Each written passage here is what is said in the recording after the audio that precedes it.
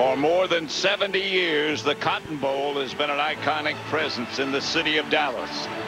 Legends like Sammy Baugh and Jim Brown have graced this stadium's playing field, which has remained unchanged since 1937. The Ole Miss Rebels have defied modest expectations to become an elite team in the SEC. Steve looking to throw, fire sideline, man wide open, Hart. He's got it. Can he go? 40, 30, 20, 15, 10. Touchdown, Ole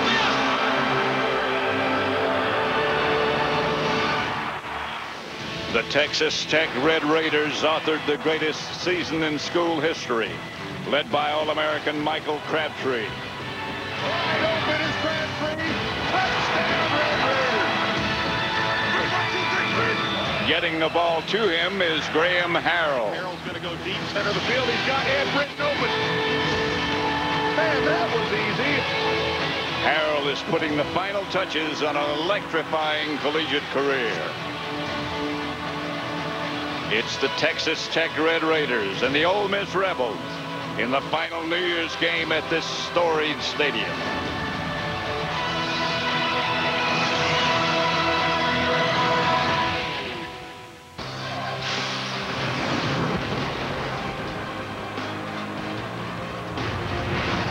Yes, indeed, for more than 8 decades, it has been the Cotton Bowl, a college football tradition like no other, welcoming in the new year. And today on Fox, we not only bring you a great matchup, you have got a front row seat history.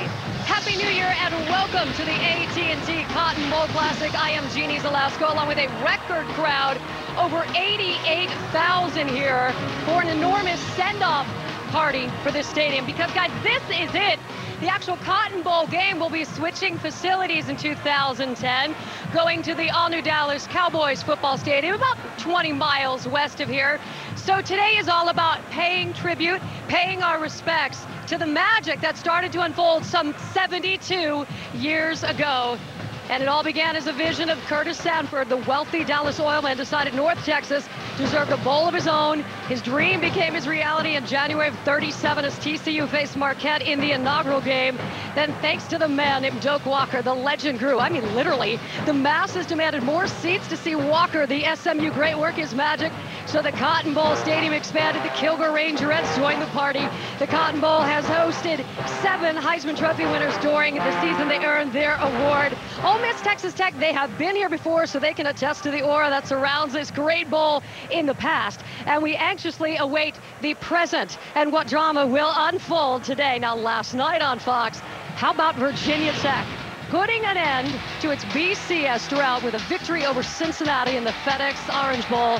Darren Evans, 28 carries, just 153 yards, and a touchdown as well. And how about the quarterback, Tyrod Taylor, rushing for another score, 20-7, the final, as Virginia Tech gets it done in a BCS bowl bashing on Fox. It just continues the party. More of it tonight on Fox, as you will stay tuned after the tremendous events from North Dallas today. The All-State Sugar Bowl, that is tonight on Fox. Of course, there is nothing sweeter than what the Texas Tech's offense has put together this season. And it's really amazing that 2 of their stars actually found time to squeeze in a bowl game in between awards banquets. And no doubt our Krista Voda, who'll be working that sideline today, is wearing her tracksuits. Right, Krista? Jeannie, Harrell and Crabtree, you cannot talk about Texas Tech football and not say their names, and you usually say them together. They have been called the collegiate version of Joe Montana and Jerry Rice. They are both from the Dallas area. They're the same height. They share the same competitive drive. They share the same success story. On the field, they are totally in sync. What about off the field? Earlier this week, I sat down with the dynamic duo to find out. They say you two can read each other's minds, so let's put it to the test. Can you finish each other's sentences? Graham, what's Michael's favorite play in the playbook? I would say 6, the vertical. He loves, loves running by people, and especially on the goal line, they try to press him up sometimes, and as soon as he does that, I hardly have to give him a signal. If I just look out there, he knows I'm about to throw him the fade, and it usually works. You're nodding, is that right? Yeah, that's right. That's absolutely right. Let's put you to the test. What's Graham's favorite meal? His meal? Favorite foods? Oh, I don't know. He got a lot of favorite foods, man. Prime rib, man. He eat that a lot. Got it. Yeah? every Thursday I go to Texas Roadhouse and have a prime rib from there, and then Friday pregame meals with prime rib too. What about who's more popular? Who has more Facebook friends, more text messages? Who's Mr. know. Popularity between you two? Oh, you got to go with Crab. Oh, man. You should see him on the text messages. Man, oh, man. I don't have a Facebook, man. That's you, man. You got all the attention, man. It's Graham. Finally, trust is important between a quarterback and a receiver. How much do you guys trust each other? Well, we're going to find out. You cut hair for a hobby. Graham, would you let Michael cut your hair? Oh, I definitely would cut my hair. I don't know if he knows how to just give a regular cut. He might have to try to give me the bald fade or something, but I'd let him cut my hair. He does a good job. Oh, man. Well, Crab said these days he's not cutting hair as much as he's designing clothes. Yes, seriously, talk about multifaceted. And we mentioned Facebook. How popular is Graham Harrell? At last count, 4,545 Facebook friends. Jeannie, after that interview, I said, Graham, a friend request. He has not responded so far, but he has been a little busy this week, right? Yeah, I'm thinking because the Texas boy was allotted 6 tickets to this game, and I know he has 40 and 50 family members that will be making their way here today, so he's been busy buying tickets. Houston out of Ole Miss, he has been busy getting his team together. He promised his seniors when he joined them barely a year ago, we will get to a bowl game. Mission accomplished. So how will he motivate him for the AT&T Cotton Bowl today? We had a camera in the locker room. We found out. We'll share with you now. It's time for us to give back. You've done it right the whole week. Let's take it now to the next level. All I want is your best. All I want is your best today for 60 minutes. Take care of the most precious thing that you have. All receivers, ball handlers, you take care of the ball. Defense. You've been tackling for 30 days. All right, it should be a good one today. Of course, Chris Devoto working the Texas Tech sideline in the booth. No better way to kick off your new year than listening to the Golden Tones of Pat Summerall and the Golden Insight of Brian Baldinger. Gentlemen. Thank you very much, and it's a pleasure to be with Brian Baldinger again. Let's talk about the opponents, Ole Miss and Texas Tech. Texas Tech first. They probably throw it and catch it as well as anybody in the country, don't they? Pat, they're the best in the country. I mean, nobody throws it over 400 yards a game than Texas Tech. It really starts with the innovative head coach, Mike Leach, who for the 9th year in a row has taken his team to a bowl game. And he's been called a mad scientist, but he's got a quarterback that really understands what he wants to do. Graham Harrell right now is on record pace. He calls all of his plays at the line of scrimmage. He understands this offense forwards and backwards. And he's got a featured wide receiver to go to in Michael Crabtree, the best in the nation this year. He's caught 40 touchdown passes from Graham Harrell the last 2 years. So that's a great combination that we can look forward to this afternoon. Brian, the Ole Miss Rebels, the opponent for Texas Tech, one thing you can say about them is they seem to be a very happy team. They like Houston Nutt very much, don't they? Really, the fortunes of Ole Miss turned around, Pat. The day that Houston Nutt signed here, he really brought everybody together. He brought a family atmosphere to them. I mean, Houston Nutt can sell you anything here, start the new year. And he sold the team a belief that they could go to a bowl game, the first in 5 years. They got a quarterback, local kid from Stephenville, Texas, and a great kid named Jevin Sneed who can distribute the ball. He grew up the day that this Ole Miss team went to Florida and beat the University of Florida, the only team to do it this year. And they've got some great All-Americans all over the field. The left tackle, Michael Oher, we'll watch him today. On the defensive line, Parade Jerry, and some other players, Greg Hardy at defensive end, that really can turn the fortunes on any given play. And here comes Ole Miss. And believe me, they and their fans are charged up. They've got about 30,000 of their loyal following here, and they're enthused about being here.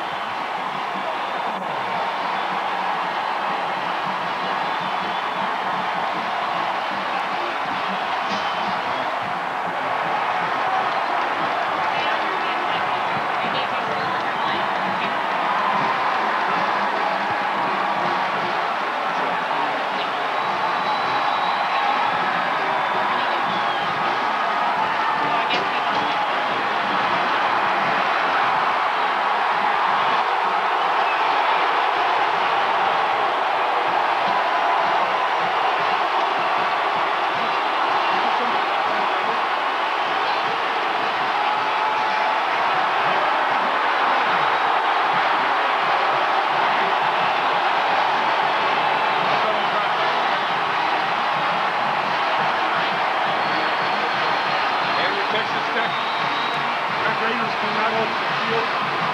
That's very impressive. 11-1 record, only loss to Oklahoma, which we'll watch in the national championship game. And believe me, they've got plenty of their following and loyal fans here as well.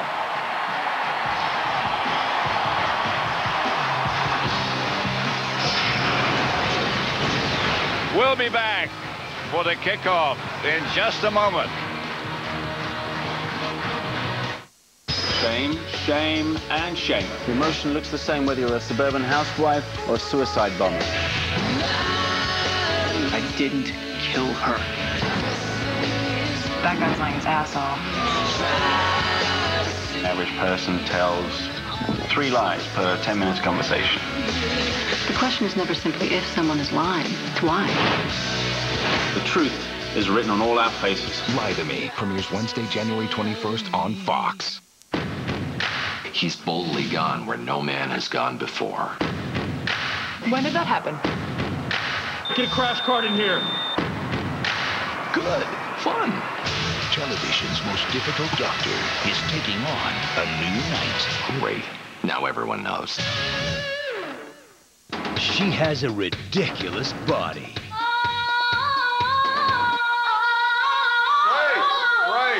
And a ridiculous voice. Honestly, you don't have the chops to sing that song, sweetie. But your demonstration wasn't any better. But will she make it through to Hollywood? Wow, I wonder how that happened. Terrible. She is terrible. American Idol's back. Tuesday, January 13th on Fox. Utah takes on SEC Power Alabama. The All-State Sugar Bowl. Tonight, only on Fox.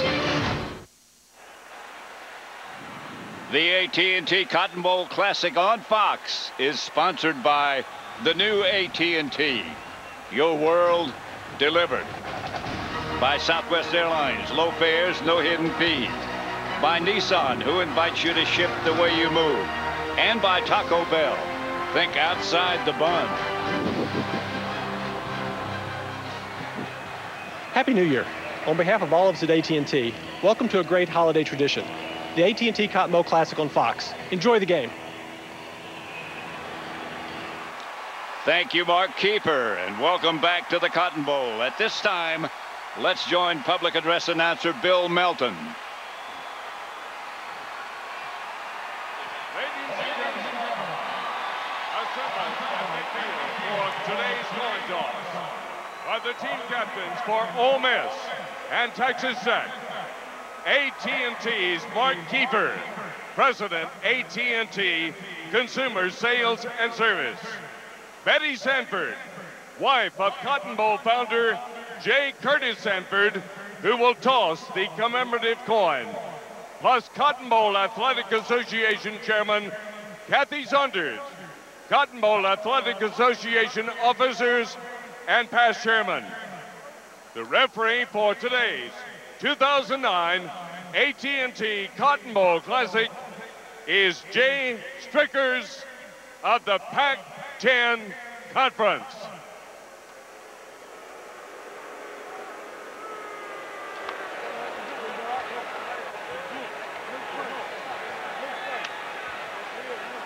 Welcome to today's 2009 AT&T Cotton Bowl Classic.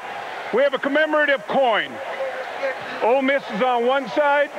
The double block T indicates Texas Tech. Mrs. Sanford will toss the coin in just a minute. It'll land on the ground. Whichever logo is facing up will be the winner of the coin toss. Mrs. Sanford, would you please toss the coin? We have Ole Miss. Ole Miss has won the toss. Do you want your choice now, or do you want to defer? We want the ball. They want Ole Miss will receive. Which way will you kick? Turn with your backs that way, gentlemen. Ole Miss will receive. Shake hands. Have a great Cotton Bowl. Chris DeVota caught up with Mike Leach a few seconds ago. On paper, Texas Tech appears to have the edge. They have the higher ranking, the better record. But Coach Leach, we know this game is not played on paper. What concerns you about this Ole Miss team? Well, they're really a good team. They've beat Florida and they lost Alabama by just a few points. Their defensive front's really good, and they've got an unorthodox offense that puts it in everybody's hands. So truly a good team, and but we're looking forward to the opportunity to play them. I know unorthodox is something you enjoy. Any card tricks up your sleeve today? Not today. Not today, hopefully, because we may need some, but we'll see how it goes. All right, that's Coach Leach, a law school graduate. He's called a Renaissance man, the nutty professor, the mad scientist. Let the experimentation begin. Mike Leach can be very enthusiastic, believe it or not. After talking with him, after Krista had a chance to chat with him, you might not believe that, but he is an outstanding coach. Well, he's innovative, Pat. Yeah. And, you know, he's been doing things down in Lubbock, Texas, University of Texas Tech there for a long time. Had great success. Yeah. Great success now. I mean, he's been to 9 straight bowl games here. Every year he's been there. They've been to a bowl. Mike Wallace and Brandon Boland back deep for Ole Miss. Donnie Corona will do the kicking off. Beautiful day, my goodness. How could you get a better day? No wind, bright sunshine, 68 degrees the official temperature. Second highest it's ever been for a Cotton Bowl. Great day to throw it all over the yard today. Tell you what, you couldn't get a better day. Corona's kick is a line drive. It'll be fielded by Mike Wallace, and he can fly. He won't have a chance to fly right now as Texas Tech covers the kick very well. Jevin Sneed, the quarterback for the Ole Miss Rebels, has had an outstanding year. As Brian Baldinger mentioned earlier, he's had sort of a varied past. He originally scheduled to go to Florida, then transferred to Texas, and then transferred to Ole Miss. In the white shoes. Let's see how the Rebels do. Sneed's going to throw it on first down. Or maybe not. Not very well. Texas Tech's defense underrated by Jake Ratliff.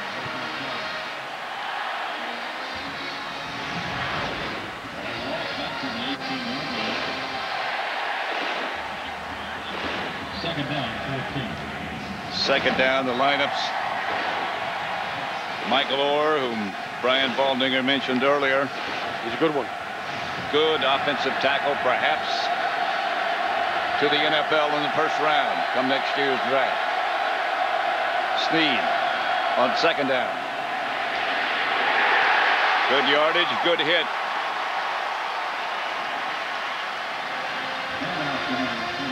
Cordera Eason, the running back. Starting lineup for Texas Tech: Ratliff, Jones, Whitlock, and Brandon Williams. Up front, Bird, Duncan, Marlon Williams, the linebackers, and the secondary, Jamal War, McBath, Charbonnet. Sneed from the shotgun. Time to throw, and he gets a strike. Dexter McCluster, who's the tailback in the Wild Rebel. That's a pickup of first down, and 14. A first down, they'll move the sticks. McCluster comes out of the backfield on that play, Pat. He's the safety valve, and because Jevin Sneed had such good protection from that very big offensive line, he was able to locate him late, laid out for the ball, makes the first big play of the game. First down, Ole Miss. McCluster again. Flag on the play. McCluster gets a few, but not much. They'll review this one.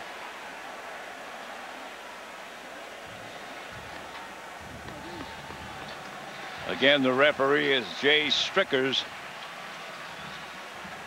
All the officiating crew from the Pac-10.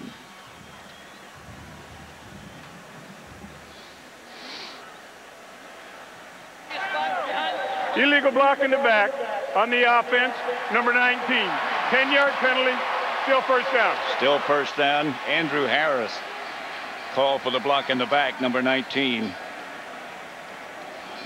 Now, this Ole Miss season really turned around at the University of Florida this year, where head coach Houston Nutt said, how about if we just don't turn the ball over? How about if we just don't help out the other team and we take care of it? He talked about that in the locker room before the game. Let's take care of the most prized possession we have. That also includes not beating yourself with the penalties. And it was Florida who turned the ball over that day. And that's how Ole Miss won, basically. Here's Snead back to throw. Shuttle pass up quickly to Cordera Eason. And he gets back perhaps close to the original line of scrimmage. Pickup of about 9. You know, Pat, you watch all these bowl games that have been on TV during the holiday season here, and everybody is in that shotgun formation now with their quarterback behind the center.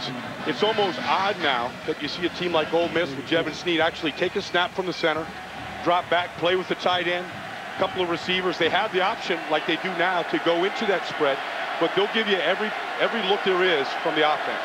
Snead from the shotgun with 2 wideouts to each side. A flag on the play, and it's incomplete. A penalty flag. Prior to the snap, false start, 74. False 5-yard start penalty, on Michael Oher. The tackle we were talking about earlier as perhaps a first-round draft choice. Well, he had a chance to come out last year, Pat, as a junior, and that was the year, this past draft, where 8 offensive tackles were drafted in the first round. I think most kids are better off by coming back and playing their junior and senior seasons and getting another year of seasoning in the college game before they go to that pro level. Well, he said he realized he had a couple of phases of his game that he needed to work on, and he came back and worked on it. Snead, pass complete. McCluster makes the reception. Snead quickly back and quick release. Take a look at Michael Oher working against a good pass rusher on that last play. Brandon Williams was in there. Did a good job out here of just his set. He did get stronger, spent more time in the weight room. You see he's looking in at the ball because he can't hear in front of these 88,000 fans, just like you do in the NFL. One eyeball on the ball, one eyeball on his defensive player, got off of the ball to the right place. Snead back on 3rd down. Incomplete. And the Rebs will have to punt. When Jevin Snead misses early in the games, it's usually because he's high. And at the Cotton Bowl luncheon the other day, they had a little contest between the 2 quarterbacks. He missed high. He missed high to a fan right in front of him. So we thought maybe that's an omen for things to come as we start this game. Rob Park with Eric Morris deep for Texas Tech. Morris back to punt. Pretty good kick. And great coverage. Doesn't get much better than that. So Ole Miss first possession is unsuccessful, and we'll have a look at the Texas Tech offense. Beep. Happy holidays. Howard's phone. Howard doesn't have AT&T, which means no bars way out here. So he never got the call from his friend telling him to thaw the turkey before he deep fries it. Otherwise, it could, you know, explode. Yeah, we missed that call. I'm missing some beard. Switch to the network with the best coverage, AT&T. More bars in more places. Now get 50% off all LG phones.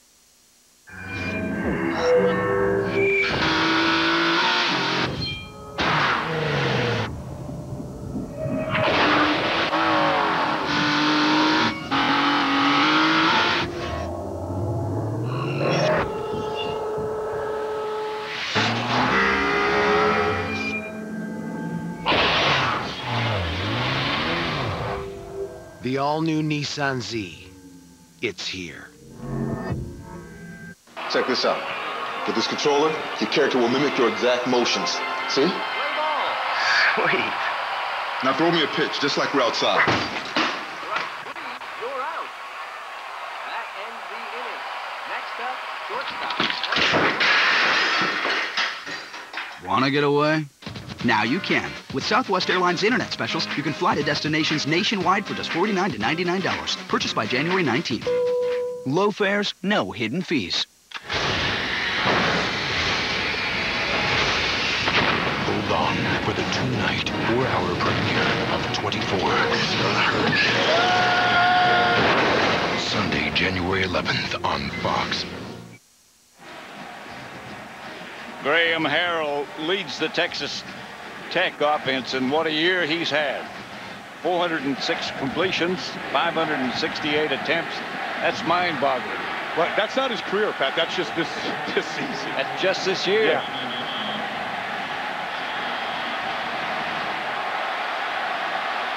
Texas Tech famous for their offensive line splits, similar to what Missouri did last year against Arkansas.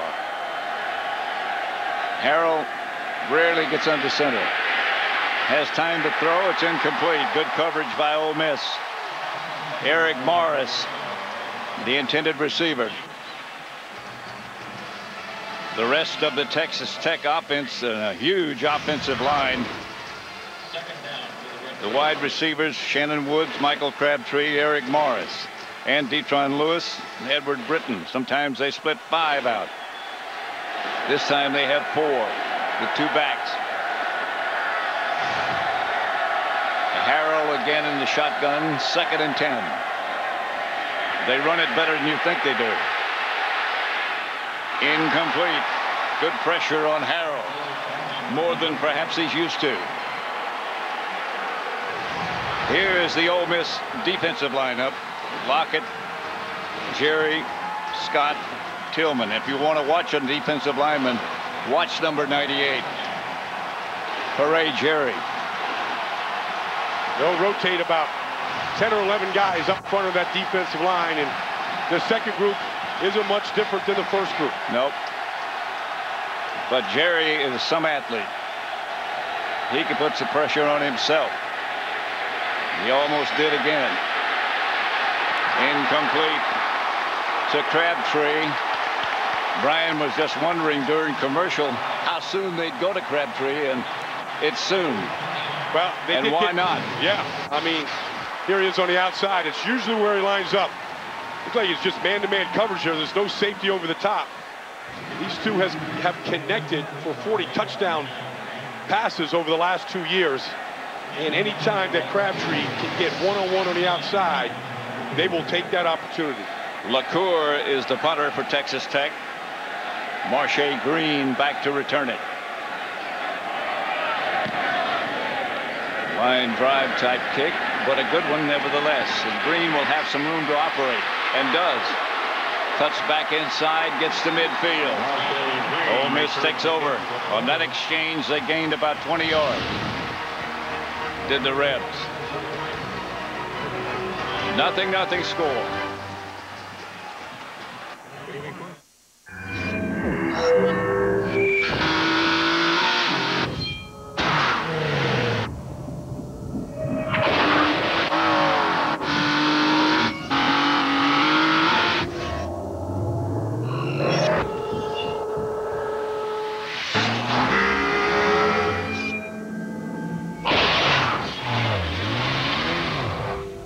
The all-new Nissan Z.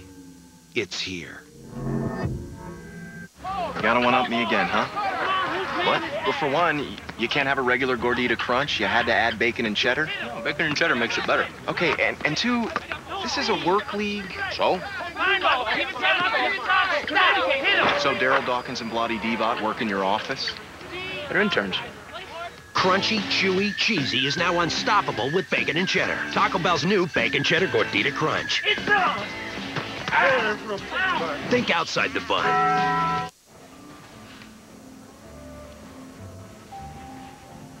Huh. Scoops. A chip shaped like a bowl. Sort of like a dip suitcase. Edible food luggage. Would you like to check that carry-on, sir? No, I think I'll eat it. Thank you. Here's the food bowls that are actually food. When it comes to spotting lies, he's the expert. How good is he? They're faking it. We're talking Hall of Fame. Lie to Me premieres Wednesday, January 21st on Fox. A look from our AT&T Skyview. And that's a unique view from Skyview. That last exchange, that last possession by Texas Tech was only the 10th 3-and-out offensive series so far this year for Texas Tech. So efficient, Pat.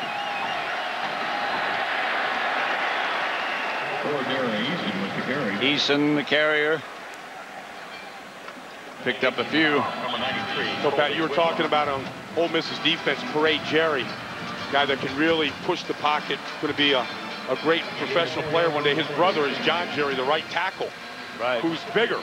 I mean, he must have gotten to the dinner table a little bit earlier. He's about... Or stayed a little later.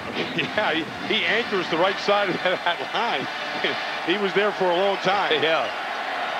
Ole Miss takes good splits in their offensive line. Here's Snead looking, and down he goes as the Texas Tech group puts the heat on. McKinnon-Dixon did the sack, or accomplished the sack. That was two guys over here. Going to be coming, McKinnon-Dixon along with Rahone Henley. When Javon Snead steps up, there's Dixon to bring him down along with Henley for the assist. And that's Ruffin McNeil, who's took over as defensive coordinator about halfway through the season last year, and immediately the defensive pressure went up for Texas Tech. 3rd and 9 as they did the Wild Rebel. That's the name of this offense when they snap the ball directly to McClusker. It's been effective for Ole Miss, but it brings up a 4th down, and they'll have to punt again.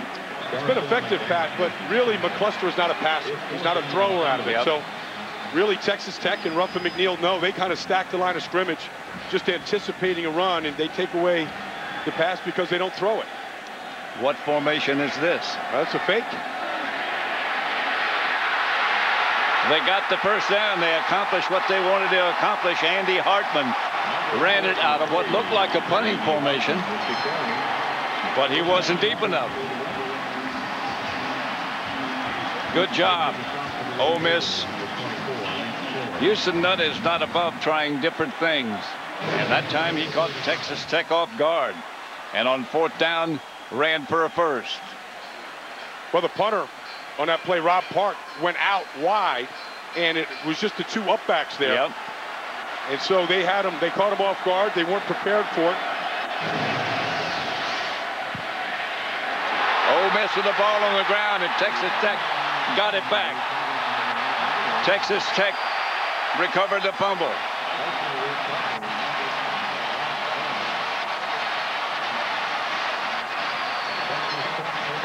Well, Houston Nutt said they've got to take care of the football. It should be their most prized possession. And after the fake punt and a first down, they give it right back to the Red Raiders.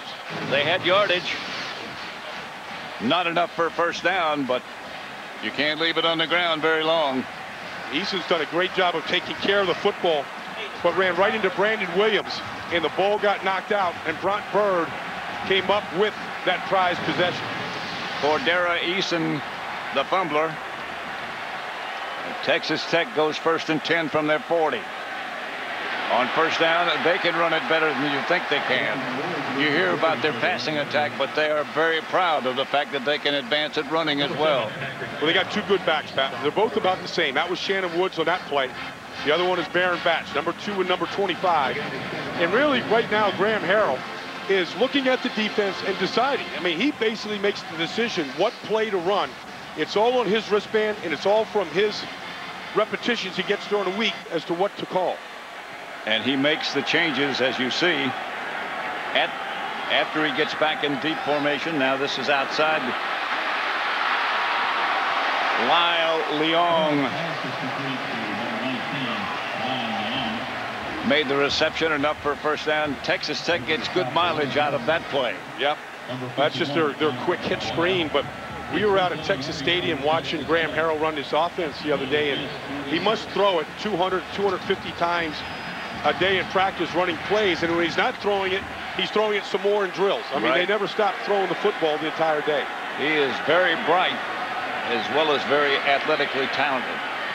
Pass is complete to Detron Lewis, and that'll be another Texas Tech Red Raider first down. 11-yard pickup. You mentioned that he was bright, Pat. I mean, he's a guy that's a perfect 4.0 student. Not many of those guys playing college football. No. And he can throw. Not many of those guys anywhere. I don't know, maybe. Not in my circles, but no. But Graham Harrell certainly can throw it accurately, and that's the #1 attribute that Mike Leach is looking for in his quarterback. Pass is complete as the defender fell down. It's a touchdown, Texas Tech. Edward Britton made the reception in the touchdown from 35 yards out. A strike from Graham Harrell as the Ole Miss defender fell down, and he was wide open. Well, it was set up by the fumble, Pat, and they capitalized. But if you fall down against Graham Harrell, you're going to pay. He's going to find you instantly. He sees the whole field, and Marche Green fell, and Britton was the recipient, and we've got our first score of the day. Here's Matt Williams for the extra point. He's quite a story, which we'll get into when we have time. The extra point is good, and it's 7-0 Texas Tech. The scoring drive, 61 yards in 4 plays. Quickly done.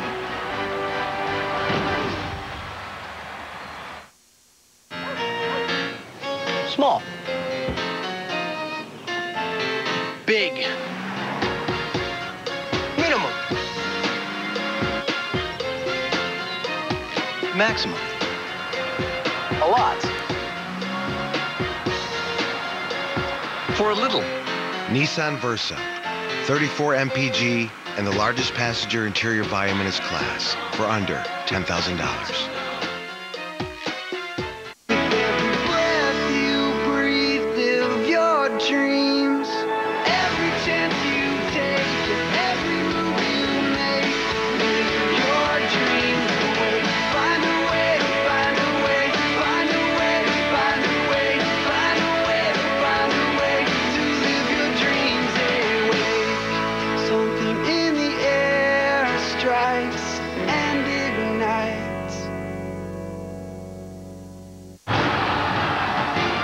McCoy and the explosive Longhorns battle James Laurinaitis and Ohio State. The Tostitos Fiesta Bowl, Monday, only on Fox. Texas Tech 7, Ole Miss nothing. First quarter, 6:31 left. And here's a look at the touchdown pass from Graham Harrell. Watch as the Ole Miss defender falls down. That'd be Marche Green in the white jersey. Takes him what you call an arrow route. Takes him inside, bounces outside. And the moment Marche Green slipped, Graham Harrell had the ball out there to the open receiver. There's Graham Harrell, and what a bright young man he is. You know, he's a local kid from Ennis, Texas, here, about 30 minutes outside of Dallas. His dad was his high school coach. Ran his offense here during his glorified high school days. How many great high school quarterbacks we've seen coming out of the Texas here recently. Just Todd Colt Brennan in the NCAA record books for the most touchdown passes in a career. A very proud parent, Grant's mother, making the trip from Ennis, Texas. Not a far trip. Nope. But he's got a lot of tickets today. He got a lot of fans here today. Corona to Mike Wallace. Again from the goal line. Wallace starts out. And it goes back to about the 15. Given a ride by the Texas Tech coverage team. Led by Franklin Mission.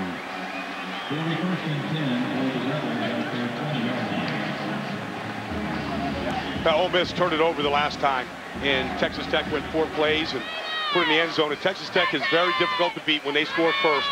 just gives the defense that much more confidence that the offense can score from anywhere on the field at any time. The one thing that Houston Nutt talked about more often than any,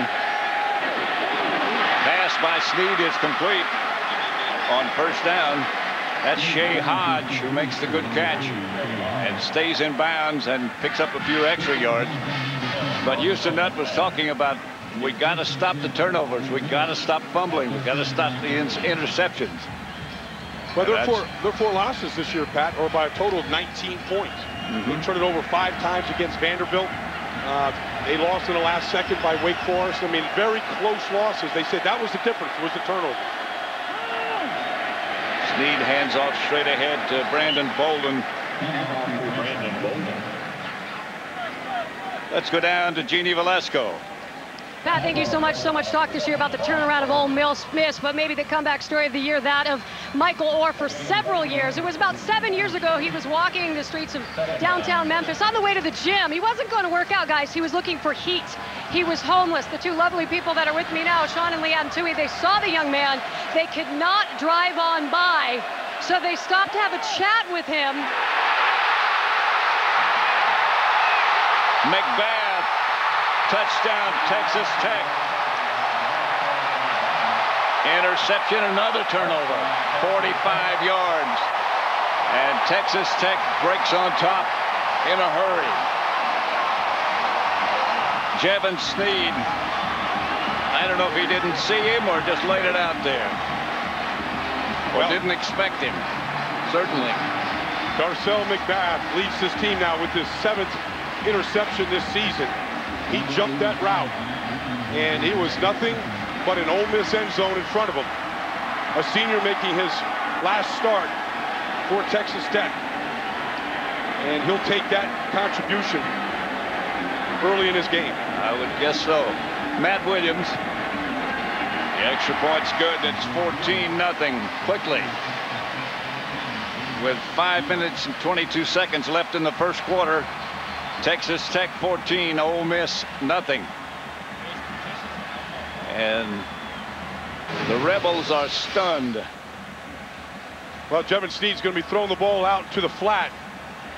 And the ball got tipped right at the line of scrimmage there. And I think that the tip by Jake Ratliff kind of... Jake Ratliff, yeah. Jake, knocked the ball off its path. And McBath was the happy recipient. Nice piece of celebration on the sideline by the Red Raiders. Well, they've got something to celebrate about. 14-0 they lead. Those 2 turnovers, the interception, first the fumble and then the interception. Mike Wallace standing back deep at his goal 5-yard line again. Lionel Bro, I beg your pardon.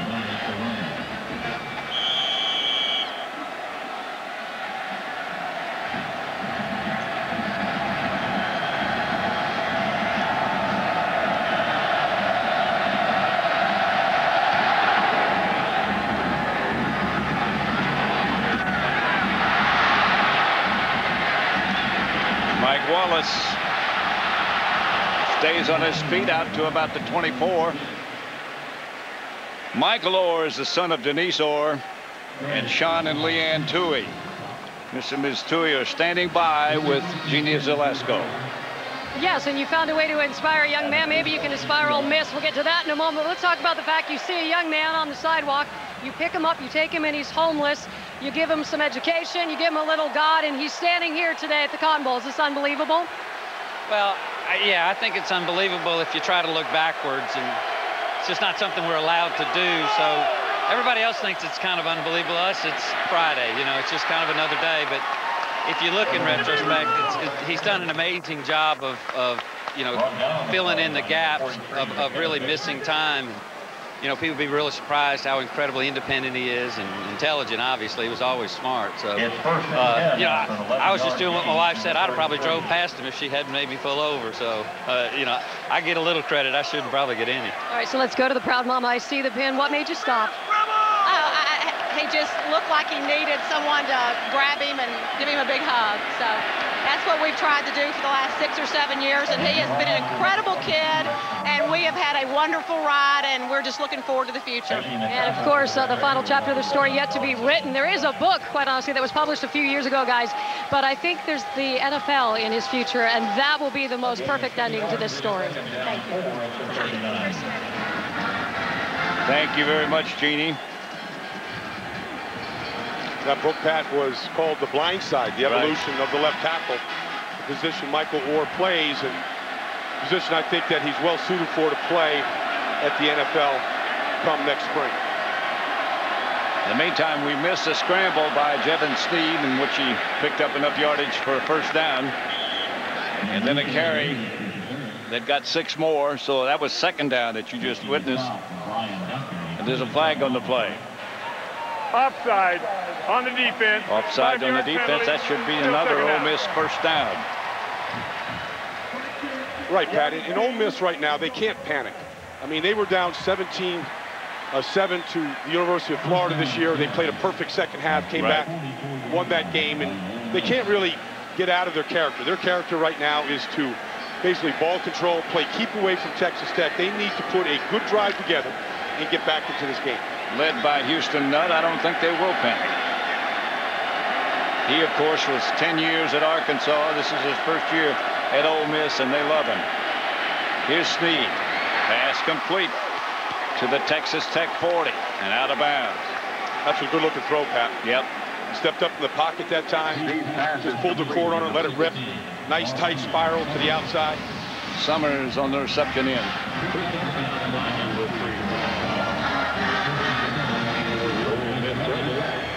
At the Texas Tech 40-yard line. Texas Tech 40 that maybe feet didn't get down inside, but looks like there may be a review right now. Could from be upstairs. Summers made the reception. Jevin Sneed, as we mentioned, first committed to Florida. And then they signed Tim Tebow. So he figured I better go somewhere else. Went to Texas? Then he went to Texas, and they had Colt McCoy. So he thought, well, maybe I better leave here. So after a year at Texas, he went to Ole Miss. Just looking at that finish of the play, Pat, it looks like that ball came out. And if that's the case, there would not be possession. You've got to take that ball all the way to the ground. It looked like it was coming out. This play may come back. But it did look like he got the feet in bounds. There's Mike Leach. His expression doesn't change much. Unique personality. Take another look here to the outside. Now that ball comes out. It's been a bang-bang play, whether they rule that possession long enough before it came out when it hit the ground. Be a judgment call. Looks like it's moving there. Yep. If that's the case, that should not be a reception.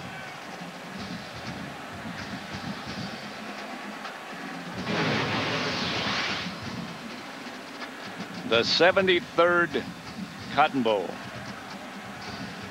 Long time in this stadium. After review, it was determined that the pass was incomplete. Incomplete. Texas Tech ball, second down on the 44-yard line. Well, you heard the referee,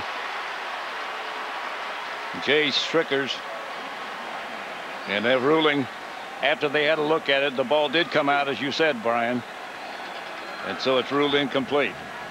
Yeah, it was a good throw by Sneed, however. Great throw, perfect position, and Summers did have his feet in bounds. He just didn't take it all the way to the ground with him without it coming out. I mentioned the 73rd Cotton Bowl. Pat, this is the final Cotton Bowl here. Yeah, final in this stadium. In this historic palace here.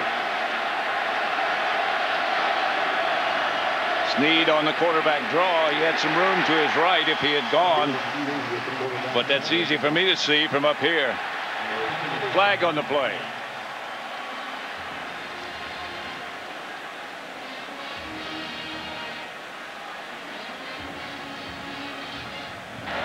After the play, there are 2 personal fouls. Personal foul on the offense, 74. Personal foul on the defense, 84. Those penalties offset. Down will be 3. Brandon Williams from Texas Tech And Michael Oher for Ole Miss, the culprits. Good matchup too, Pat. I mean, Brandon Williams, kind of their sack king here at Texas Tech, had 11 this year. Looks like got an NFL body in there. Michael Oher. These two could see each other for a long time in the NFL against each other. Oher won that battle. Snead's pass complete to Mike Wallace. And that should be enough for a first down. And that's a good throw as well. Very good throw to Wallace. Getting him involved in a passing game, but it starts with the protection. You mentioned Michael Oher, what he was doing against Brandon Williams. Gave him a good pocket that time. You see the set. Mike Oher looking in at the ball here. Going to kick out with that left foot. Williams tries to spin. Pushes him away. Good set. Good footwork. 15-yard pickup, enough for a first down for Ole Miss. As they set up at the 40-yard line. Here comes the reverse, and the throw off the reverse, and the pass is caught inside the 15-yard line at about the 8. Marquise Summers made the reception at about the 13-yard line. He'll put it down at the 11. Don't let it be said that Texas Tech is the only team that has innovation in the offense. This is the old double reverse. This is out of the Wild Rebel. Yeah. It's interesting, you know, that Wild Rebel was really started by Houston Nutt's brother, David Nutt. Right. A long time ago. Of course, it's an old formation. Danny Nutt. Danny Nutt, yeah. And you're quite familiar with this formation, the old wing team, basically. Just a way to put the ball in the playmaker's hands, but giving it back to Jevin Snead. And here's first big throw of the day. Texas Tech 14-0.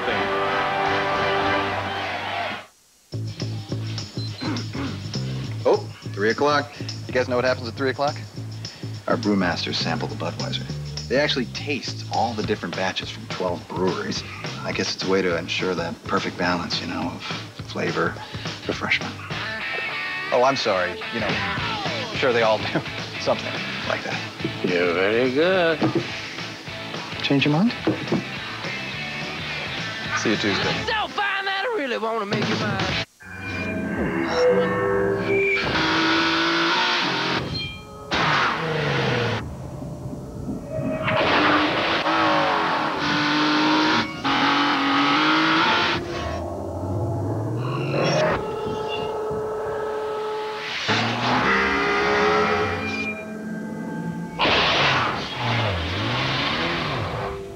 The all-new Nissan Z. It's here. Eventually, every man has a wake-up call. When what he did last night catches up with him the next morning. Alka-Seltzer wake-up call. Proven ingredients for speedy relief of headache and fatigue. Wake up, man up. This New Year's, make a resolution to say yes to getting fit. Come on, let's get in a shippy sheet. And new experiences. Do you need a ride? That sounded naughty. Yes, man. Rated PG-13. Now playing. The AT&T Cotton Bowl Classic on Fox is sponsored by Budweiser. Reach for the perfect balance of flavor and refreshment. Budweiser, the great American lager. It's 1st and 10. Ole Miss at the Texas Tech 11. The Red Raiders lead it 14-0, but Ole Miss has a first down in the red zone. The Wild Rebel. McCluster gets it inside the 10 to about the 8. Make it the 9. Couple of yards. Houston Nutt, the head coach, the play caller, always animated. Yep. Always upbeat. Said that switch from Arkansas after 10 years there was good for both parties. Good for the University of Arkansas.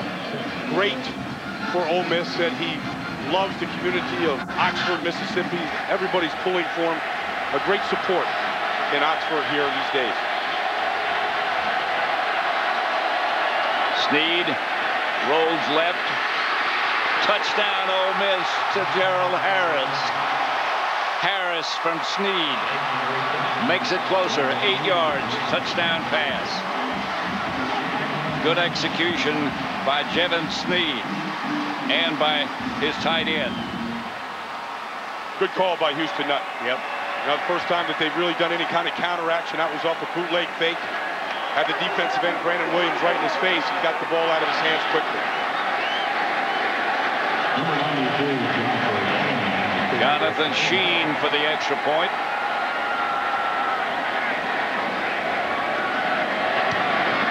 And it's good. 14.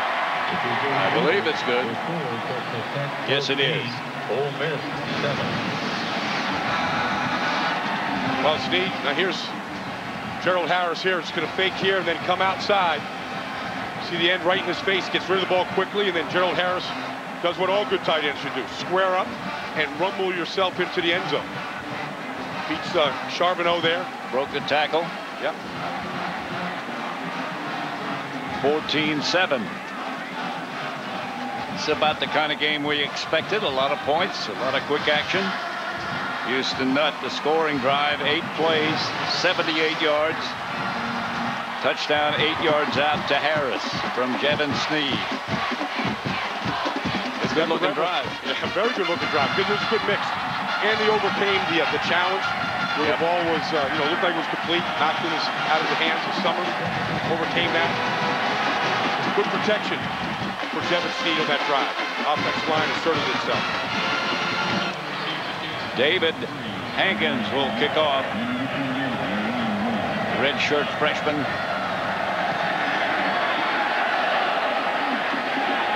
Takes Jamar Wall at about the 6-yard line. And good coverage by Ole Miss. They're down in a hurry and a bunch of them. Nissan Z-Factor in today's game is Michael Crabtree.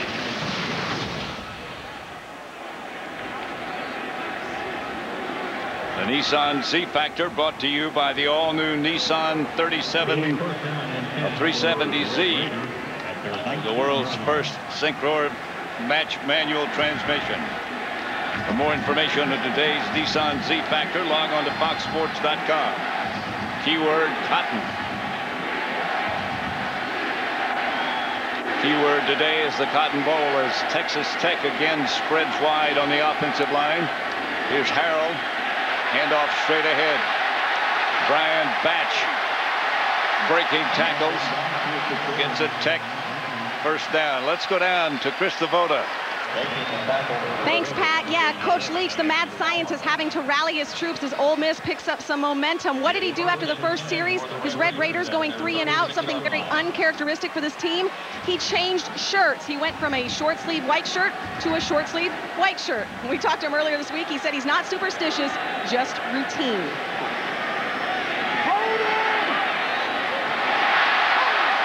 You think that's routine? Pass complete to Eric Morris from Graham Harrell, who is very accurate and very quick. Watch this shot inside against Parade Jerry, the defensive tackle. Watch that shot by Brandon Carter and Hamby there. They double teamed him, hit him double-fisted punches to the chest, knocked him right down, giving Harrell time to throw that ball.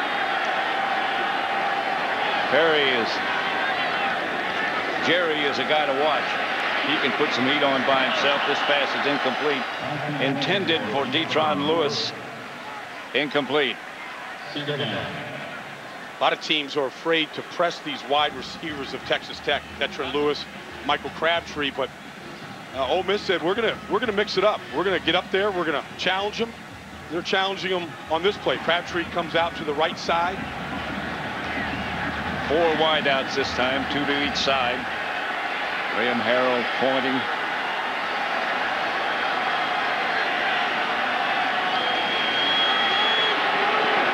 Crabtree out of bounds and incomplete.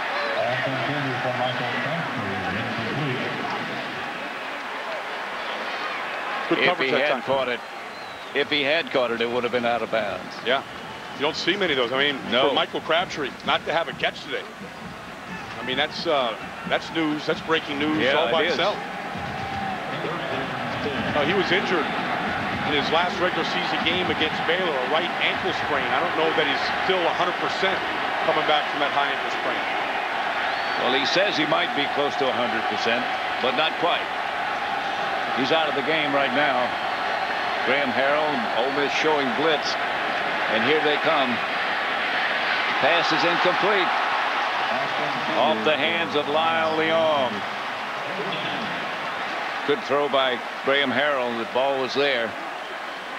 You have to throw like that, Mike Leach might have to change his shirt again. Might. Or his socks or something. Fourth down coming.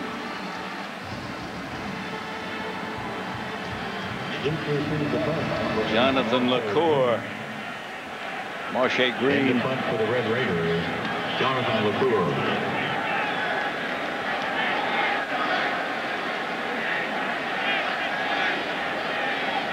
Red Raiders in their new red shoes.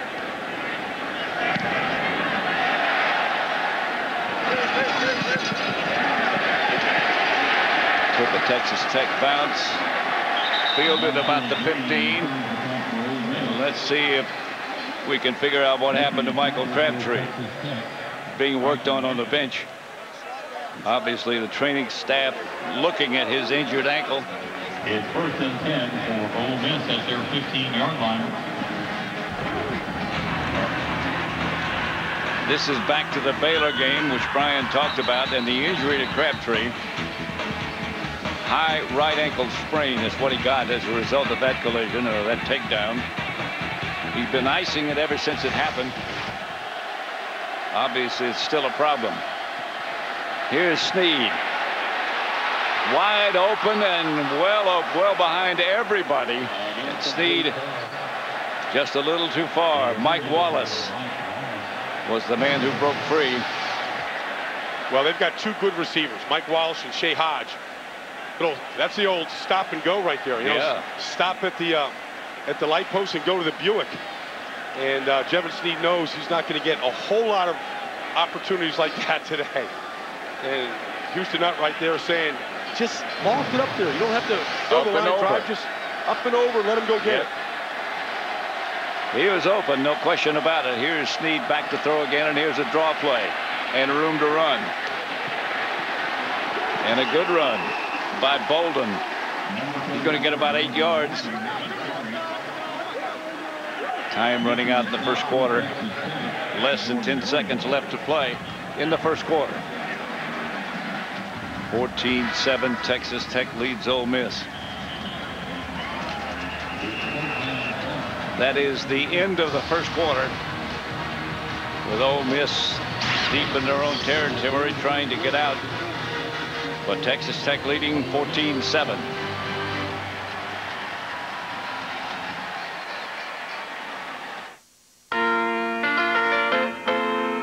Making your way in the world today takes everything you've got. Wouldn't you like to get away?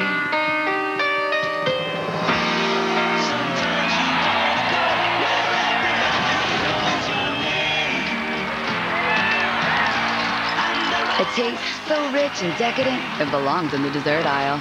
Diet Dr. Pepper. There's nothing diet about it.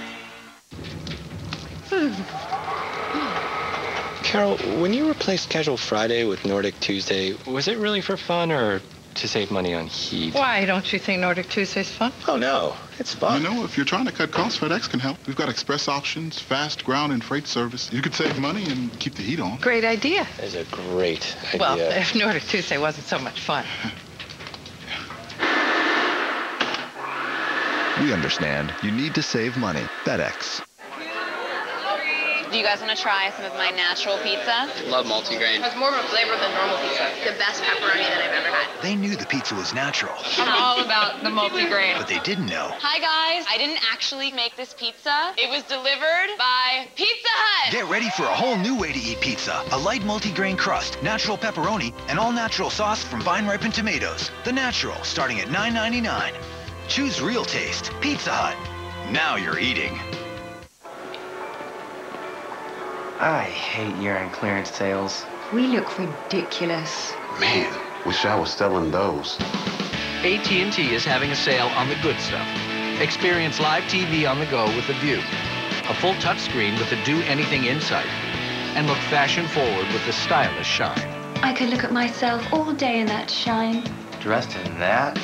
All LG phones now 50% off. Only at AT&T. The AT&T Cotton Bowl Classic on Fox is sponsored by the new A&T, Your World Delivered, and by Diet Dr. Pepper. There's nothing diet about it. And by Pizza Hut. Get ready for a whole new way to eat pizza with the natural from Pizza Hut. Now we're eating. A look from our AT&T Sky View. A unique look, indeed. And not an empty seat or an empty row or a bench inside this refurbished Cotton Bowl. They've had a sellout since it was first announced the two teams were coming. 88,000 plus. Enrique Davis, the ball carrier. So far, Jevin Sneed has 102 yards passing. Graham Harrell 66.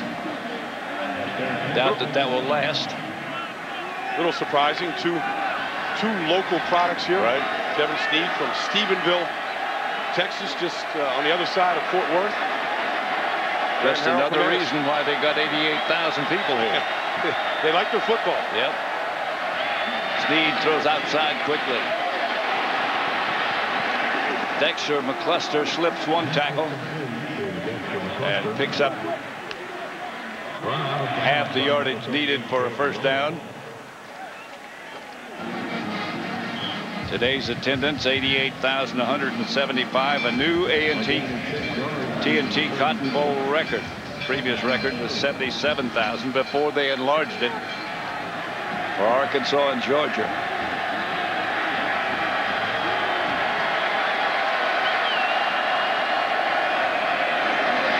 Got some blocking, and this is McCluster, and McCluster will get a first down for the Rebs. You know, this Dexter McCluster is the smallest player on the field. He's also the quickest. And, you know, we've been talking about him in that wild rebel formation where he's the quarterback and he has options. But at the tailback, at the receiver, he's really, you know, three ways that they can use him now: quarterback, receiver, and running back. And behind this huge offensive line that Houston Nutt has put together, he is a featured player and off to a good start. Ole Miss has done what you said, Brian. They haven't lost their focus, their poise. They got behind by 14 quickly. Here's McCluster again. Off the left side this time for about 6 yards. In fact, you know, one of the advantages you have when you're this conventional offense that Ole Miss can run like this, where they huddle up, they take their time, they methodically move the ball. You play keep away. Keep the ball away from Graham Harrell, away from Mike Leach's offense. And that's part of their game plan here today. And right now, I think even though they're losing, I think they're executing what they want to do better than what Texas Tech is. Second and call it 6.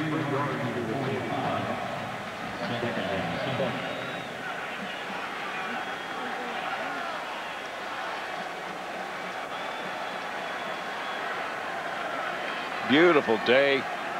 You couldn't ask for a better situation. No wind. Perfect 68-degree temperature. This couldn't be better. For the 73rd Cotton Bowl, the last in this stadium. Here is Sneed back to throw it.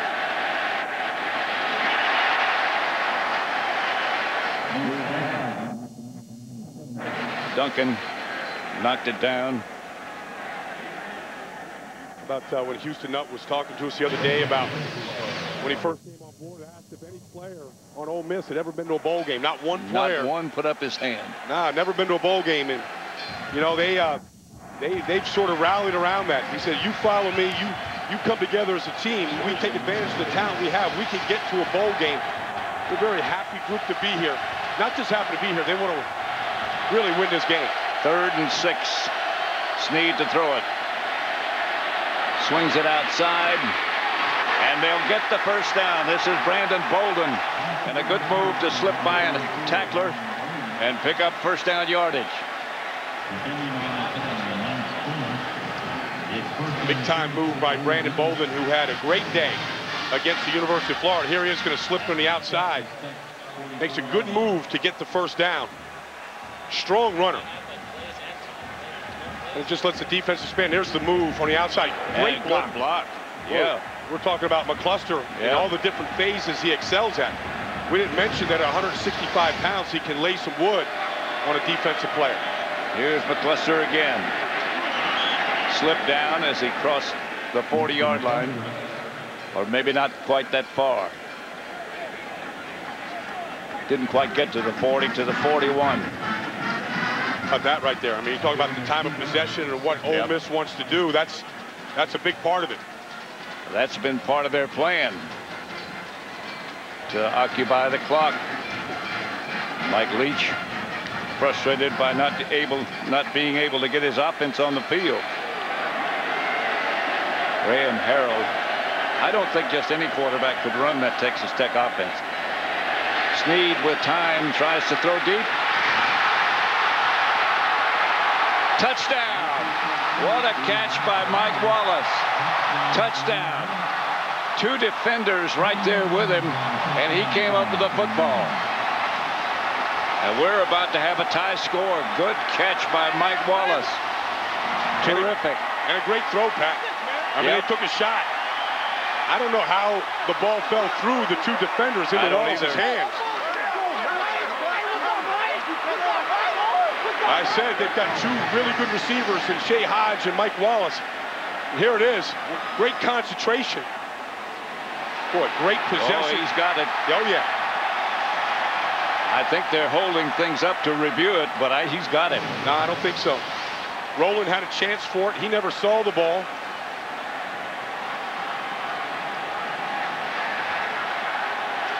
They might take another look at it, but look as many times as you want. This is a touchdown. Yeah. Now, he got an arc on that ball. Look at that. Juggled it in his right hand, back to his left hand, kind of ping-ponged it back and forth. But what you don't see from that angle is he got it together before he hit the ground. Review. The ruling on the field is confirmed. Play result on the touchdown. It is a touchdown. No doubt about it. Heck of a catch by Mike Wallace, and it's 14-14, depending upon this extra point. That scoring drive, and a very impressive one by Ole Miss, was 10 plays, 85 yards, 41-yard touchdown pass to Mike Wallace. Sheen for the extra point. Driven through and good. And it's 14-14. Texas Tech broke early. 14-14.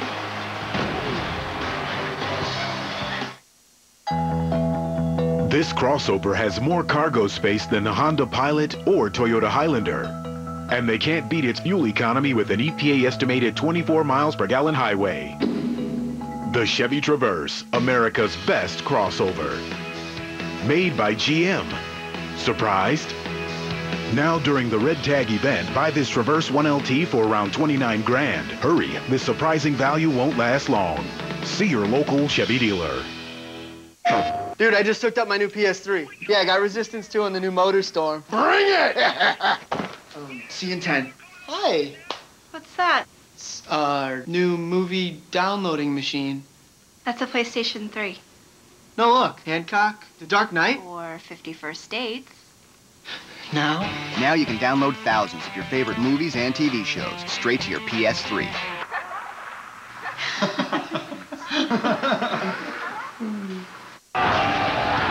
Florida collides with Oklahoma in a matchup for the ages. Tim Tebow and the explosive Gators look for their second national championship in 3 years.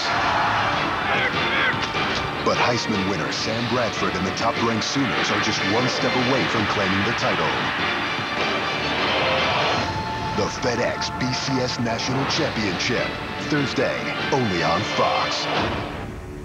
Busted. Guess who's busting in to Thursday nights? Am I picking up some sexual tension? Bones and I are just partners. Hey, Buster, move. Did you try and shoot him? Not now, Bones. All new Bones moves to Thursdays, January 15th on Fox.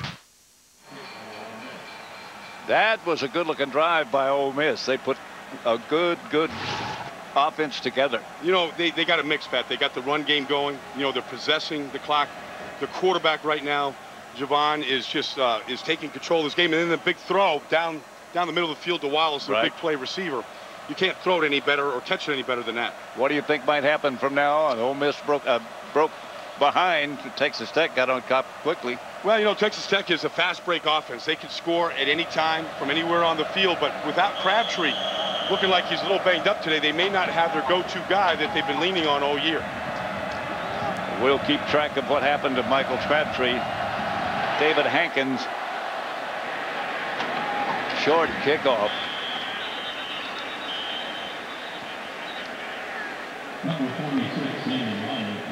Let's now go down to Chris Devoda. Well, Pat Bryan, you talked about Michael Crabtree, that injury he suffered in the season finale, regular season against Baylor. His right ankle is hurting. He's been limping up and down the sideline. During that Ole Miss series, he was on the stationary bike. He finally is off the bench, helmet on, but he is definitely limping a little and stretching that right ankle. Crabtree goes out wide to the right this time, along with another receiver in the slot. As they go with 2 right, 3 right, and 1 left. Graham Harrell out of the shotgun.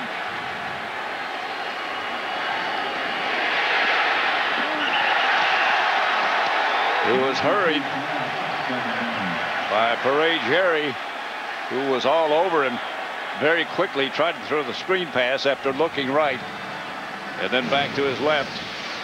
Here he is, right in the middle here. I mean, the right guard in that play is Brandon Carter, and it's a screen pass, and you got to hold him up for more than a half a count. You got to count more than he did. Got to count to at least 1 Mississippi, Pat, before he let him go. Harrell, pass complete. Edward Britton made the reception. It's a Texas Tech Red Raider first down, 18-yard pickup. This one to Edward Britton here on the outside, just a comeback route. They only have about 46, 47 plays in the game plan today. They just believe in repeating plays, and the ones that work, they just keep coming back to them.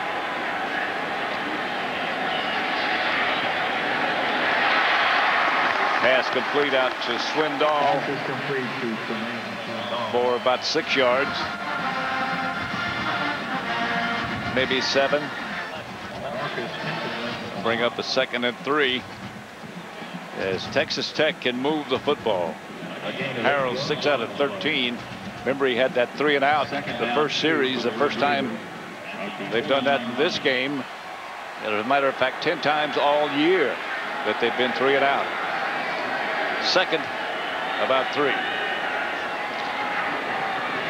2 maybe. Whatever it is, they won't get it.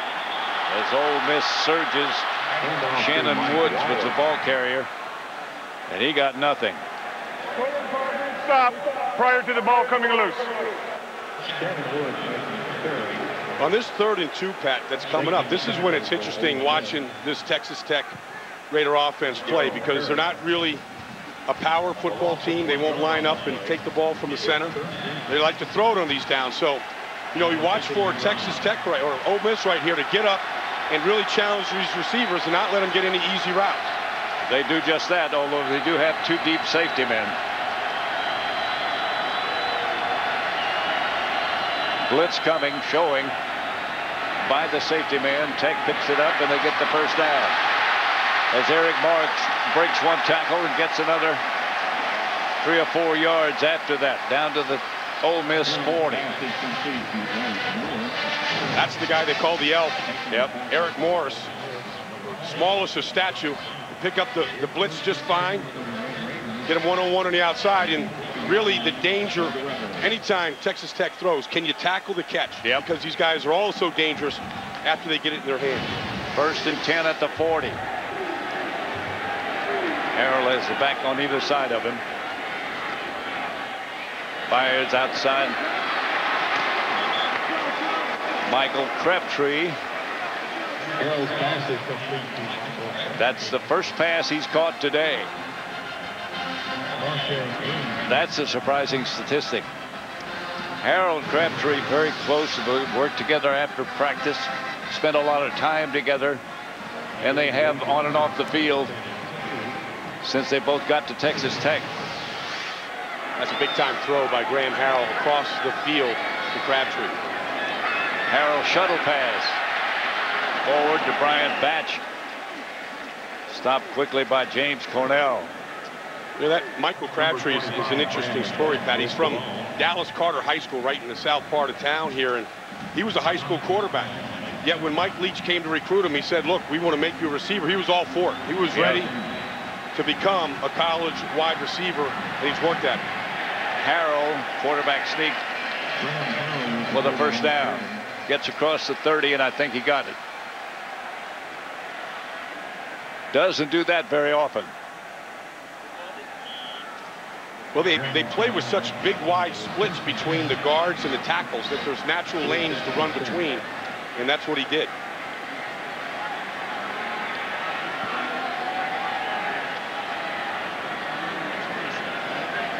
They show blitz again, and this time Harrell just barely gets it off. And just a little too far, intended for Edward Britton. Crowd thought he was interfered with, but no flags. Well, they went after Marche Green, and Britton did get behind him. You can see they came with the blitz 6-man, and any quarterback that's going to be featured in a passing offense has to be able to stay in there the way Graham Harrell just did. Take a hit and get rid of the football. Well, the crowd doesn't like the fact that there was some contact at the end of the play, but sometimes it's good just to let these guys play. I think it was not catchable, as Harrell was under the heat when he had to let it go. He changes the plays, as Brian pointed out, often at the line of scrimmage. Timeout. Texas Tech University. Timeout number 2. Texas Tech took a timeout. It's also a media. And they have one timeout. left. Score tied at 14 between the Ole Miss Rebels and the Texas Tech Red Raiders. Beep, Slate Sanchez's phone here, reporting from the demolition site. Slate and the rest of the Action News team don't have AT&T, which means no bars out here on the outskirts of town. So we didn't get that call about the new blast zone, which is now here instead of way over there. I'm Slate Sanchez, and I'm about to be the news. Switch to the network with the best coverage, AT&T. More bars in more places. Now get 50% off all LG phones. Almost every guy who plays football uses a cup. Then again, some guys drink straight from the bottle. Here's to a great game. Miller Lite. Great taste, less filling. You don't believe in miracles? You pick up a check one day, then I'll believe in miracles. Robert De Niro. Al Pacino. Nothing wrong with a little shooting as long as the right people get shot. That is poetry. Righteous Kill on DVD and Blu-ray High Def Tuesday. It offers an EPA estimated 33 miles per gallon highway. Better than Camry LE. Better than Accord. And it's the 2008 North American Car of the Year. The Chevy Malibu. Made by GM. Surprised? Now during the Red Tag event, buy this Malibu 1LT for around 21 grand. Or just announced, qualified buyers get 4.9% APR on any 09 Malibu. The AT&T Cotton Bowl Classic on Fox is sponsored by Chevy, an American Revolution. Our first down line is brought to you by AT&T.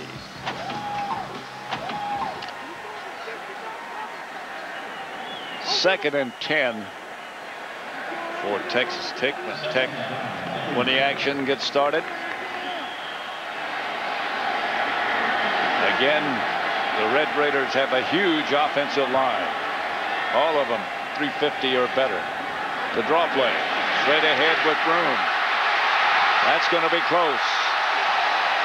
Shannon Woods broke it down inside the 5 to about the 1. Ran right behind today's captain, Luis Vasquez, the left guard for Texas Tech. And that hole opened up. Going to come right over inside here on this handoff. Good block by Vasquez on the linebacker, and the rest was Shannon Woods. 26-yard gain, 1st and goal.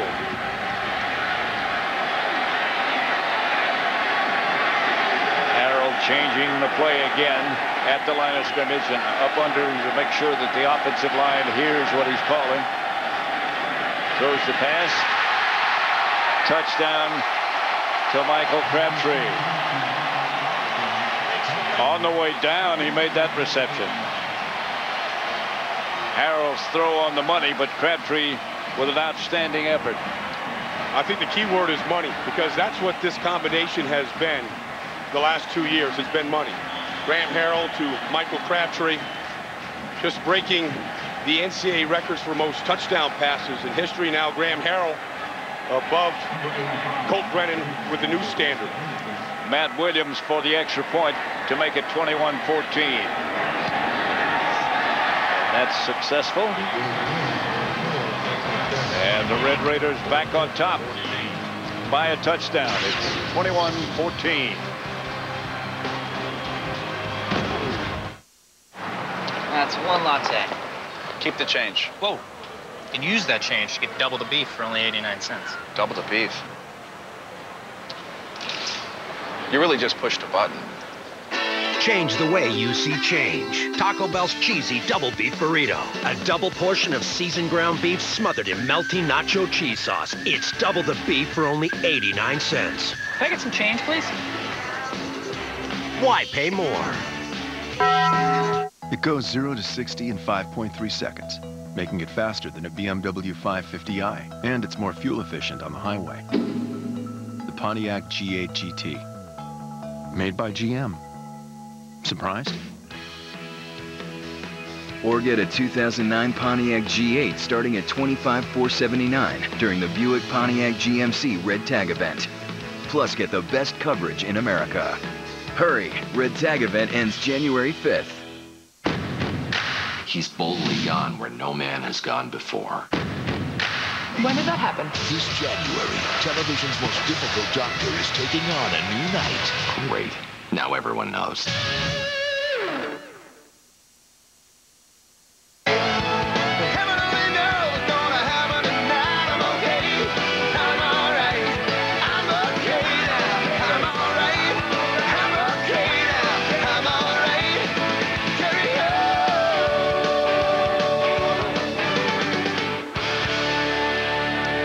Let's go down to Chris Devoda. Thanks, Pat. With one of Texas Tech's most famous alums, Pat Green, 3-time Grammy-nominated country singer. How much do you love Red Raider football? Are you kidding, man? This is the greatest year of all time for us. I'm so proud of our guys. You know, a couple of big turnovers, got us some points on the board early, and now it's just stick it out. All right, and Mike Leach listens to Pat Green's music. What I'm For, his new album comes out later this month. What he's for today is a Texas Tech win. Pat Green, very famous in these parts. Graham Harrell, by the way, 10 out of 18 for 113 yards and 2 touchdowns today. And those 2 get him in unique company, or make him the leader in the unique company. Good kick. Fumbled in the end zone, and wisely Mike Wallace stays there. 21-14 with 7:44 left to play in the second quarter before halftime here at the Cotton Bowl. You want to dance? What you got?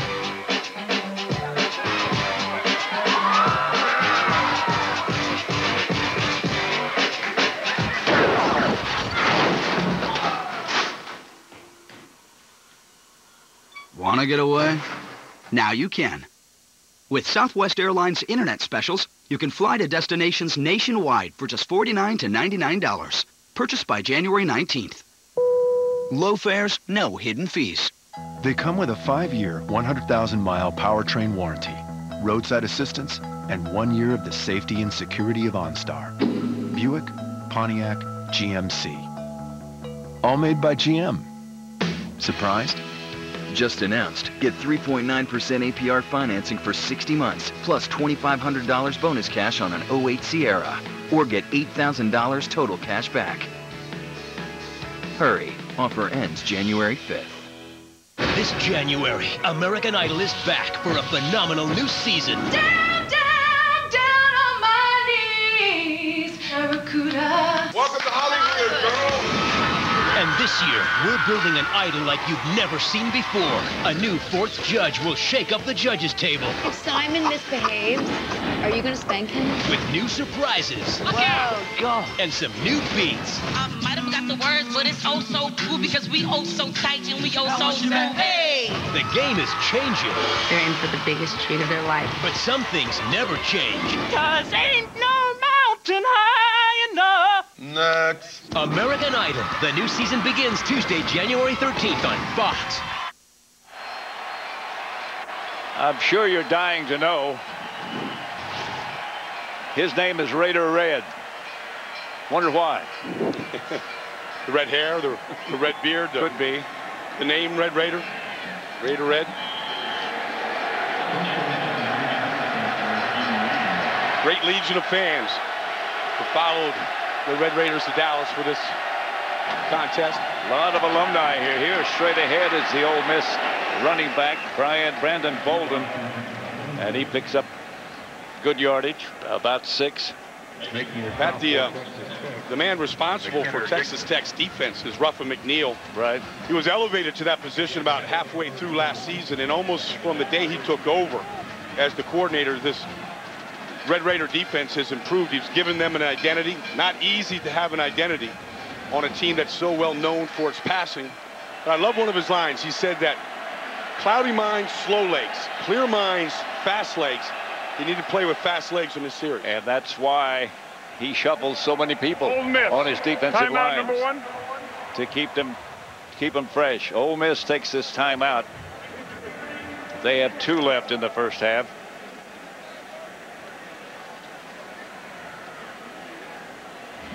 Jevin Sneed, by the way, is 10 out of 15 for 160 yards. Tonight, the FedEx Bowl Bash continues with the All-State Sugar Bowl as Utah looks to complete an undefeated season when they battle John Parker Wilson in Alabama. Our coverage of the All-State Sugar Bowl begins tonight at 7:30 p.m. Eastern Time, 4:30 Pacific, in high definition, only on Fox. Ole Miss gave Alabama quite a game. Yeah. And Alabama at that time was ranked number 1 in the country. Lost by 4 points in Tuscaloosa that day. Had a chance to win it near the end.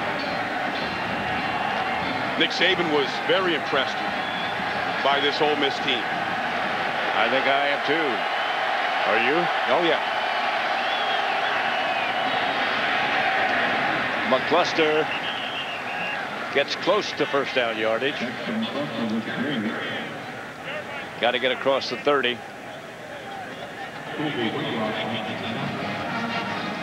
Cluster's been busy today. Yes, he has. All phases of the game. Type of kid that just doesn't get fatigued out there. 3rd down and a yard, call it.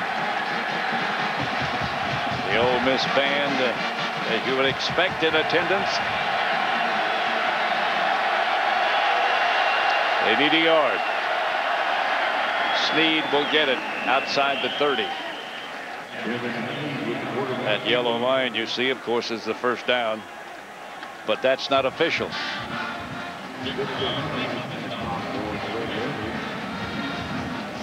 What is official is the fact that when Jevin Sneed took over here this year, he was one of the missing ingredients for Houston Nutt in turning this program around, is to get a quarterback that could stabilize the offense, a guy that the other players, defense and offense, all believe in, and they do believe in Jevin Sneed.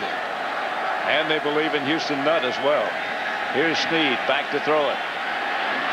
Going to be high and long. And he wasn't open for Mike Wallace. Well, Mike Wallace, what we've seen from the touchdown catch he had earlier, they'll throw it to him when he's double covered. I mean, they just believe in his abilities and let him go make the play. That one was just too far for Wallace to get.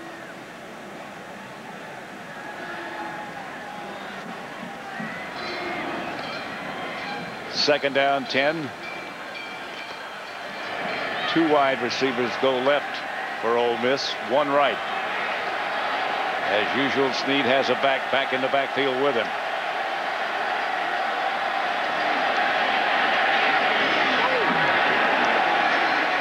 That's miscommunication between the receiver and the quarterback. Lionel Bro, the intended receiver. Snead thought he was going to break it outside. He went inside. That one of the matchups we've been watching today is Brandon Williams against Michael Oher. And this time, Williams had a good spin move to the inside against Oher. Kind of leaned on him and he got a hit on Jevin Snead late. I don't think that affected the throw, but this is a very talented athlete, Brandon Williams. Oh, boy. One of the best. Very quick. In all the Big 12.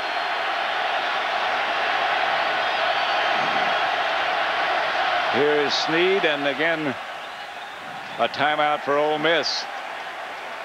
They weren't happy with the play or weren't happy with something they saw, and that's 2 timeouts that they've used.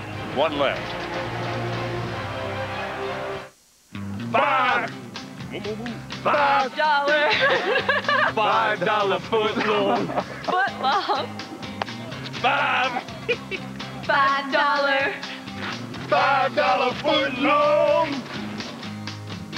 Everyone's loving the Subway famous $5 footlongs, and there are so many to try, like the Oh My Meatball Marinara or the Temp-Delicious Spicy Italian.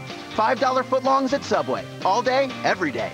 Subway, eat fresh. In the SEC, we proudly stand by our numbers. During the 2007-2008 academic year, SEC teams captured 5 national championships, while 8 student athletes were honored as the best in their sport. It was a banner year in the classroom as well, as nearly 50% of our student athletes were named to the SEC Academic Honor Roll. Whatever the arena, our numbers proudly tell the story of the Southeastern Conference. The SEC, our future is now. Oh, how much are these? No, those aren't for sale. Oh, I'm sorry. My mom's a little crazy about her antiques. Antiques, they're rollover minutes. Yeah, from like 6 months ago. But they're still good. You know, saving minutes saves money, and these days we can't afford to be wasteful. Not everyone gets to keep their unused minutes. Oh, cool. Hands off. No, not for sale. Only AT&T's Family Talk with Rollover saves your family's unused minutes. And saving minutes saves money. Now add a line for just $9.99. Now get 50% off all LG phones. The critics all agree Fringe is the best new series of the season. What happened to your face? It's a long story. Fringe. Viewer discretion advised. A new chapter begins Tuesday, January 20th on Fox. A look from our AT&T Sky View. That camera swinging across the field from above the offensive and defensive units of either team. 3rd and 10, and a big down here for Ole Miss. Big down for Texas Tech as well. Snead. McClusker.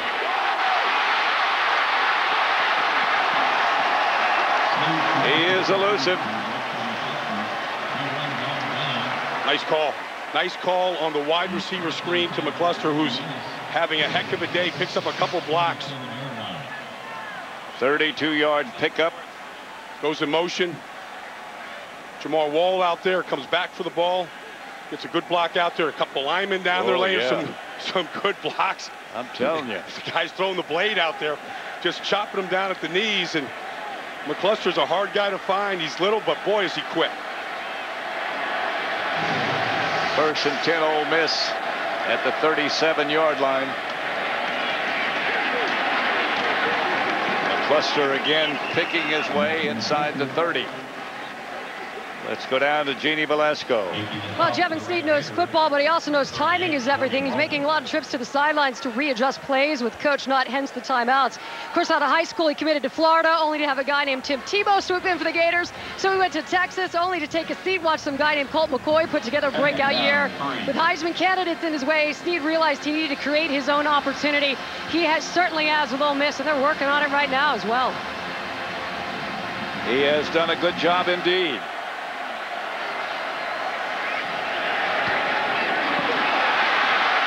Mike Wallace again on the reception from Snead. That'll be another Ole Miss first down. Jevin Snead getting some instructions from Houston. I think anytime you get great quarterback play in a game, you got a good game. We have a great one here today. Yeah. The quarterbacks just sort of take this thing over. They're taking care of the ball. Ball's getting out of their hands quickly, accurately right now. I don't know that either defense can slow the other one down. Well, they knew each other, Snead and Graham Harrell, from high school days. The pass is complete for a touchdown. His second of the day, Gerald Harris. 21 yards out from Jevin Snead. And back comes Ole Miss.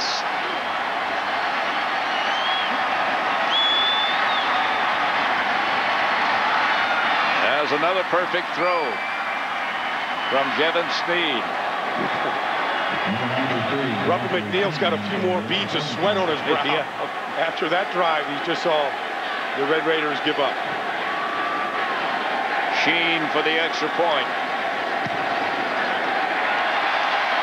Right up the tunnel. And we have a tie again at 21. Houston Nuts unit moving well. Coming right into your living room here, Pat. Gerald Harris with his second touchdown catch of the day, and on both catches, not only was there the catch, but the broken tackle afterwards. Yep. And then the celebration by the Hogs in the end zone. They'll make that trip there. They'll make that trip in the end zone to go celebrate a touchdown. Snead was one of the first with the Hogs down to make it.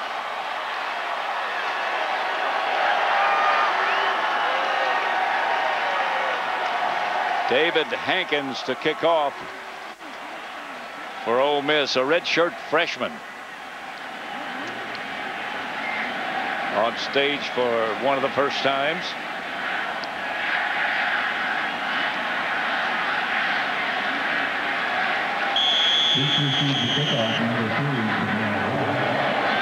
David Hankins kicking off today because Justin Sparks, their normal kickoff man, is out with mononucleosis. It's the first time he's ever played in a game for Ole Miss.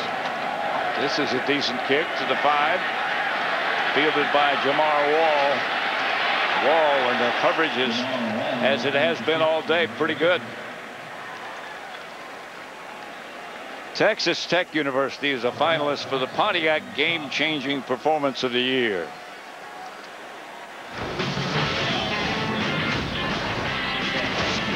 The throw goes to the right side for Crabtree. It's caught. He he's the worst. Red Raider, unbelievable. It's up to you, the fans, to help decide if the Red Raiders will win this year's award and the general scholarship contribution from Pontiac.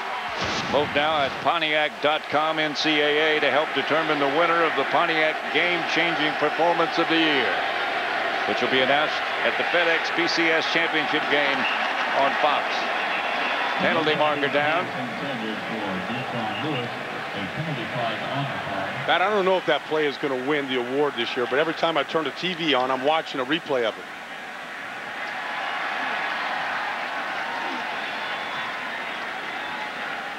Well, it's certainly worth 2 or 3 looks. Illegal shift on the offense. Penalties declined. Down will be 2. Second down. To the right side for Crabtree. It's caught. He he's the worst. Red Raider, unbelievable. Red Raiders. Michael Crabtree has done it. For excitement, it'll win, I'm sure. Well, they knocked off the #1 Texas Longhorns that day, 39-33. Graham Harrell, blitz coming up the middle. Harrell throws outside, incomplete. Michael Crabtree, the intended receiver. Harrell's down, and so is Crabtree. Well, that usually doesn't, make for a connection when the quarterback is on his back seat and the receiver is as well. Ole Miss had a blitz coming up the middle.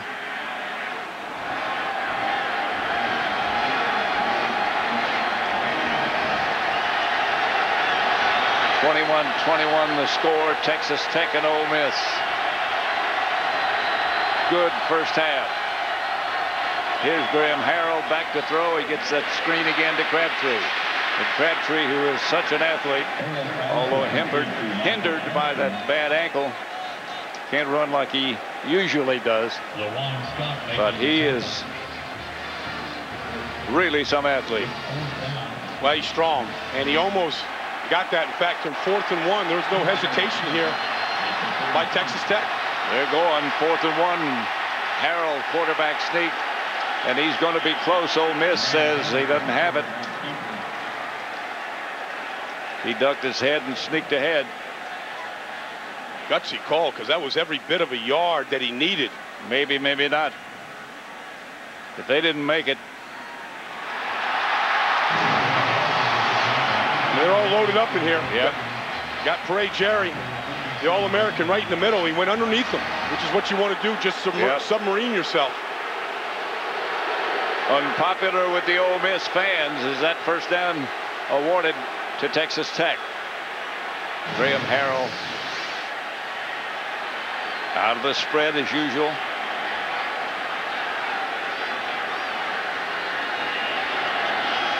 Ole Miss again showing blitz, and here they come. Pass is picked off. Harrell's fast, but picked off by Vaughn. And Ole Miss will get a shot.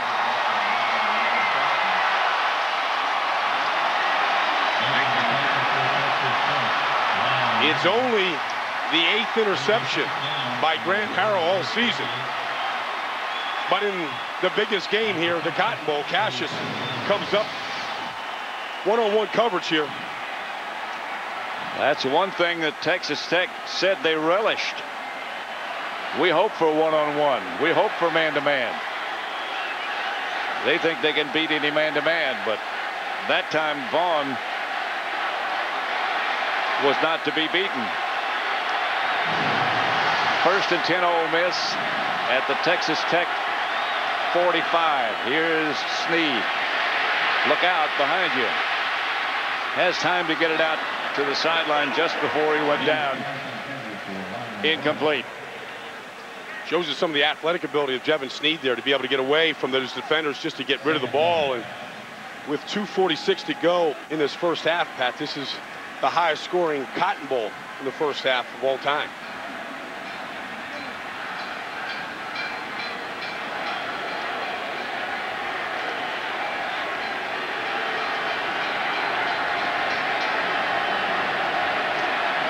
Seems to be a little confusion on Ole Miss's part.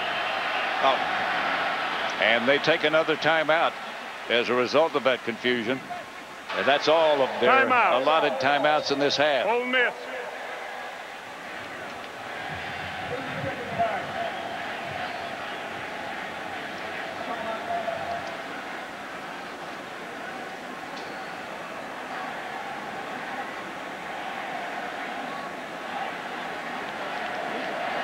Coming up on the Southwest Airlines Cotton Bowl halftime, we'll have a preview of tonight's All-State Sugar Bowl on Fox, along with coverage of the Ole Miss and Texas Tech marching bands, plus other pageantry and history here at the 73rd and final AT&T Cotton Bowl being played at this historic stadium.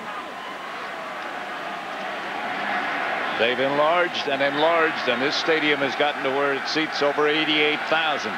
And that's how many are on hand today. I just think that if you're going to have a game of this proportion in the largest crowd ever, you got to have a great game as well, and that's what we're watching here today.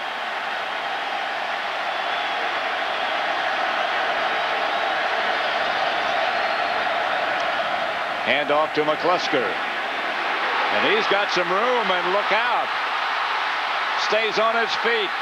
Inside the 10, inside the 12, inside the 15 to the 12-yard line. 34-yard scamper by McCluster.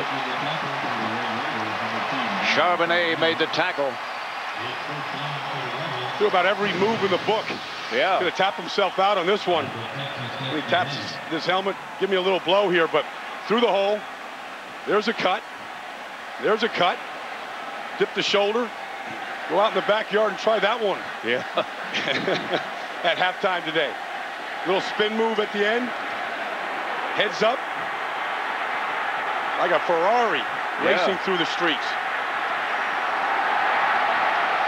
Ole Miss with a chance to take the lead. McCluster keeps it himself down to the 10. They had a reverse showing, but McCluster didn't throw it back. Well, he was tapping himself on the helmet after the long run. I guess they didn't get it. And what they do, they just gave it right back to him. You're not supposed to get tired. No. especially not if you're 170 pounds or whatever he is. Well, now he gets a rest. Yeah, but this is a huge day for him. When the only thing missing was that crushing block that he threw in the first quarter. 2nd and 9. They're just outside the 10-yard line. Whoop. Snead started to slip down, finally throws and throws it away out of the end zone.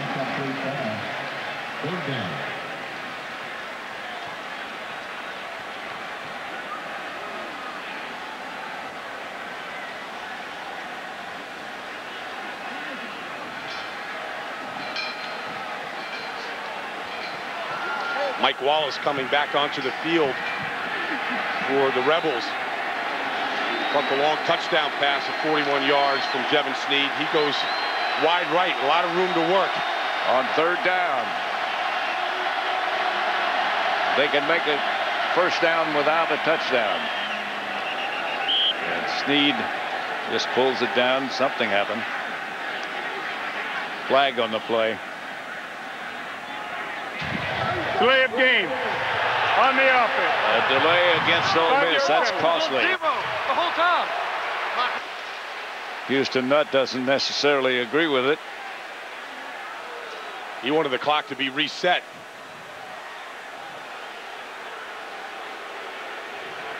Still doesn't.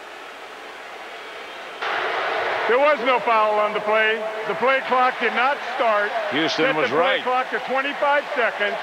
3rd down. Houston was right. He won his argument. Doesn't lose many of those, Pat. Nope. So it remains 3rd and 10 at the 10. 3rd and 9 at the 10.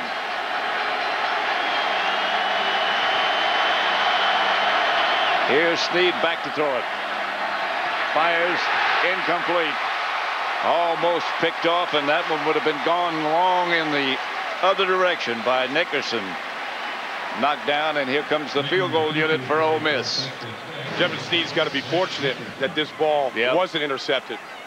He really stared him down, looked right at him, and Nickerson was looking at 100 yards of real estate. Sheen for the field goal. Rob Park is the holder.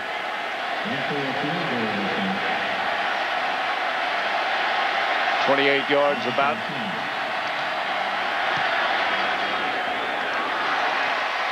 The field goal is good, and Ole Miss for the first time today takes the lead. They've been tied, but now they have the lead at 24-21. 1:11 left to play before halftime. And Ole Miss, I think, is a lot tougher than a lot of people thought they were going to be. Well, they've been well tested, Pat. You know, you have to, when you go to LSU and you win convincingly, you go to Florida and you win. At the Swamp? At the Swamp. You go to Alabama, lose by 4 points. I mean, this is a road-tested team, a team tested throughout by the SEC. And when you look at Mike Leach talking to Graham Harrell, we're talking about that competition between the Big 12 and the SEC. Who's got the better conference? We'll see that conference represented in the national championship game here on Fox between Florida and Oklahoma. And the Rebels won their last 5 in a row, so they're on a roll. They found out what the secret is. And Houston Nutt told his team, the more games we win, the warmer it'll be, the bowl game we go to. And it was 68 when this game started. Kickoff is fielded at about the 15 by Detron Lewis. And good coverage again.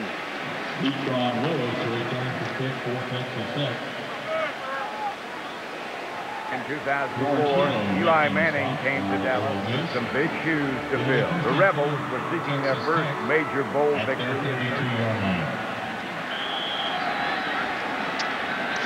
I was here 5 years ago for Eli Manning's final game. A win by the Rebels last time they were in a bowl. We saw Eli last Sunday in Minnesota with last-second loss to the Vikings. Of course, they've got the #1 seed in the NFC going into the playoffs beginning this weekend. Father Archie was in attendance at that game. Here's Graham Harrell. And the officials stop it again. Delay of game. Delay of on game. the offense, number 6. 5-yard penalty. Still first down. So they'll back him up 5.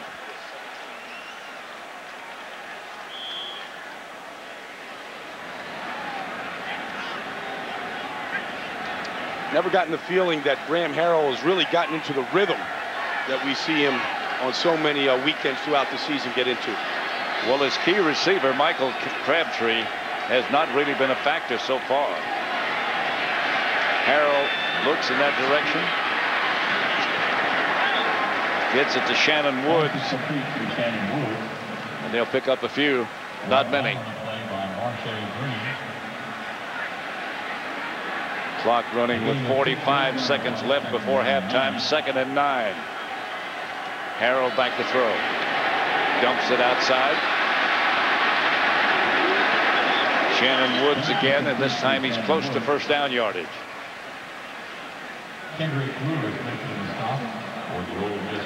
Harrell has a extremely quick release. He gets rid of the ball almost as soon as it touches his hands.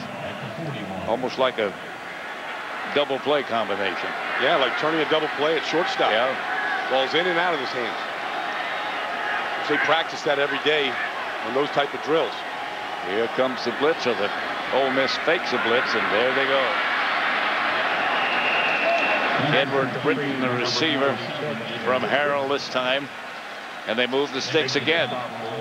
It's almost like what Ole Miss is doing with this no-huddle offense is they just had a whole line change like you would see in hockey. Just replaced all 4 defensive linemen on the fly that time, trying to keep it fresh. Harrell going deep for Crabtree. And out of bounds. Overthrown just a bit. Too many overthrows out of bounds to Crabtree today for Graham Harrell to be happy about his first half performance. Yeah. That's about 3 deep ones that's where the balls ended up.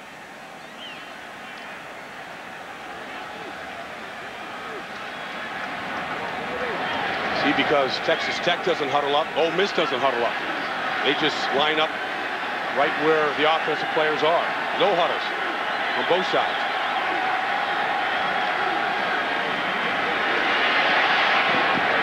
Incomplete.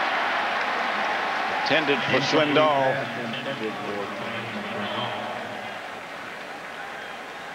Second down. They still need 10 from about their own 48. 16 seconds left before halftime. 15 seconds make it. Crabtree split wide right. That's where you would think he would throw if he has time. Again, Ole Miss on the blitz. Outside, complete. And out of bounds to Swindoll again this time. And that stops the clock with 9 seconds to go. And they'll give up all the 3-yard completions that they want to allow at this point. It's 4th and 5. Might as well try one more.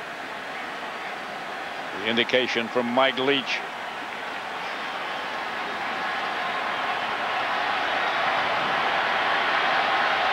What he wants done. Harrell drops.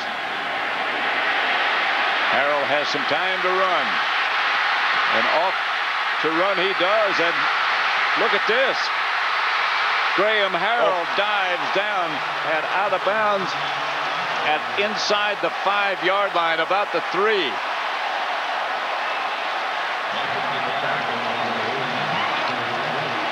And the touchdown runs out the half. As Kendrick Lewis saved a touchdown by Graham Harrell. This is some scramble here.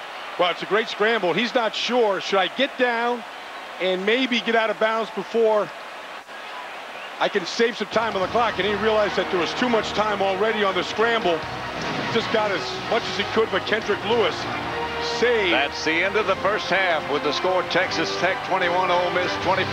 Jeannie Telesco will return with the Southwest Airlines Cotton Bowl halftime show after these messages from your local Fox station. Utah takes on SEC power Alabama. The All-State Sugar Bowl. Tonight, only on Fox. Getting together with friends during the holidays? Be a responsible host. Think before you or your guests drink and drive. Don't get behind the wheel if you're intoxicated and refuse to drive with someone who is. If you're stopped by law enforcement and you're over the limit, you will be arrested. Drunk driving, over the limit, under arrest. A message from the Mississippi Department of Public Safety. It's Lane Home Furnishings' New Year's celebration sale. All reclining furniture is on sale now during Lane's National Reclining Month with no interest and no payments until 2011. This Alpine Dual reclining sofa is now only $8.99. Or choose this Cameron reclining sofa for just $5.99. Rest easy on this Wakefield leather sofa for $1,049. Or this Vera sectional now only $16.99. Open on New Year's Day from 11 a.m. till 6 p.m. So don't miss the New Year's celebration sale going on now at Lane Home Furnishings, your hometown store. These are the final days for Ford Employee Pricing Plus. Now until January 5th, you pay what we pay, plus you'll get additional cash back, like $6,000 on Ford F-150, $2,500 on the 26 miles per gallon Ranger, and $5,000 on Super Duty. Plus, you can count on Ford credit for the financing you need. Get a Ford F-150 today and save over $10,500 during the final days of Employee Pricing Plus. Visit your local Ford dealer or go to midsouthford.com. Offer ends January 5th. Introducing the LG Spider from Cellular South. With MP3 player, camera and video, touchscreen, mobile web, and slide-out keypad. All powered by Cellular South's unbelievably fast 3G network. Get more from your phone with the touchscreen LG Spider. Now available at Cellular South. Come in today for the LG Spider and get unlimited mobile web for just $9.99 a month. You're watching WLOV, Fox 27.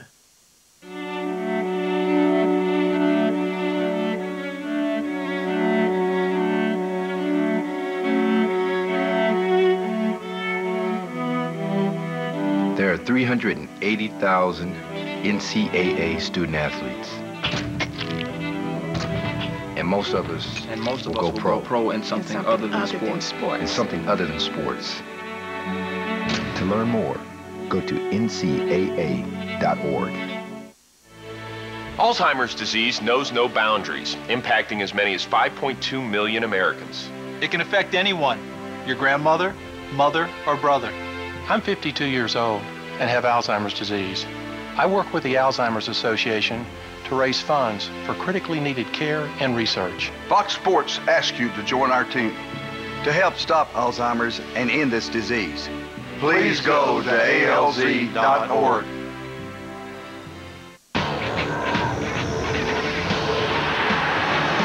It's the NFC Wild Card on Fox.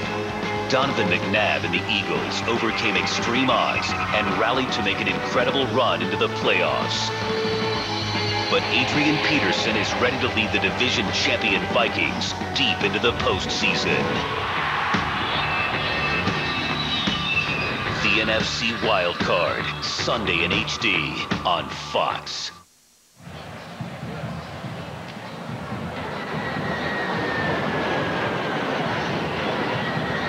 Welcome to the AT&T Cotton Bowl Southwest Airlines halftime report. With over 88,000 people on hand, chances are we got a few Ole Miss alums here. We're going to catch up with one in just a moment. More important, we're getting some great football and some great music from the Ole Miss band. Are you ready? Are you powdered up yet? I'm just going to give the secret away. Shepard Smith of Fox News. Now, where did you go to school? Okay, now I guess we should tell the people that this is something you do pretty regularly. It's not bizarre to find you on the sideline. Wait a second, you missed the Florida game, and they let you in the gate. Okay.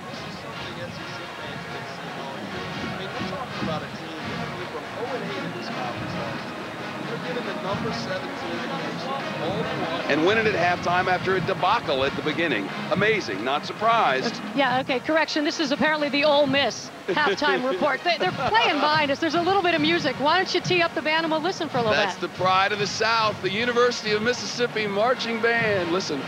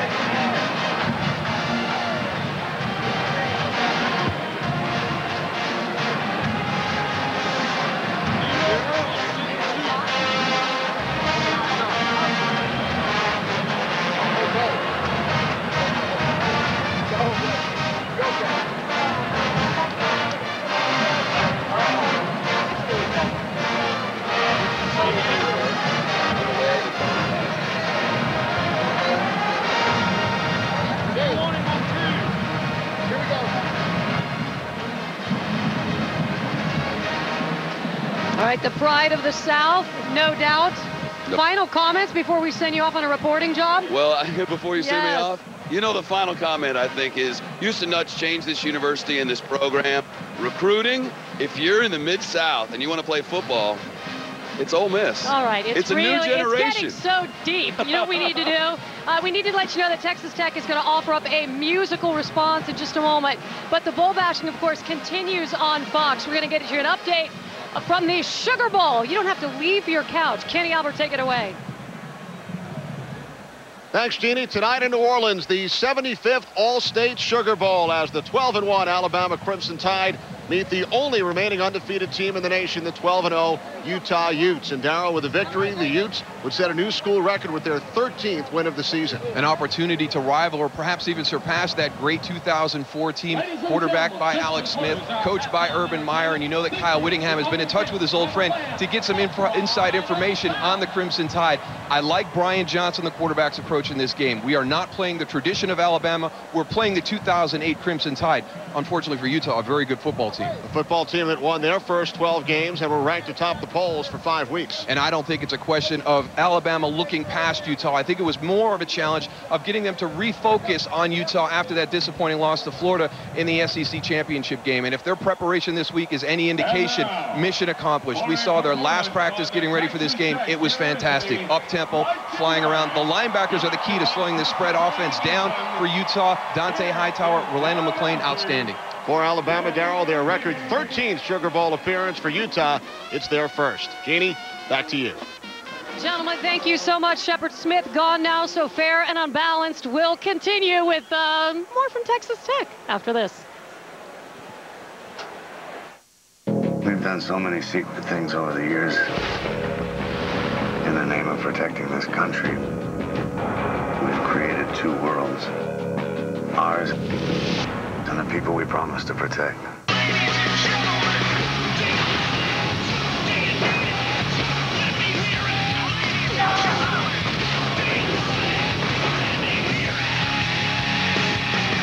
When I am brought into a situation, there is a reason to complete the objectives of my mission at all costs.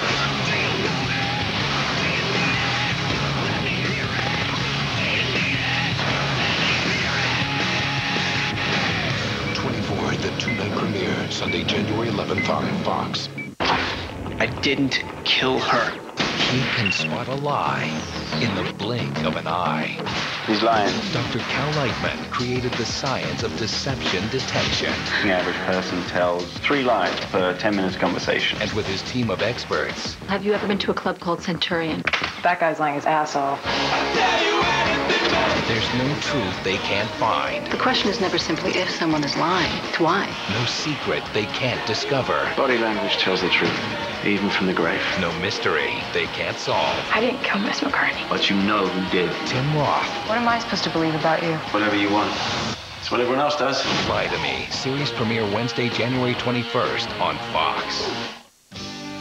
It's a simple gesture that symbolizes our spirit and community. It's the pride we feel about our beautiful campus. It's the knowledge we share that our mission of education and service improves the lives of our students and people around the world. And it's a tradition that joins us together in a single voice to proclaim Texas Tech University.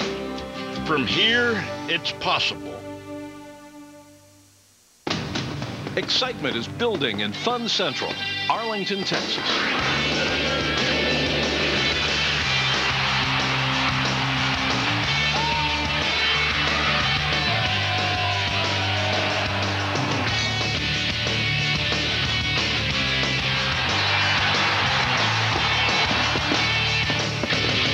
Arlington welcomes the AT&T Cotton Bowl Classic in 2010.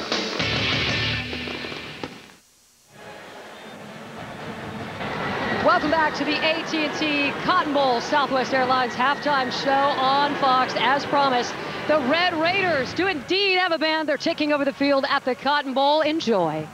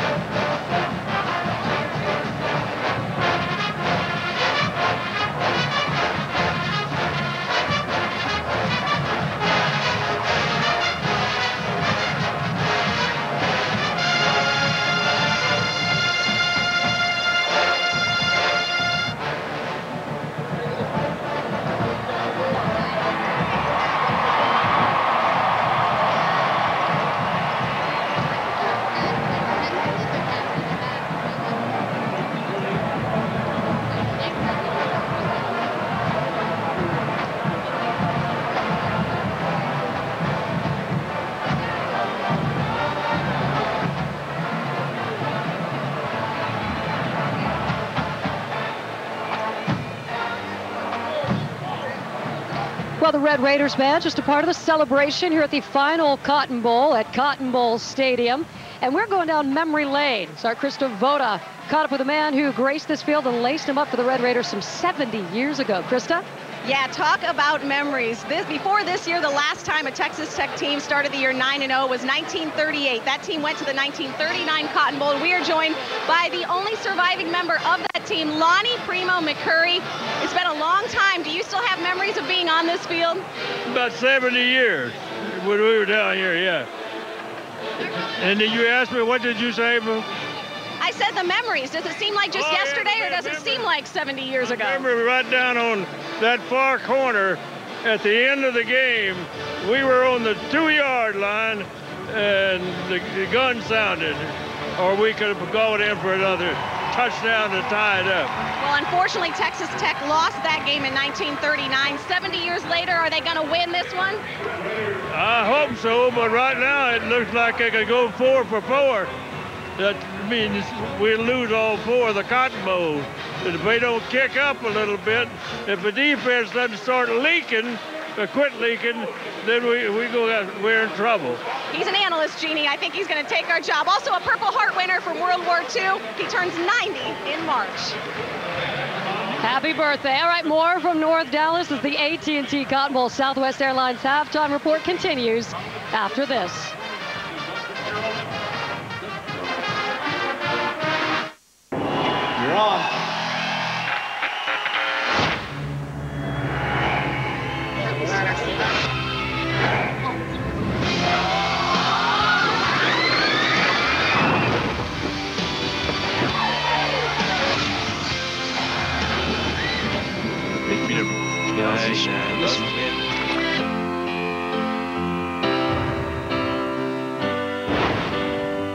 David Cook? Yeah, it's me. Are you the next American Idol? I think so. I have to tell you, it was amazing. The winner of American Idol is David Cook.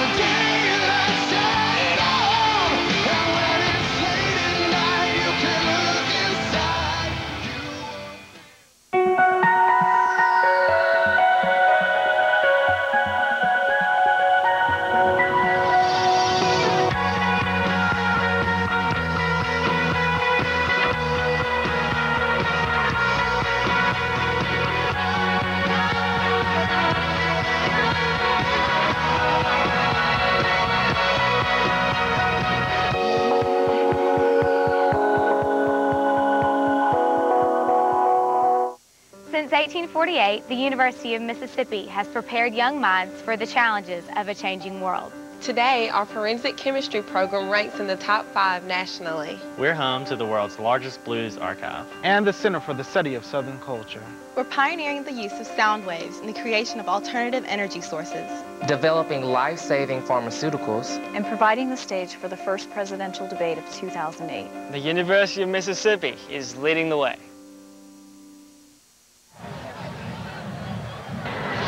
Welcome back to the Southwest Airlines halftime show on Fox. This bowl so rich in tradition, we know it wouldn't be an official Cotton Bowl celebration without the talented ladies who will be taking the field, making their 59th consecutive appearance. I'm looking down just to make sure I have that number right because it is unbelievable. Once they started this bowl, they wouldn't go away, and the people are very happy to have them. They are extremely talented. It's the Kilgore Rangerettes.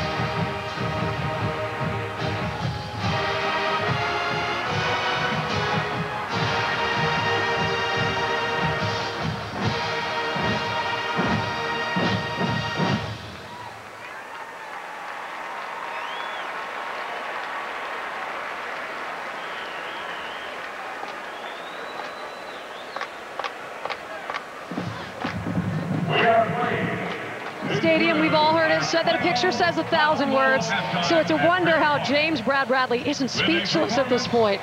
For 6 decades, he has shared the Cotton Bowl with the world through his camera lens. And the echoes of history also surround us because this is the home of broadcasting legends, voices synonymous with the big game. Jack Buck, Harry Carey, and of course, Lindsey Nelson. Clock will start on the snap. Houston 34, Notre Dame 28. Montana going. And it's a touchdown. A touchdown taken at the corner. Unbelievable finish. The call, of course, from 79. Notre Dame rallied from a 22-point fourth quarter deficit to tie Houston. On that final play, the extra point won it all. That man throwing the ball, Joe Montana, arguably the most famous game in Cotton Bowl history. So the man who caught the ball, we caught up with. Mr. Haynes, you don't get the same kind of love, but I'm watching you give the field some love before. You bent down, you kissed it a little bit. Yeah, that's right over here, microphone, my friend. That's the place right there. I blew a few kisses, and it's just surreal to be back down here in the polar opposite of temperature, so to speak. But yeah, it's been great, and I'll take it any way I can get it, Jeannie. Now, you have not been back since. I have not, no. And they coaxed you back because the facility's closing down? I came back for that, and just came down to see the game and everything, and felt a little sentimental towards the last game here being at Cotton Bowl. And it's a very nice trip. My wife and I came down, and it's fabulous. Final thoughts about this facility before we let you go and dig up some of the dirt. Oh, I wish I could. Maybe I will. No one will look. Get behind the Southwest.com sign and scoop it up. Thank you so much. Happy New Year. Thank you very much, and God bless everybody. Thank you for the memories. Thank you. Thanks for the memories, All right, more from the Southwest Airlines halftime report on Fox after this.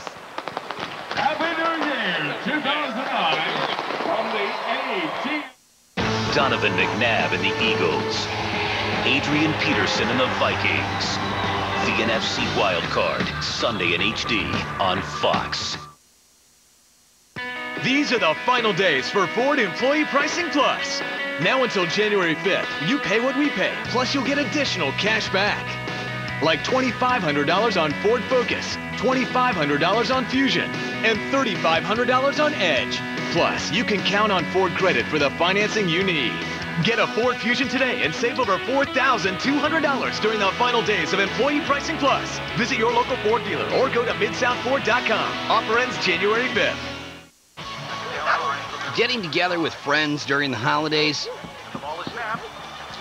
Be a responsible host. Think before you or your guests drink and drive. Don't get behind the wheel if you're intoxicated and refuse to drive with someone who is. If you're stopped by law enforcement and you're over the limit, you will be arrested. Drunk driving, over the limit, under arrest. A message from the Mississippi Department of Public Safety. It's Lane Home Furnishings New Year's Celebration Sale. All reclining furniture is on sale now during Lane's National Reclining Month with no interest and no payments until 2011. This Alpine Dual reclining sofa is now only $8.99. Or choose this Cameron reclining sofa for just $5.99. Rest easy on this Wakefield leather sofa for $1,049. Or this Vera sectional now only $16.99. Open on New Year's Day from 11 a.m. till 6 p.m. So don't miss the New Year's Celebration Sale going on now at Lane Home Furnishings, your hometown store. Introducing the LG Spider from Cellular South. With MP3 player, camera and video, touchscreen, mobile web, and slide-out keypad. All powered by Cellular South's unbelievably fast 3G network. Get more from your phone with the touchscreen LG Spider. Now available at Cellular South. Come in today for the LG Spider and get unlimited mobile web for just $9.99 a month. You're watching WLOV, Fox 27. Night, we will go undercover. Thursdays this January on Fox. The AT&T Cotton Bowl Classic on Fox is sponsored by the new AT&T Your World Delivered. By Southwest Airlines, low fares, no hidden fees. By Miller Lite, reach for the original Miller Lite. Great taste, less filling. Now that's a great thought. And by the all-new Dodge Ram, never back down from a challenge. Words to live by. The second half just minutes away. Shepard Smith not backing down. Can't wait to see how his Ole Miss Rebels will respond. So he's gone to the source. Houston Nutt. Coach Houston Nutt, what'd you tell your team at halftime? 30 more minutes. 30 more minutes. One play at a time. Don't turn the ball over. You had to turnovers, the difficult penalties. You climb back against the number 7 team in the nation. How'd you do it? Can't help them, but I tell you what, I love the way our guys came back and fought hard. Just keep taking care of the ball. Coach Nutt, good luck. Thank you, buddy. Jeannie, back to you. Thank you, Shepard. Your work is done. Just go back to cheerleading. Pat Summerall, Brian Waldinger have an entire second half of action to bring our way. Gentlemen. Thank you. And if it's anything like the first half, it'll be a honey, won't it? Oh, well, stick around. I mean, we'll just blow kisses to everybody out there because it's the New Year's holiday right now, Pat, and we can't get a better game than what we have right now. Great quarterback play on both sides. Houston Nutt put his finger on it. Don't turn the ball over. And that's what the way Texas Tech got their first 2 touchdowns. And that's what's happened. Well, that's how they got their first 14 points. They got it off an interception, took that back for a touchdown, and then they had an interception for a touchdown. And take a look at it right here. I mean, there's Eddie Britton right there. Capitalized on the 1 turnover, and then Garcelle here, McBath, he takes this pick back for a touchdown, his 7th interception of the year. But Jevin Snead came right back to his tight end, found him on a bootleg. 3 straight touchdowns with 3 straight drives. This 41-yarder, how beautiful was that to Mike Wallace between double coverage. Got Michael Crabtree involved with that short 2-yard touchdown catch by Crabtree. A little quiet for him in the first half, Pat, but he did get in the end zone. Let's take a look at our first half stats brought to you by Dodge. 337 yards of offense by Ole Miss, a staggering first half. When they don't turn the ball over, this is a very, very good football team. This is the first time in the history of the Cotton Bowl that both teams have scored more than 20 points. That's incredible. It's a better game than I think even we thought it was going to be. But I think if you look at Ole Miss particularly, they are a very happy team. They love Houston Nutt, and they play like they like being here. Kickoff return by Deetron Lewis. And Texas Tech will open the second half on offense. Graham Harrell at the controls. Well, I thought a little bit more from Michael Crabtree, wouldn't you? Well, I would think so. Yeah, I mean, we'll see how healthy he is, Pat. I mean, you expect to play in this kind of a game of this magnitude with a bum ankle. Came in with one, being injured in his final regular season game against Baylor. He starts down at the bottom, wide right. 3 wide receivers out wide right. Graham Harrell behind the center. Another wide receiver wide left. The back behind him. Harrell takes his time and completes the pass. It's to Eric Morris. Picks up about 8. Let's go down to Chris Devoda. Well, I talked to Coach Leach as he came out of the locker room. I said, what did you tell your team? He said, we just need to execute. It's a word that he stresses all the time. He says, we need to play this game like we do our practices. It's a Tuesday or a Wednesday. Don't think about it too much. I said, are your players tight? He said, I don't think so. I think we'll be fine. And remember, Texas Tech has come back from being behind the last 2 years in a bowl game. 2nd and 2. They got 8 yards on that first down. Ole Miss 24, Tech 21. They show blitz again. Harrell throws it outside. Tackle for no gain, maybe a loss of 1 by Shannon Woods, who made the reception. Walker made the tackle, I'm sorry. Just to follow up on what Chris Devoda said about Texas Tech. This team doesn't change their philosophy. They don't go in and write up new plays or anything like that. They believe in what they do. They'll just come out and try to do it better. Like she said, just try to execute a little bit better. With repetition, and just do it again. We'll do it better than you do it. That's what they think, at least. Repetition is the mother of invention. Is that the way that quote goes back? It does now. Write it down.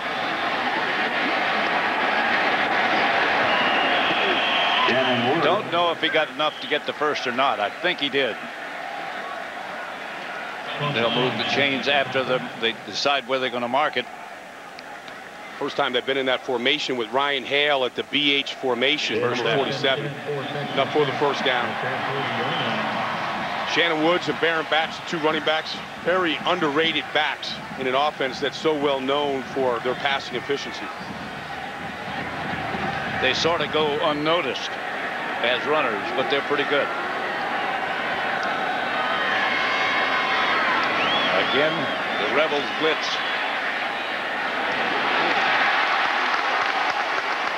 Edward Britton.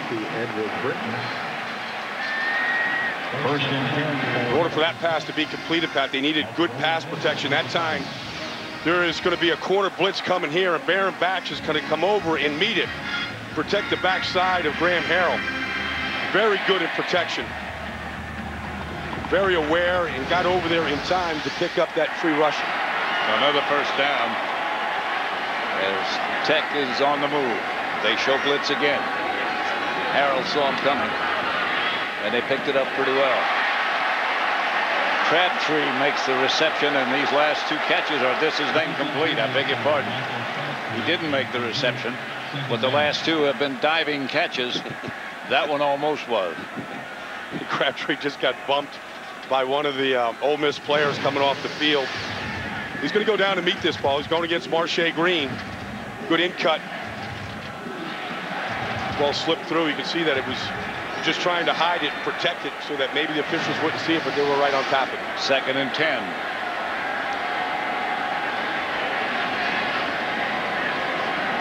Safety blitz coming this time. The blitz man didn't make it there, but this intercepted by Ole Miss. And down the sideline goes Marche Green. Touchdown, Ole Miss. The Rebels come back quickly.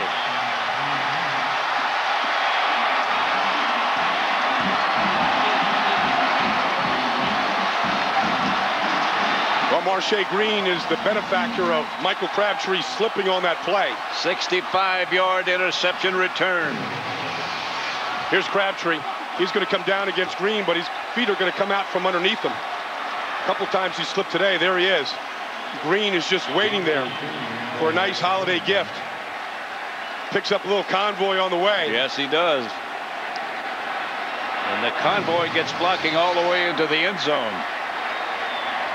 Marche Green. Sheen for the extra point.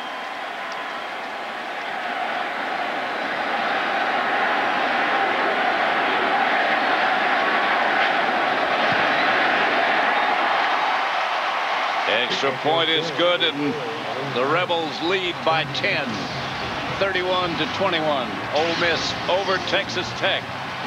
Graham Harrell has some work to do.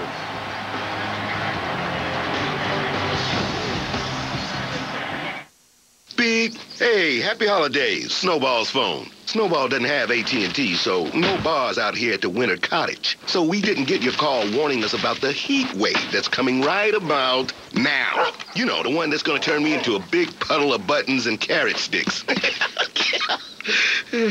Well, thanks for stacking me high and tight, kids. See you next year. Okay, kids? Switch to the network with the best coverage, AT&T. More bars in more places. Now get 50% off all LG phones. You put your foot down and it just goes. It's kind of saying, "Rrr." The Hemi did it. I love it. It's awesome. Yeah! That Hemi hits hard. Bam! Boom! Truck just kicked into gear. I completely forgot I was pulling a trailer. Man, it was amazing. It was a smooth ride. Fantastic. Go! That's how we roll. Check this out. With this controller, your character will mimic your exact motions. See? Sweet. Now throw me a pitch, just like we're outside. You're out. That ends the inning. Next up, shortstop. Wanna get away? Now you can. With Southwest Airlines Internet specials, you can fly to destinations nationwide for just $49 to $99. Purchased by January 19th. Low fares, no hidden fees. Once a year, I really like you. America comes together for one event. Is the next American Idol among us today?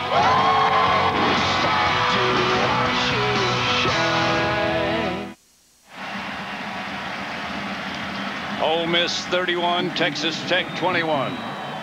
The Rebels about ready to kick off. David Hankins to kick it off to Detron Lewis.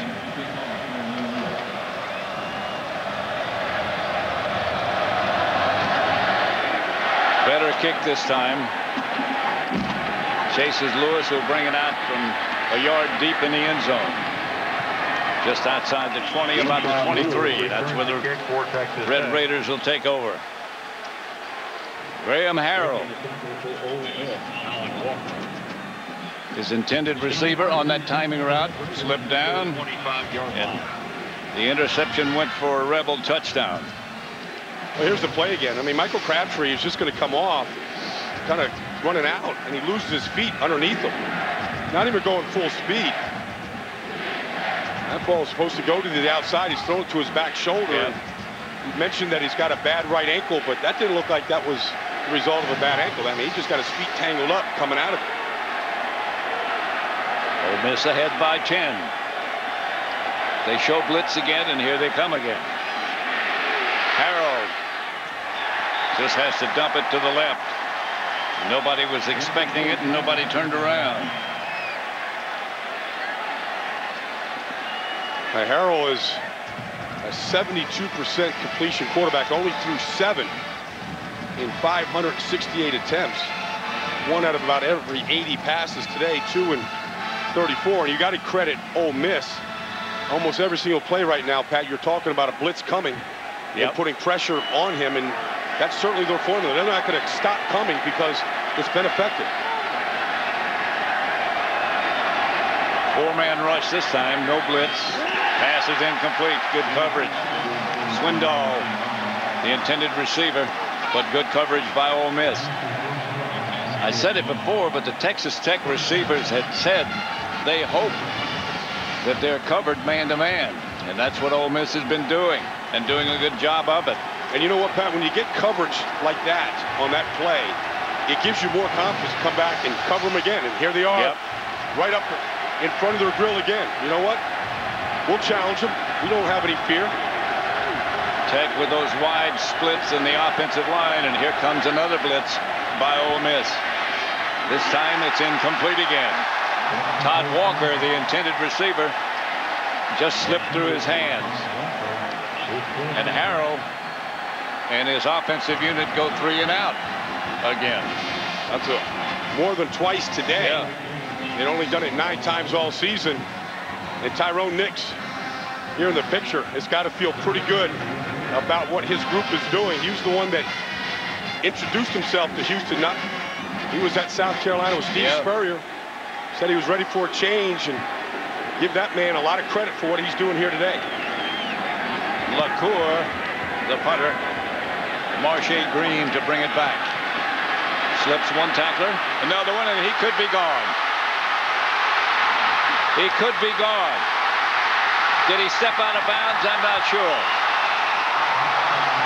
He got it all the way into the end zone, but that's a touchdown by the Mississippi Rebels. Touchdown to Ole Miss. Tight-roped it down the sideline.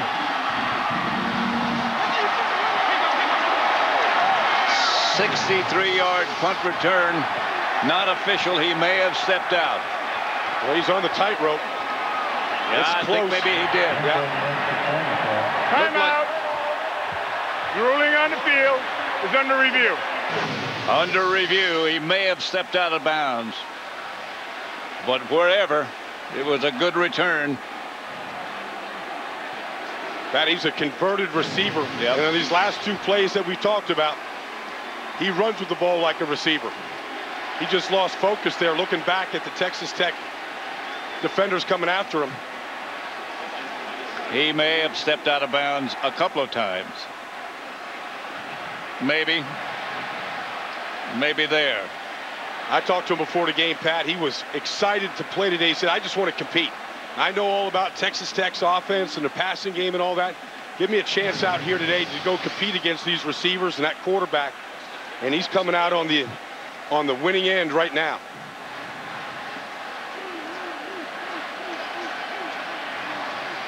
How often do you see an interception return for a touchdown, and then a couple plays later take a punt return back for a possible touchdown? Mike Leach looked stunned. I think this one's going to come back. I think he stepped out of bounds, but they're still going to be in good shape.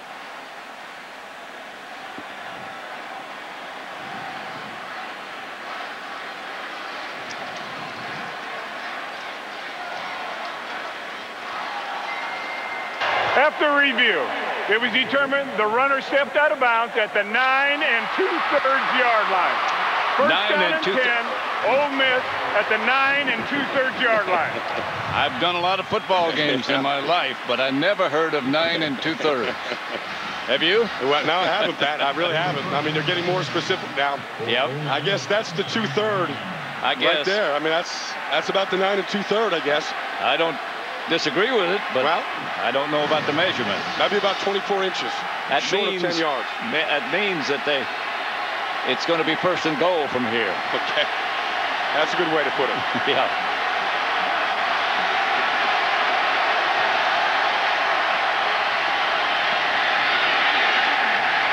That's Brandon Bolden, who went to about the 8 1/3 yard line. Well, Pat, if Texas Tech's defense can just bow up here and keep them out of the end zone, force Ole Miss to kick a field goal, they can still keep it within a 2-score game.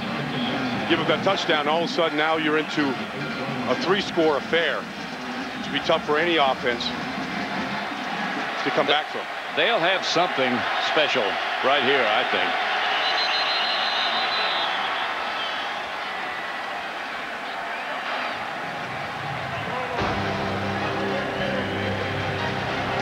Snead saw something, but this is a Texas Tech timeout, I believe. How can you spend 9 hours this weekend watching football? Easy. Skip the Sunday afternoon game. Here's to a weekend of great games. Miller Lite. Great taste, less filling. The scrumptious taste of Domino's oven-baked sandwiches beats Subway's in a national taste test 2-to-1. Just how much is 2-to-1? We consulted these experts. Let's say my IQ represents the number of people who prefer Domino's. Then an average 5th grader's IQ represents the number of people who prefer Subway. Subway, Domino's oven-baked sandwiches. Domino's oven-baked sandwiches. The taste that beats Subway's in a national taste test 2-to-1. Starting at $4.99. Who beat Subway in a national taste test? Domino's.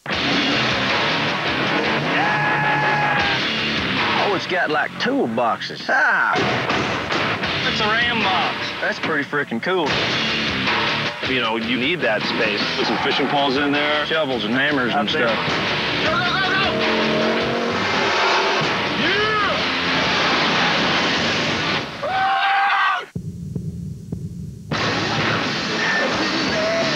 I can't believe they let us do that.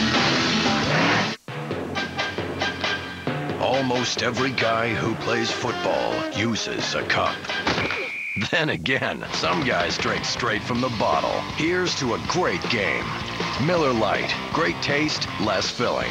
January 15th, Bones moves to Thursdays. And when the FBI works with this PhD, we will go undercover. It's gonna be FUN. I could have killed you. Therein lies the excitement. All new Bones moves to Thursdays, January 15th on Fox. This was a Texas Tech timeout. Michael Leach, during the timeout, called everybody over around him to give them a little pep talk, I'd guess, Brian. Yeah, well, I think he knows that this can be a turning point in the game, and right now they need to make a defensive stop. The reason they called a timeout was because it was Wild Rebel, the formation, and Snead was split wide out to the left. Mike Wallace is the deep man in the Wild Rebel, and he took the snap and tried the right side and lost yardage. You know, people watching the NFL this year have heard all about the Wildcat formation that the Dolphins introduced against the Patriots this year. And David Lee, who worked with Houston Nutt at Arkansas last year, brought it there. He had Darren McFadden running it. Right. He doesn't have Darren McFadden here, but he's got Dexter McCluster, who's been very good at it. What it does, it puts the ball in a better athlete's hands than your quarterback.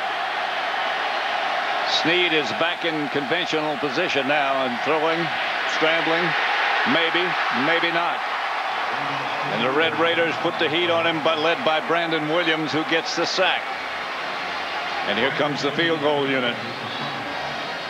Ruffin McNeil, the defense coordinator, you got to feel good about that stop after the punt return, forcing Ole Miss for a field goal opportunity. Sheen from 31 yards this time. There's Ruffin. Yeah. Oh, yeah. Good name for him, Ruffin. Yeah, he's a Ruffin, all right. With a big, loud voice and a loud bark.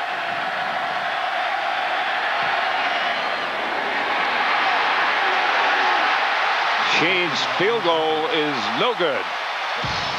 Wide right, I believe. And Ruffin is happy and hugging. You put your foot down and it just goes. It's kind of saying, "Rrr." The Hemi did it!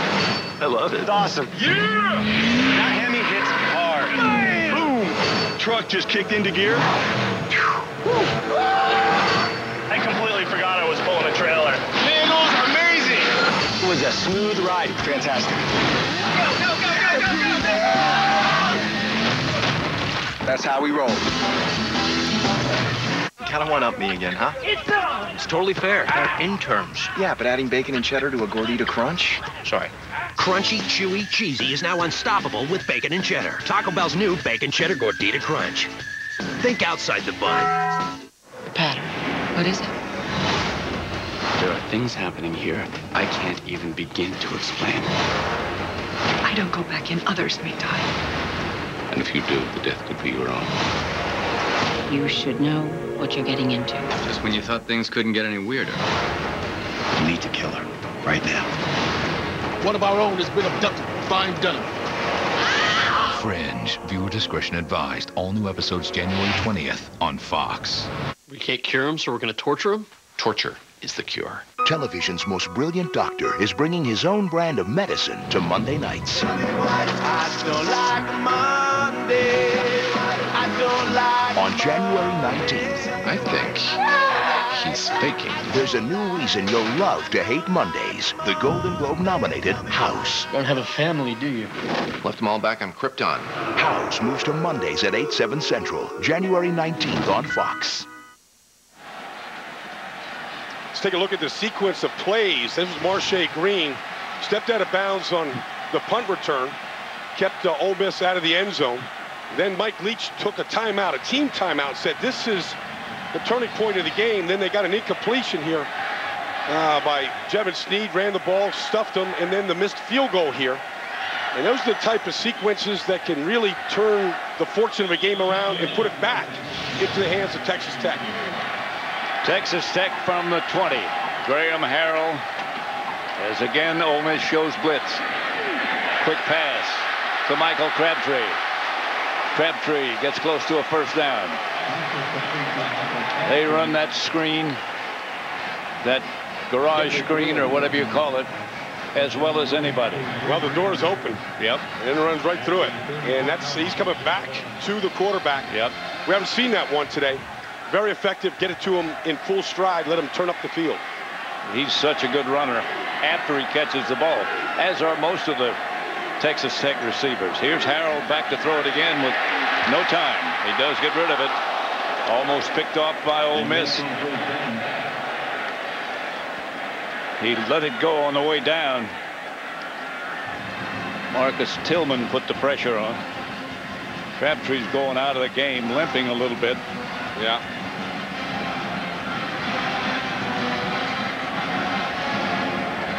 Little maintenance. Those sturdy legs.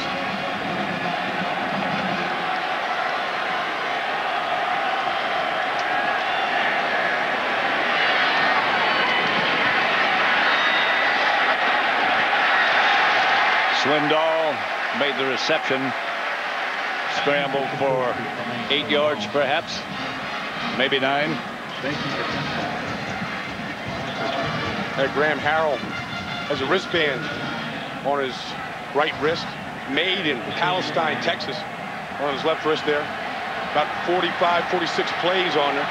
Sometimes Mike Leach will just give him a number, he'll just read the play off. Right. Sometimes he'll change it right there at the line, depending on what he sees. About 60% of the time, they say, he changes the play himself. The draw play is stopped by Baron Batch, the ball carrier. It was 3rd and 3, and he didn't get the first down. It's 4th down, and they'll have to punt, I think. Well, they don't like to punt, Pat. No, I know it. They really don't. They're not used to it. Mike Leach got a little riverboat gambler and was going to keep his offense on the field. He has a lot of confidence in this passing attack. And again, they take the wide splits on 4th down.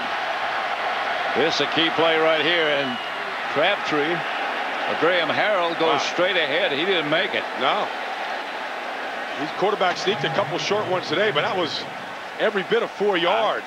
He must have thought he had less yards to go than he did. And Ole Miss takes over on downs.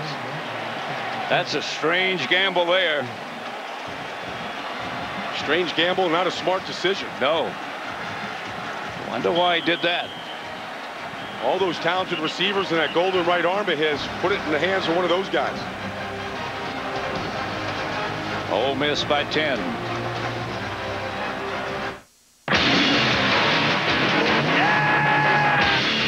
Oh, it's got like toolboxes. Ah! It's a ram box. That's pretty freaking cool. You know, you need that space. Put some fishing poles in there, Shovels and hammers and stuff. Go, go, go, go!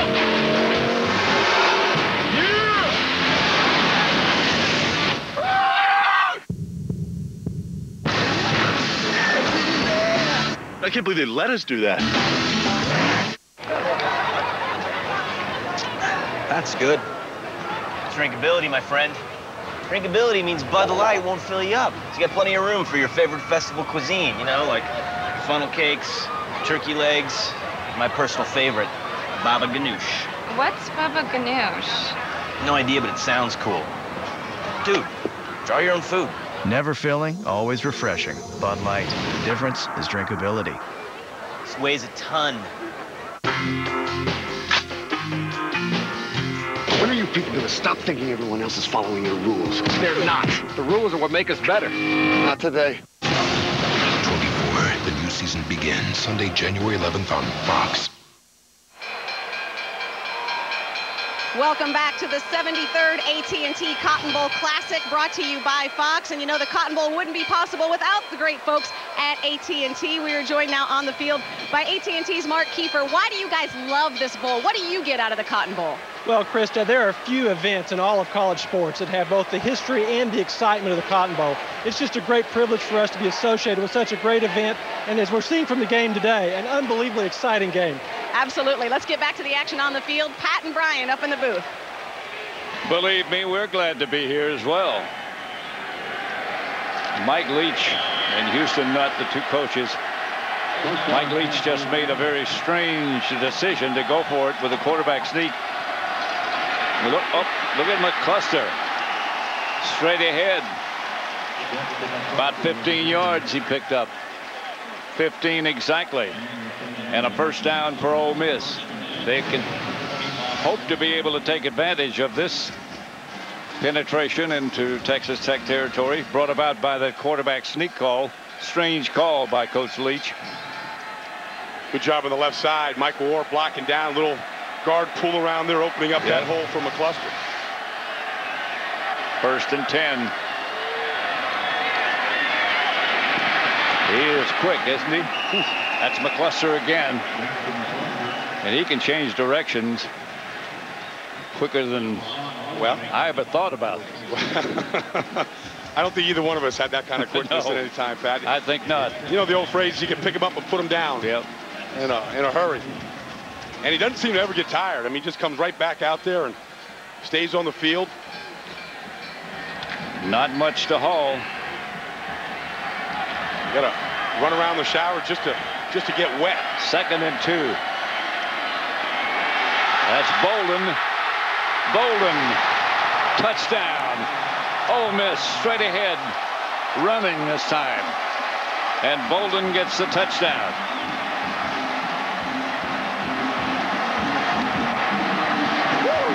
Hit right at the goal line and vaulted into the end zone. Touchdown Ole Miss. And they move further ahead, 37-21. Bolden congratulated by his teammates, and deservedly so.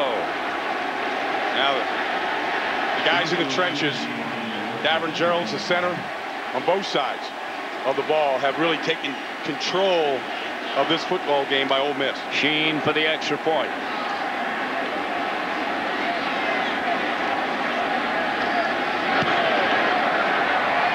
That's good.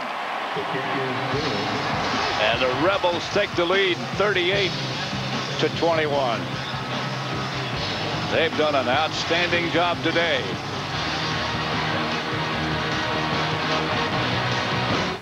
It's 4 o'clock. You want to dial in? Yeah. You know, these calls would go a lot better if we had an office. This is our office.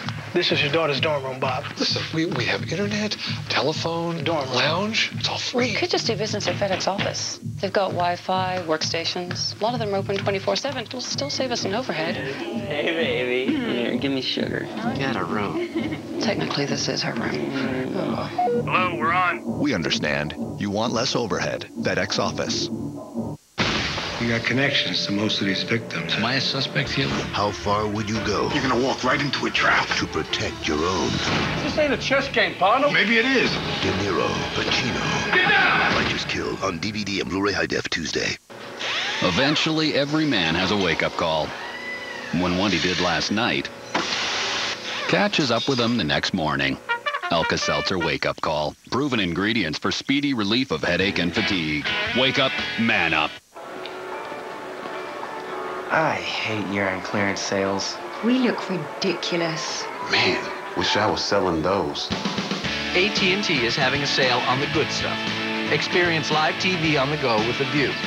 A full touchscreen with the Do Anything Insight. And look fashion-forward with the stylish Shine. I could look at myself all day in that Shine. Dressed in that? All LG phones now 50% off.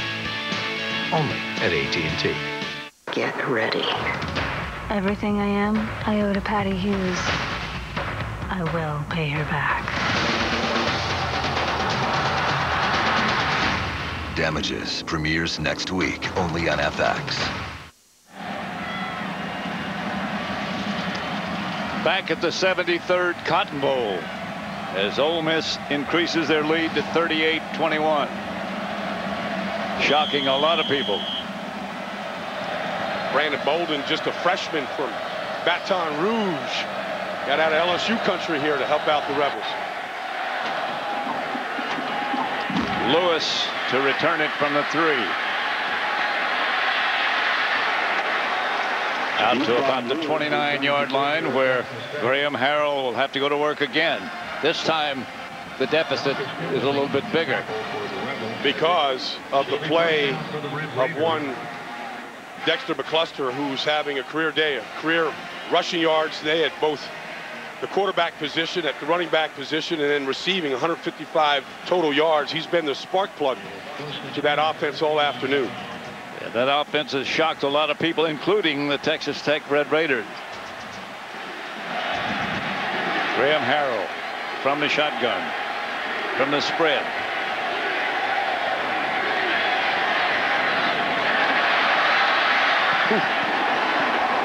Eric Morris made the reception. Jamarcus Sanford running across the field with him and just knocking him for a loop. Yep. Into the cheap seats right there. From Meridian, Mississippi, him and Bray Jerry, teammates at Batesville High School, just outside of Oxford. Second down, Harrell again out of the spread.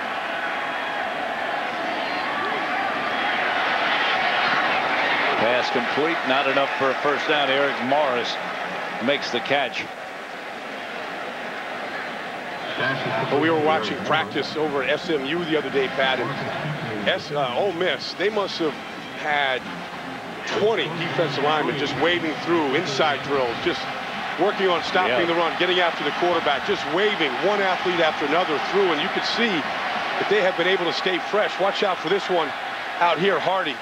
A very good pass rusher for Ole Miss. Third and about 3. Harrell has time. He's chased by Hardy. Gets rid of it. And they'll get enough for a first down to Baron Batch. Batch makes the catch and they move the chains. First down, Tech. Looks like Graham Harrell's got his play. Giving it out, he's signaling it to the receivers. Got 2 badly injured left fingers that he's got taped on his left hand. Signals out. Line is ready. They don't huddle much, do they? They don't like to do that. Here comes the blitz by Ole Miss again, and Graham reads it and dumps it to Morris again. They hurry back to the line of scrimmage.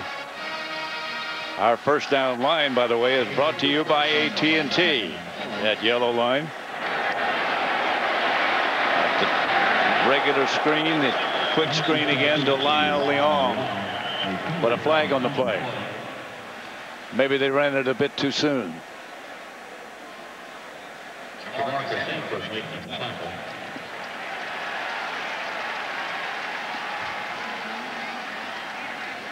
Mike Leach would like to have a little protest time illegal around that. chip on the offense. 5-yard previous spot, still second down. Maybe a little too quick. Well, it's been the mistakes that have hurt Texas Tech today. Yep. Second down and 9, call it. Graham Harrell again back to receive the snap from center. Changing the play. Getting the message out to the wideouts. Here comes a blitz again. They almost get there, and finally they do get there, and this is probably going to be intentional grounding, although there may have been somebody out there that I didn't see. No flags yet. Well, they're running twist stunts inside here and bringing a blitzer behind it. Pressured by Green and Lockett as they both got close. They're mixing it up front. When you have that kind of a lead, Tyrone Nix is saying, you know, why be complacent? Let's just keep getting after them. Let's dial it up. They're not stopping it, and they're not beating us. So dial it up some more. Under center this time is Harrell, and he drops straight back. Again chased by Ole Miss. Chased by Ole Miss, and down. This time by Hooray Jerry. The big pro prospect, I guess you could say. Originally, he was pressured by Greg Hardy. He chased Harrell, and then Hooray Jerry finished it. And here's what the pressure on Graham Harrell has looked like today. On fourth down, they send LaCour back to punt to Marche Green. Harrell not much time to set up, as you can see.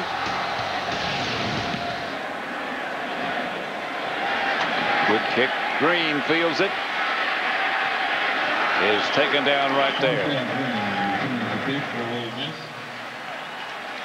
Marlon Williams down to make the tackle. 88,000 plus.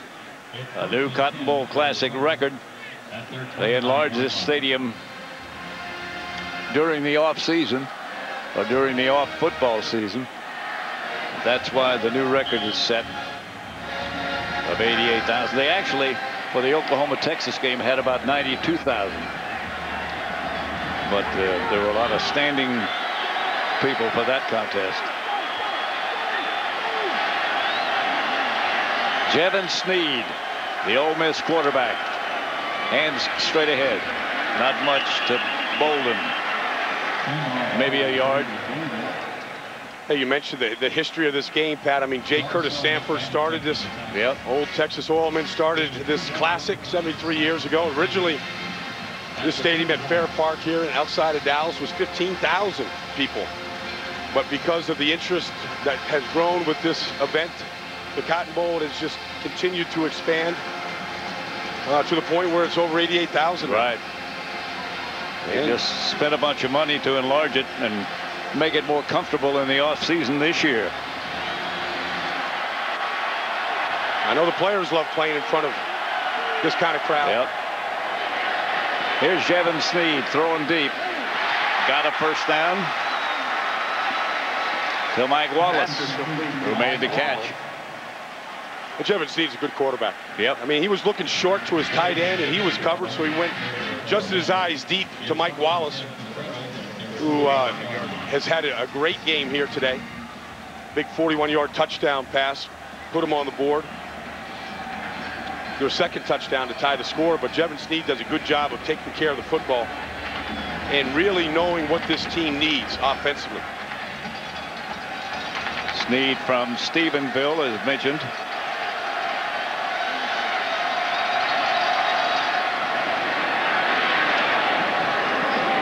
Brandon Bolden again, the ball carrier, over the right side for perhaps 3 yards, maybe a little bit more. Jevin Sneed from Stephenville, Texas. Right. Graham Harrell from not far, just outside of Fort Worth. And so many good Texas high school quarterbacks out there playing major college football. We'll see one in Texas, Colt McCoy. One in Missouri, Graham. Yeah. Great player there. Yeah. Chase Daniel. Yeah. Graham Harrell, from, as you mentioned, from Stephenville.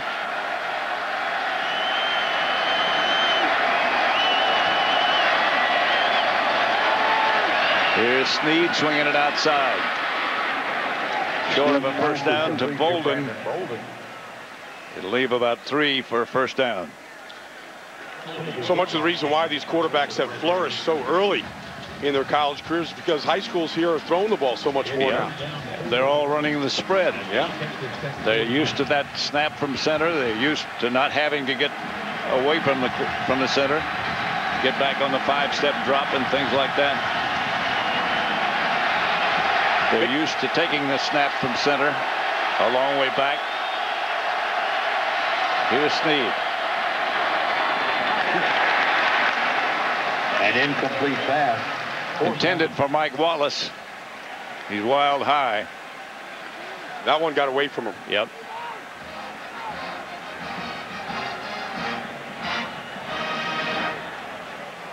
In for the Red Raiders to receive the punt, number 12, Park, Rob Park, back to punt for Ole Miss.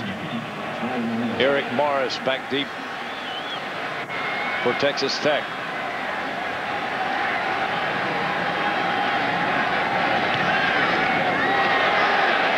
Toward the sideline and out of bounds.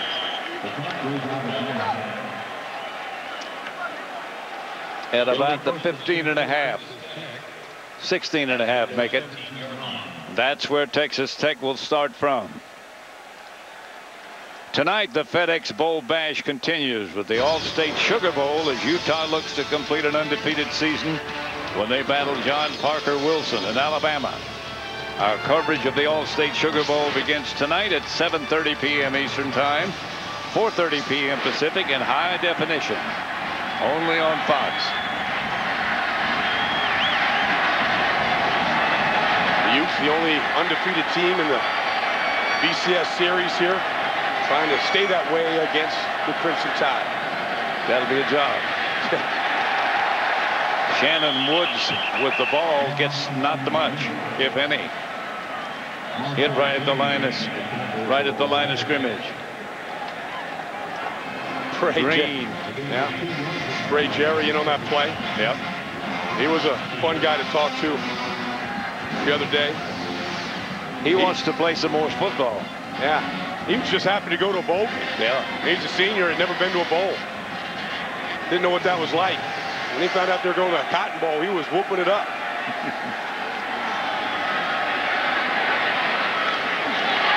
Graham Harrell complete to Lewis. And that should be enough for a first.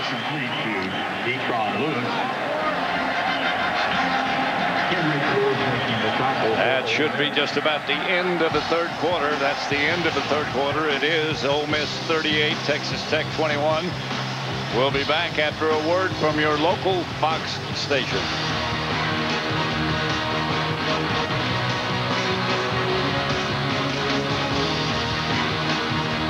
Should old acquaintance be forgot and never brought to mind? Should old acquaintance be Happy New Year from American Idol. The 2-hour premiere Tuesday, January 13th on Fox. These are the final days for Ford Employee Pricing Plus. Now until January 5th, you pay what we pay, plus you'll get additional cash back, like $6,000 on Ford F-150. $2,500 on the 26 miles per gallon Ranger, and $5,000 on Super Duty. Plus, you can count on Ford credit for the financing you need. Get a Ford F-150 today and save over $10,500 during the final days of Employee Pricing Plus. Visit your local Ford dealer or go to midsouthford.com. Offer ends January 5th. Room to Room's New Year sale was such a success that we have extended it just for you. For a limited time, we are offering 24 months no interest financing with approved credit, plus savings of 50 to 70% off store-wide. Just arrived one-of-a-kind market samples for pennies on the dollar, plus no place like home. WLOV, Fox 27. College football fans, here's your chance to be a part of the BCS. Go online to get official BCS team merchandise and own a part of college football history. Order today at bcsfootball.org. The AT&T Cotton Bowl Classic on Fox is sponsored by PlayStation Network. Download, play, connect. By Warner Brothers' new motion picture, Yes Man, now playing in theaters out everywhere. By Bud Light, the difference is drinkability. And by new Tostitos, hint of jalapeno scoops. Just the right kick to enhance your dips.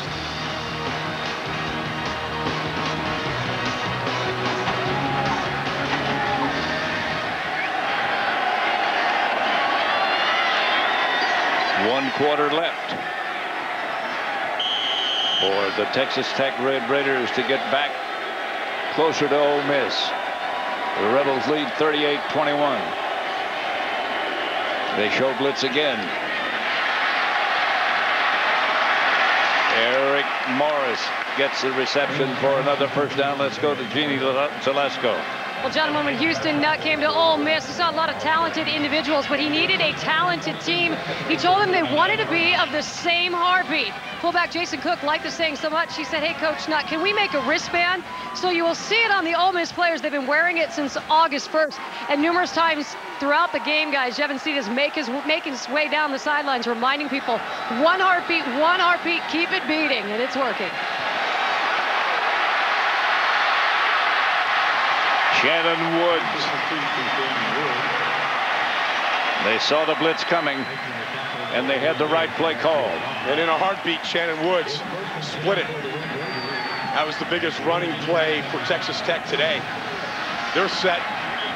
You see, I mean, just right through here, a little shovel pass.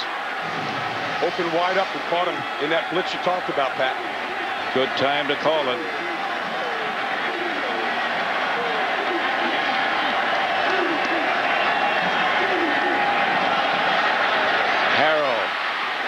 Complete to Dick Lewis.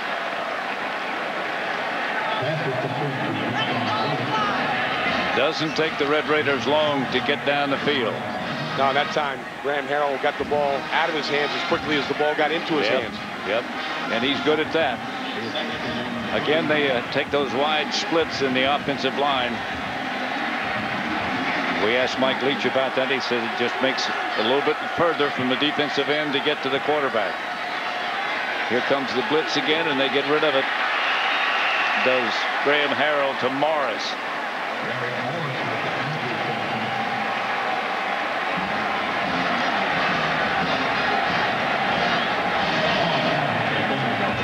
Graham Harrell, the talented Texas Tech quarterback, has gone over 5,000 yards now on the season. He's got a few more left in him. Yep, he hopes so. And the Red Raider boosters hope so. Incomplete. Swindoll, the intended receiver. A little scramble for the ball in the end zone. Ruled incomplete. You see Harrell was looking to the middle, changed his mind at the end, and then McGee does a good job on Swindell of stripping him of the football. Yep.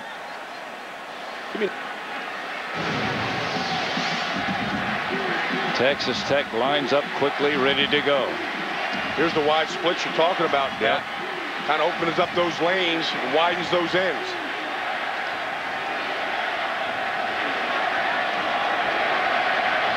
Line of scrimmage about the 13.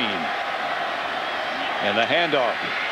to one of the running backs, and a flag on the play. That's Shannon Woods. But a flag usually indicates holding in that section of the field. Holding on the offense. 10-yard penalty, previous spot. Still second down.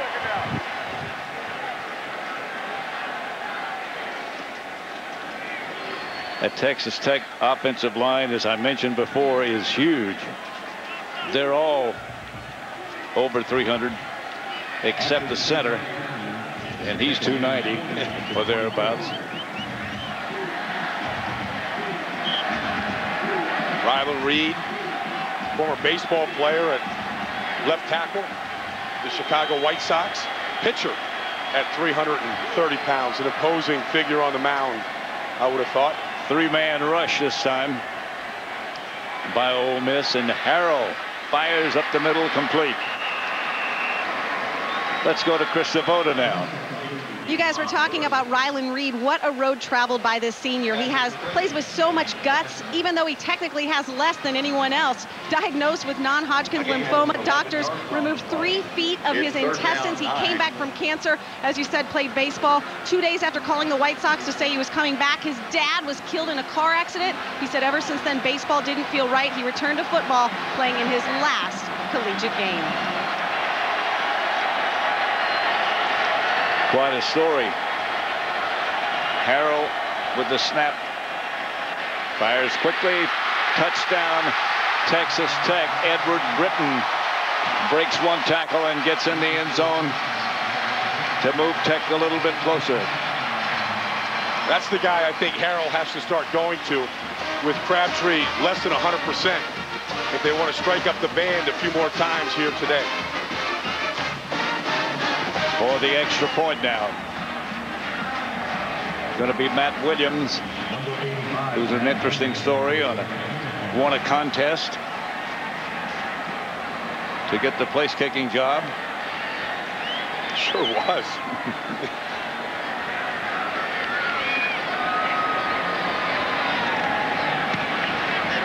Hasn't missed today. And it's 38-28. We may have the best of all the bowl games.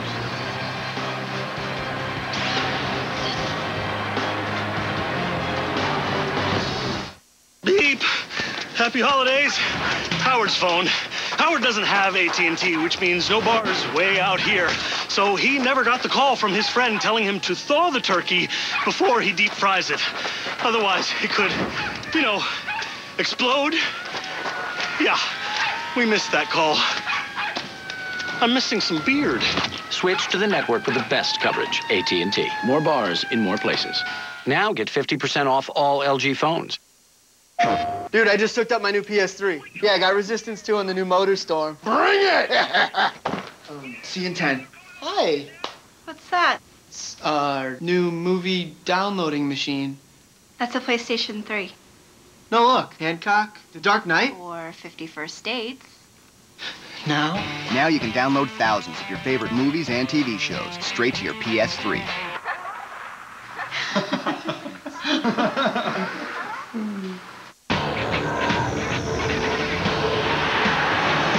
It's the NFC Wild Card on Fox. Donovan McNabb and the Eagles overcame extreme odds and rallied to make an incredible run into the playoffs. But Adrian Peterson is ready to lead the division champion Vikings deep into the postseason. The NFC Wild Card, Sunday in HD on Fox. To get to the truth, I know when you're lying. I'm not lying. they have to dissect the lies. So I thought you could tell somebody was lying just by looking at them. The question is never simply if someone is lying. It's why. Lie to Me premieres Wednesday, January 21st on Fox. There's a meeting of the minds. Smart minds. Yep. The scoring drive, 9 plays, 83 yards. Britton, a 12-yard touchdown catch. Harrell in that drive was 7 out of 8 for 91 yards. They kept the ball 3.5 minutes. Too early for an onside kick? Yeah, I think you could put your defense out there. I'm trying to get the ball back here one more time. Corona kicks it off. A yard deep in the end zone, fumble, and he should stay there, and he does. Mike Wallace, a wise decision. At their 20-yard line. Graham Harrell now with over 5,000 yards passing for the second straight season. He's the only player in NCAA history to do that. He's the only player with 2 5,000-yard seasons. You look at those numbers, Pat. 44 touchdowns, 9 interceptions, over 5,000 yards. Didn't that used to be an entire career? Yes, it did. But whoever had that record didn't play for Mike Leach. And I say this also about it. That's not it's not a system. It's not gimmicky. It's real football quarterback making accurate, precise reads. McCluster with a blocker in front gets an Ole Miss first down. That has been the star player for Ole Miss today. Yeah. They can't get the ball to him enough.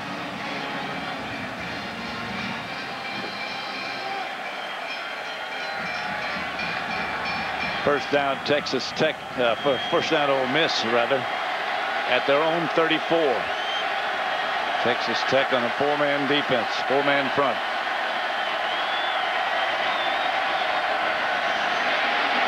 Big hole, and could be for Brandon Bolden. Does he have enough speed? Not quite, as he's knocked out of bounds at the Texas Tech 25-yard line, 23-yard line, make it. Anthony Nays knocked him out. Pat, we've talked a lot about Parade Jerry today, defensive tackle for Ole Miss, but watch his brother, John Jerry, over here. Widen this hole here. Good job by the fullback. Pickup block by Mike Wallace on the outside. It's a total team effort. And then Bolden's got a whole bunch of fans on the Ole Miss sideline cheering him on. At the 22. Ole Miss this half. Rushing yards 85. As opposed to Texas Tech, not many. Here straight ahead. And into the secondary is Enrique Davis. That should be enough to move the chains again. This Ole Miss team is good, Pat. Yeah. I mean, you know, we talked about the fact that they're the only team in the country to beat Florida this year. Went to LSU and won a big bowl game yesterday. I mean, this offensive line and the way, how physical they are, how well coached they are. Credit to Houston Nutt. But more, a team that did not win a game in the Southeast Conference a year ago, won 5 this year, and are getting better. Timeout. Texas Tech. And I don't blame them. They only have one left, but they need to talk this momentum over. Oh, man, that's good. It's drinkability. Let me explain. According to my poll, 41% thought drinkability meant the ability to drink. 26% said easy to swallow. One guy in Boston told me to get out of his yard. Actually, drinkability means that Bud Light is just the right taste. This is one of your nicer maps. Not too heavy, not too light. Bud Light. The difference is drinkability. I do. I exercise daily. I do. See the movie that has America laughing out loud. Critics are calling Yes Man the best comedy of the year. Positively hilarious. What did he call me? It's loaded with laughs. Yes Man. Rated PG-13. Now playing. One latte. Keep the change. Whoa. You can use that change to get double the beef for only 89 cents. Double the beef. Change the way you see change. The cheesy double beef burrito. Double the beef for only 89 cents. Why pay more? Millions of fans, 8 decades of history, 20 men's and women's sports, 12 universities. One site brings them all together. SECSports.com. Scores, stats, and live streaming content. Exclusive real-time coverage of SEC championships, SEC fans, and SECSports.com. Some things just click. He's boldly gone where no man has gone before. When did that happen? This January, television's most difficult doctor is taking on a new night. Great. Now everyone knows.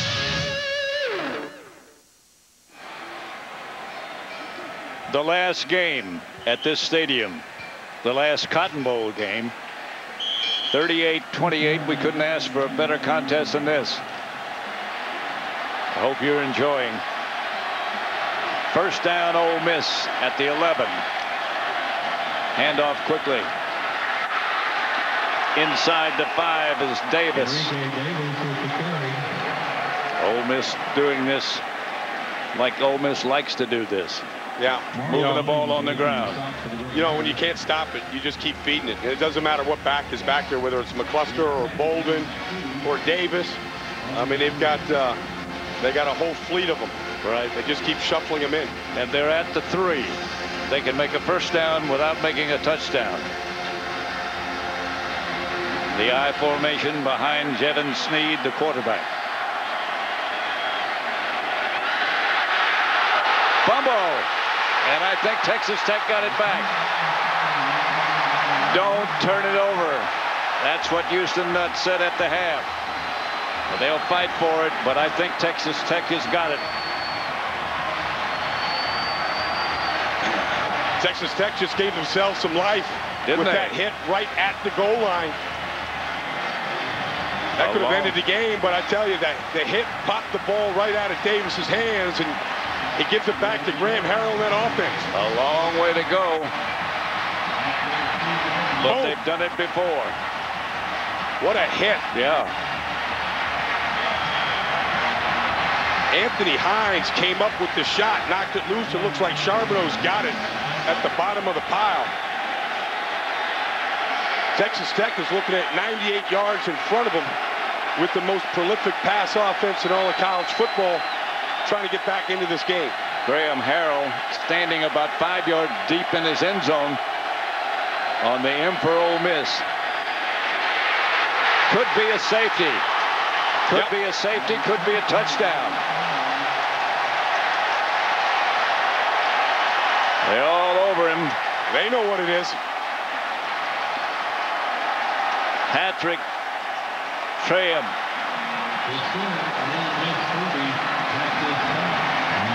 Safety.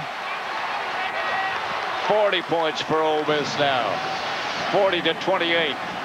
Here they come. Marche Green comes. Trahan comes. Knocks the ball out of the end zone, and that's a safety. Graham Harrell never had a chance to set up. I couldn't tell if he was trying to throw it or not. They call it a safety. And Ole Miss has 40. Patrick Trahan comes free. Harrell never had a chance to even try to get rid of that ball. Just went backwards. Ole Miss, a safety is such a, or can be such a devastating thing because they get the ball right back. That's giving the signal there of sharks. Blood in the water, the sharks are going after it.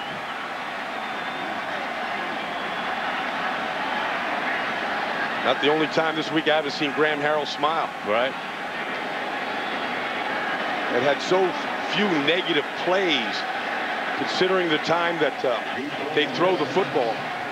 2 sacks today. One of them just now on the safety. The ball came spinning out, but they'd already called a safety. Graham Harrell not smiling at the moment.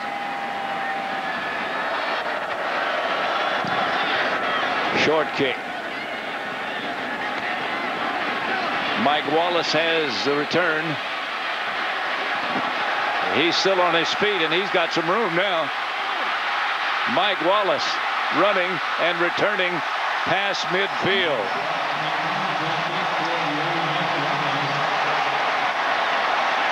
Good effort by Mike Wallace, who's had an outstanding day. A look from our AT&T Skyview camera, not that one. This team's got some weapons, doesn't it? Yep, it does. They just keep showing up. I was just starting to say how devastating a safety can be. Not only do you lose the points, you lose the field position, and you lose the football. And with a return like Wallace, you start on the other side of the 50. Straight ahead is Bolden for a couple. And now they want to control the clock, and that's what they did in the first half, and that's what they've done all day.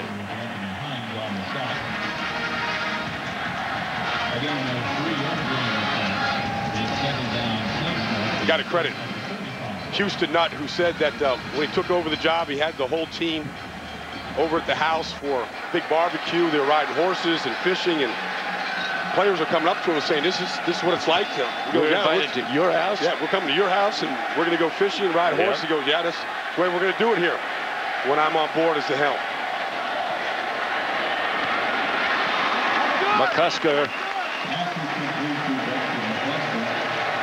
McCluster's had a big day. They all had a big day. Yeah. Yeah, you know, in the group really that allows all these guys to have a big day is that offensive line, starting with Michael Oher and Jerry over at right tackle. Davern Gerald's at center.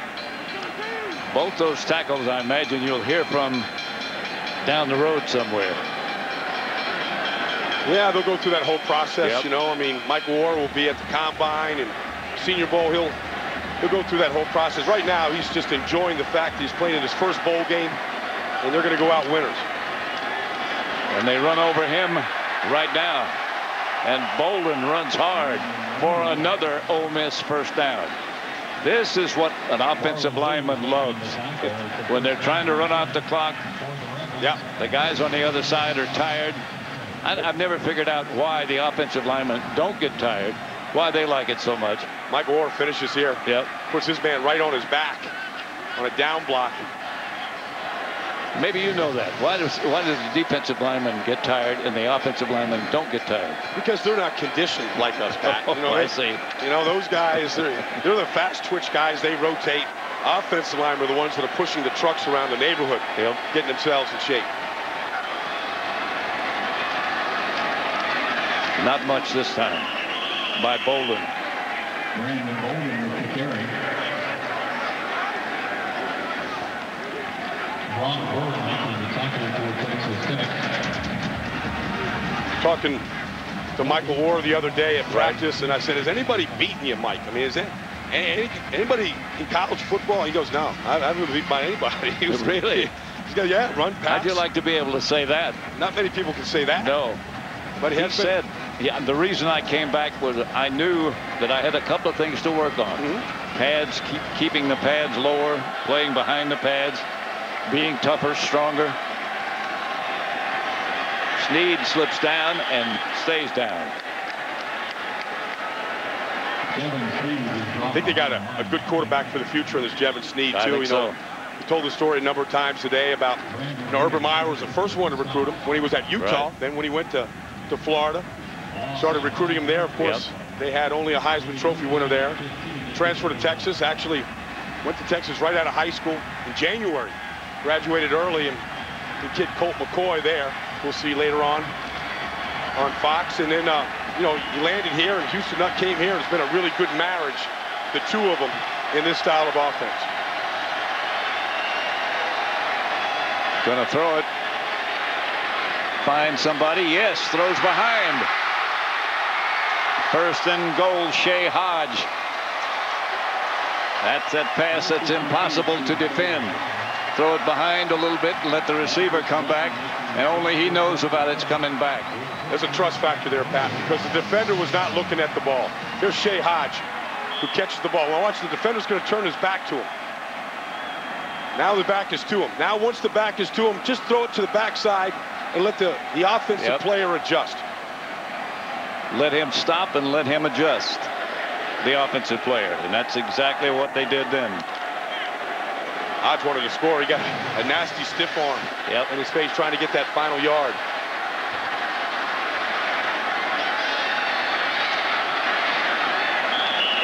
Enrique Davis with that second effort might have gotten it back to the line of scrimmage, the original line of scrimmage.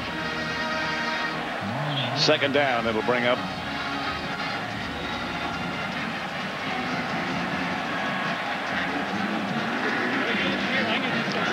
Player shaken up on the Texas Tech defense.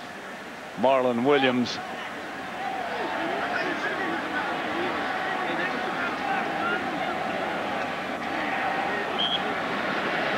5:50 left to play. Ole Miss 40, Texas Tech 28. We're going to take a break.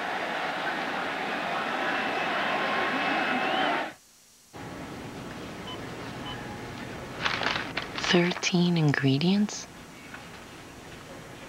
That's more people than I invited to the party. Unless Denise brings Gary. Ugh, Gary with his short shorts. White corn, vegetable oil, and salt. Yeah. 3 ingredients is good." Ground control. We have a problem. Switching to lithium power. I feel better already. Energizer Ultimate Lithium, the world's longest-lasting AA battery and high-tech devices. Energizer, keep going. Want to get away? Now you can. Fly Southwest Airlines from $49 to $99 to many of our destinations like Denver, San Francisco, Salt Lake City, Los Angeles, Phoenix, San Diego, and more. Go to southwest.com to book now. Low fares, no hidden fees. So, anyone good?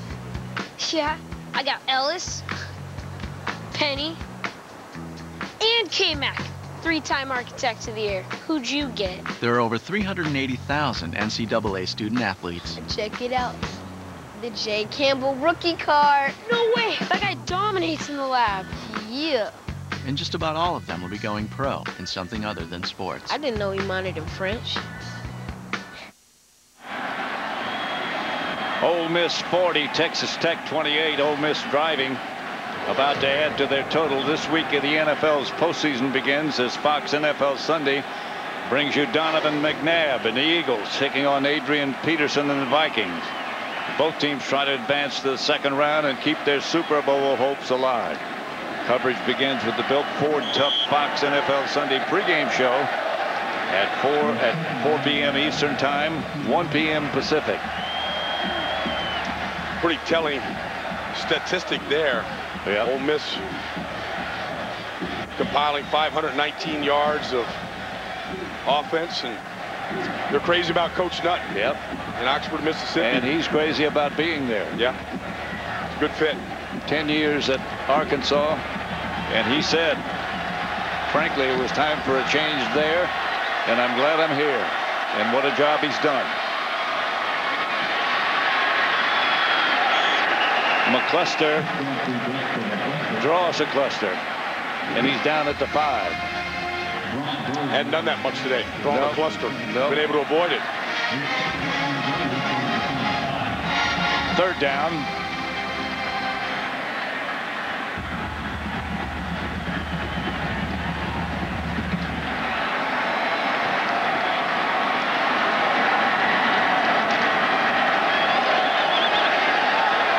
This is a happy team that Houston Nutt coaches, and it shows. They played well. Here's McCluster. Touchdown from the Wild Rebel. From 4 yards out from the Wild Rebel formation. Ole Miss increases their total to 46 points. Sheen will try to make it 47. 47 to 28. Not much of an answer for Dexter McCluster today. Nope. Mike Leach has a lot of great ideas about the way to play football, but he doesn't have one to stop this rushing attack of Ole Miss. Speed is what it's all about, and nobody has an answer for that. 47 to 28. Ole Miss. Who expected this? 30,000 from Ole Miss did. On DVD January 6th, for an assassin, the trick is to get out before they take you out. Nicolas Cage. This is what I do. Bangkok Dangerous on Blu-ray and DVD January 6th. How can you spend 9 hours this weekend watching football? Easy. Skip the Sunday afternoon game. Here's to a weekend of great games. Miller Lite. Great taste, less filling.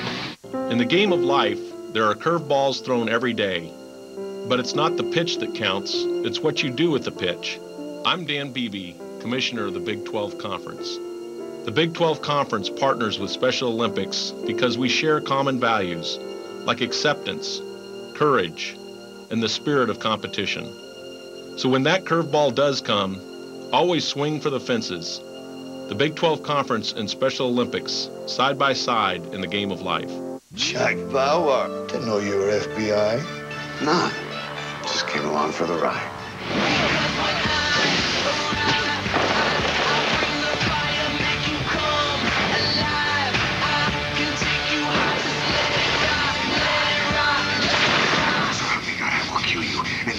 Stay dead this time. I don't think Jack's in a very helpful frame of mind. 24. The new season begins Sunday, January 11th on Fox. Undefeated Utah looks to prove they're ready for the big time when they battle SEC powerhouse Alabama. The All-State Sugar Bowl. Tonight, only on Fox. Back at the 73rd Cotton Bowl, the last in this stadium. Pat Summerall with Brian Baldinger. And Ole Miss has reason to play down in Dixie. I think that's the name of that. Well, it is now. It is. You called it. Down in Dixieland, Oxford, Mississippi. There'll be a good celebration going on here. Maybe an extended New Year's Eve celebration going on here and there. Those that didn't make the trek to Dallas will be celebrating back in Mississippi. Lewis on the return. Dexter McCluster has had some day today. That was his first touchdown, that last one, for all of his heroics, and there have been a lot of them today. Well, from the tailback position, he's ripped off runs just like this. Look like a fine European sports car changing directions. He's been a receiver out of the backfield. Talk about quick feet. Yeah, he can stop and start, pick him up and put him down, deliver a hit, finish a run. Leap in for the touchdown. And avoid a cluster. From the Wild Rebel formation. There's the shovel pass again to Shannon Woods. And Woods banging through people, breaking tackles.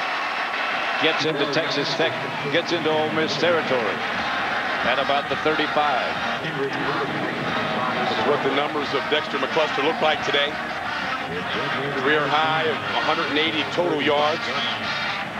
Pretty balanced between running the football and receiving it.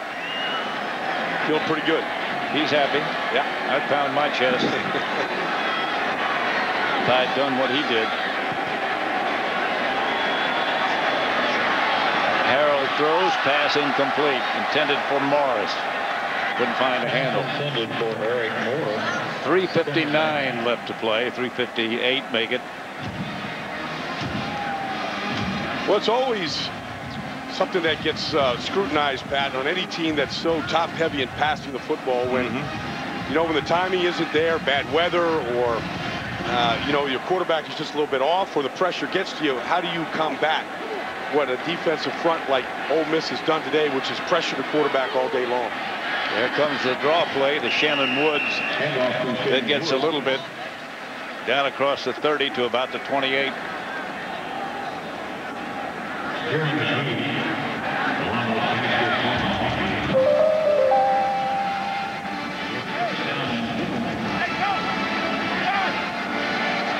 Third and 4. Graham Harold still the Texas Tech quarterback. Harold throws it outside. The pass reception made by Eric Morris. Gets the first down. The 75, I beg your pardon, there's a flag on the play. It may not be a first down. 75 combined points is a Cotton Bowl record. 47-28. Favor of Ole Miss. Offside on the defense, number 86. Penalties declined. Play results on a first down.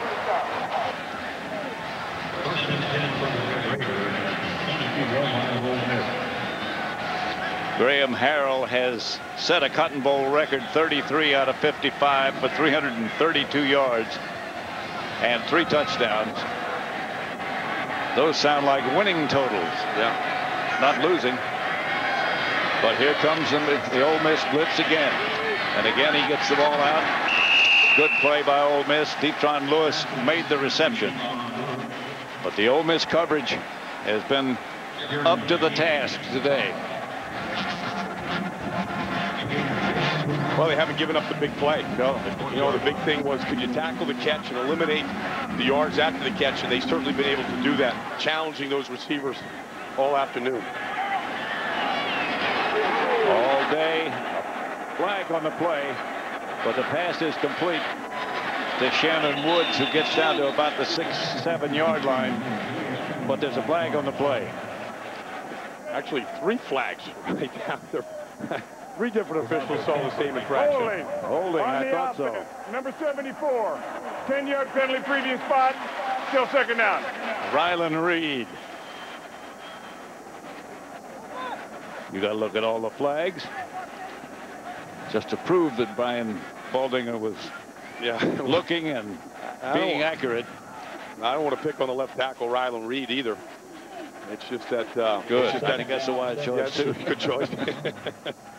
He's not going to be in a good frame of mind tonight. Finishing out a really good career here. 3-year senior for the Red Raiders. Again, those wide splits. Quickly to Swindoll from Graham Harrell.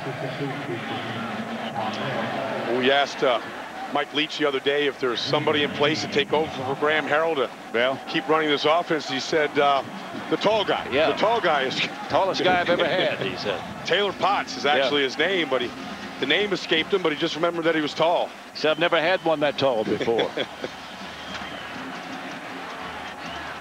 He'd be pressed to be better than Graham Harrell. Graham has all day to throw. Finally does. Touchdown, Texas Tech for Morris. 47 to 34 now.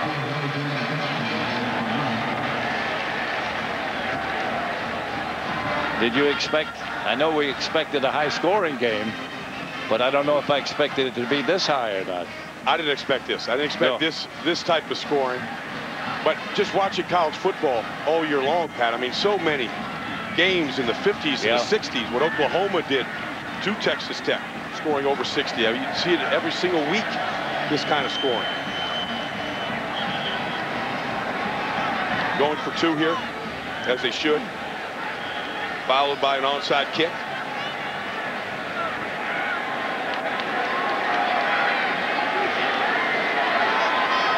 Batch and Woods in the backfield along with Graham Harrell. Right guard just moved. 47 to 34. A little scuffle going on between Hardy and somebody. Well, you always got to keep the helmet on. Yep. That's a wise choice. Yeah.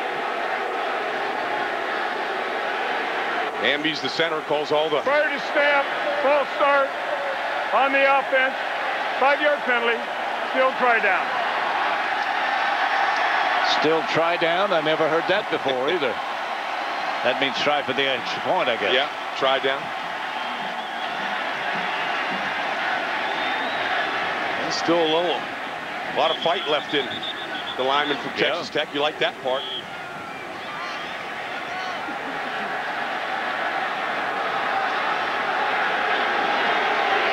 They'll back him up 5 yards to try for the extra point again. Still try down. Now they'll try for 2. Down he goes. They scramble for the ball. Tech, I think, comes up with the ball. Palmer on the sack. And if another fight breaks out.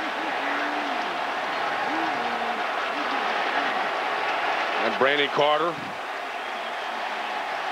letting Ole Miss know what he thinks about it. Of course, face is always painted up. Everybody threw a flag on that last call. He said that face paint makes him more aggressive. Well, I think that was a pretty good example. Yeah, I think what it you're was. talking about. Yeah. It's like his character.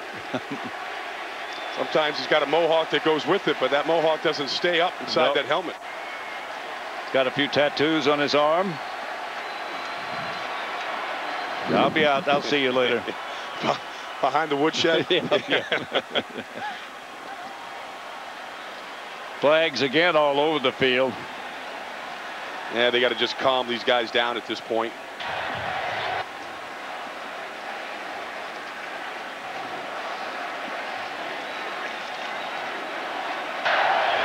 There were 2 fouls after the extra point.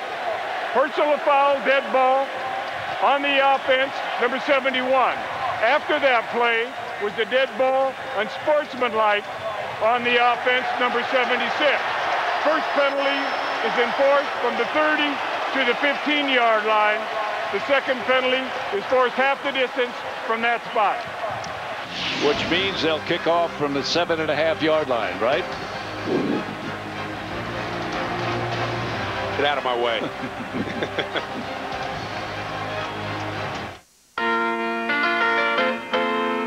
Making your way in the world today takes everything you've got.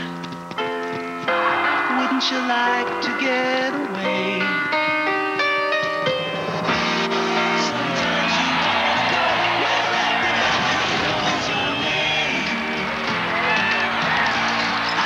It tastes so rich and decadent, it belongs in the dessert aisle. Diet Dr. Pepper. There's nothing diet about it. Oh, how much are these? No, those aren't for sale. Oh, I'm sorry. My mom's a little crazy about her antiques. Antiques, they're rollover minutes. Yeah, from like 6 months ago. But they're still good. You know, saving minutes saves money, and these days we can't afford to be wasteful. Not everyone gets to keep their unused minutes. Oh, cool. Yeah, hands off. No, not for sale. Only AT&T's Family Talk with Rollover saves your family's unused minutes. And saving minutes saves money. Now add a line for just $9.99. Now get 50% off all LG phones.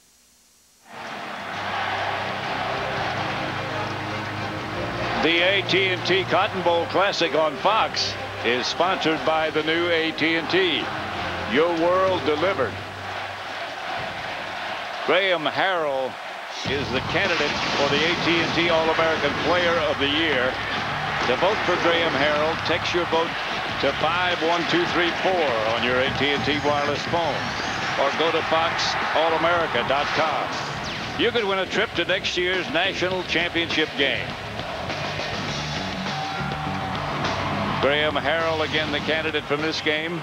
T-Bo McCoy also candidates. Graham Harrell is a very pleasant young man to talk to. I don't know what poll that came from. 94% said that we couldn't win it. They were 31-point underdogs when they went to play the Florida Gators this year and found a way to beat them.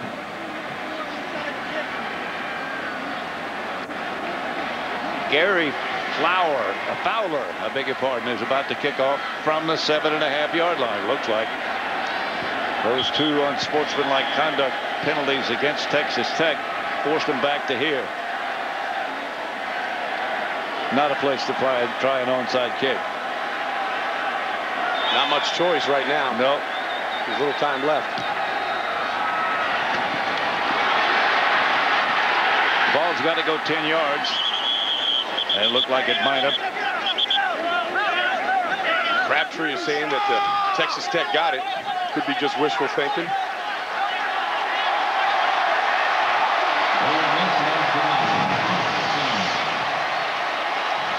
First and 10, somebody. Yeah, Ole Miss has the ball. Yeah. Underneath that scrum. They came up with it with excellent field position. They could run this clock out, although Texas Tech does have a timeout left. 1:37 left.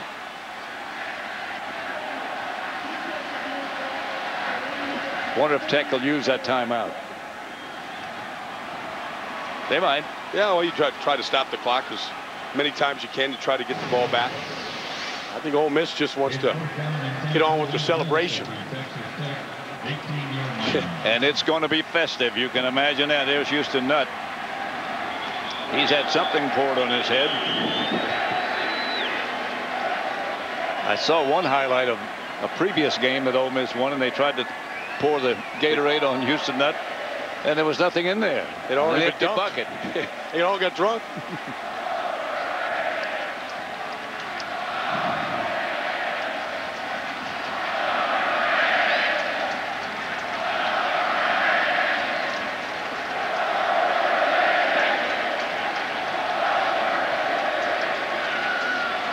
Mike Leach arguing or trying to argue his point, whatever it is.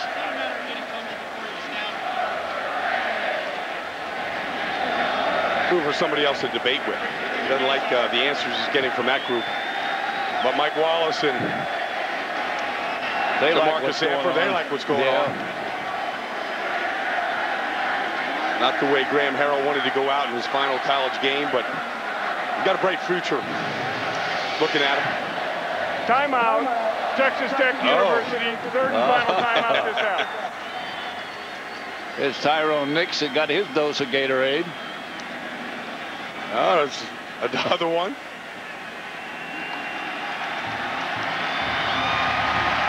And 94%. That's teamwork right there. Yeah, one guy holds up the other side and the other guy writes it.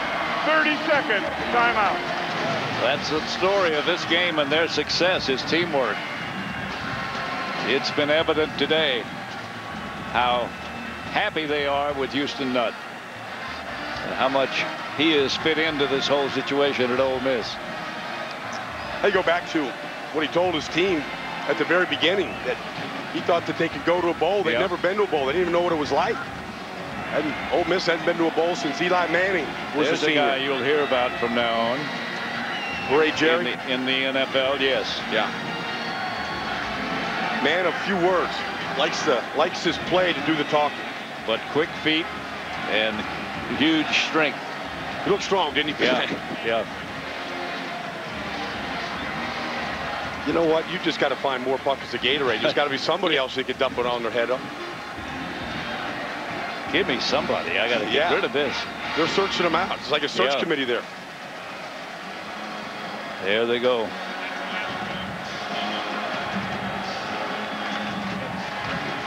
I think Houston Nutt's probably good for 2 buckets. Look out. Look out. They're sneaking up behind you. As much as people that size can sneak up on you. And Jevin Sneed is just going to take a knee and let it run down. Houston got a little shampoo. Oh, there's that was a weak effort. Somebody. Yeah, that was weak. You see much better today. An effort out of frustration. Down to about a minute.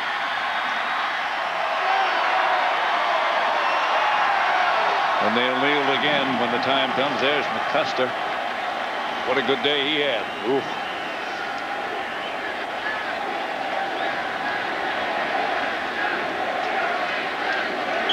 Two knees.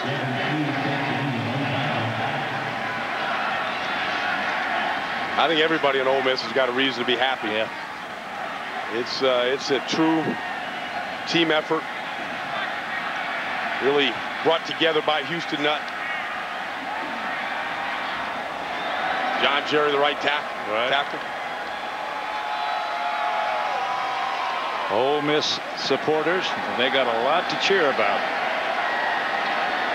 Quick turnaround. Another knee. And that should do it.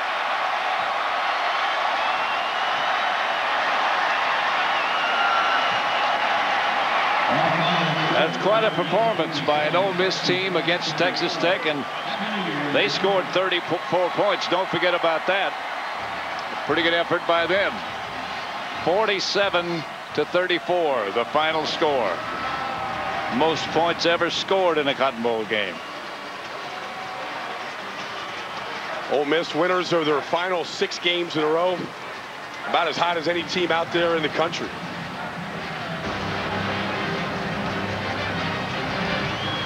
We'll be back with the trophy presentation as a dejected Mike Leach heads for the locker room and a triumphant Houston Nutt among the Ole Miss supporters. We'll be back.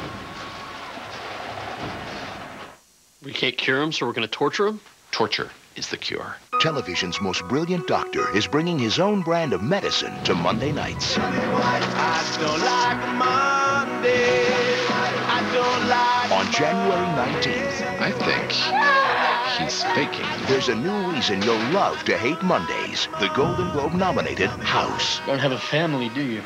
Left them all back on Krypton. House moves to Mondays at 8/7 Central, January 19th on Fox. Bussy. Guess who's busting in to Thursday nights? Am I picking up some sexual tension? Bones and I are just partners. Hey, Buster, move. Gonna try and shoot him? Not now, Bones. We will go undercover. Are we going to join the circus? I could have killed you. Therein lies the excitement. All New Bones moves to Thursdays, January 15th on Fox. I can't do this myself. I am the guy to break the law for you. What we're doing is pushing the boundaries of all that's real and possible. Just when you thought things couldn't get any weirder. They're calling these events a pattern. Someone out there is experimenting, only the whole world is in lab. I want to know what they wanted from you. Who cares about me? I care about you. You need to kill her right now. Fringe. Viewer discretion advised. The new chapter begins Tuesday, January 20th on Fox. 1 year from today, or perhaps in that area, we're not sure about the date yet, but the Cotton Bowl game will be played in that stadium, which is the Cowboys' new stadium. Jerry Jones, they're supposed to start playing there sometime in 2009, and it is some statuesque edifice, if that's correct. That's correct.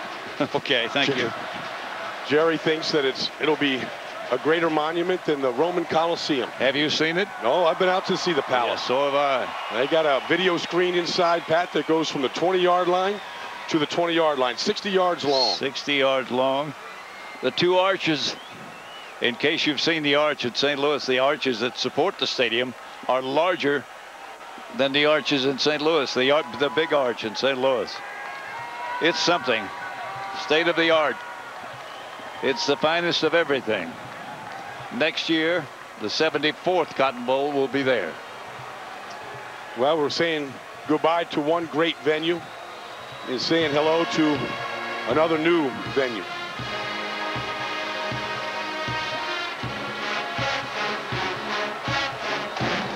Well, there's some great memories here. The people who played in this game, Bobby Lane, Sammy Ball, Jim Brown, Doak Walker, Roger Staubach. Roger Staubach, yep. Ernie Davis, Jim Joe Swing, Montana. Joe Montana.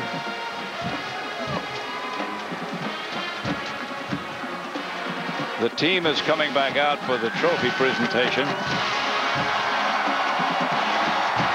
I'm not sure they're all endorsing that 100%, but here they come.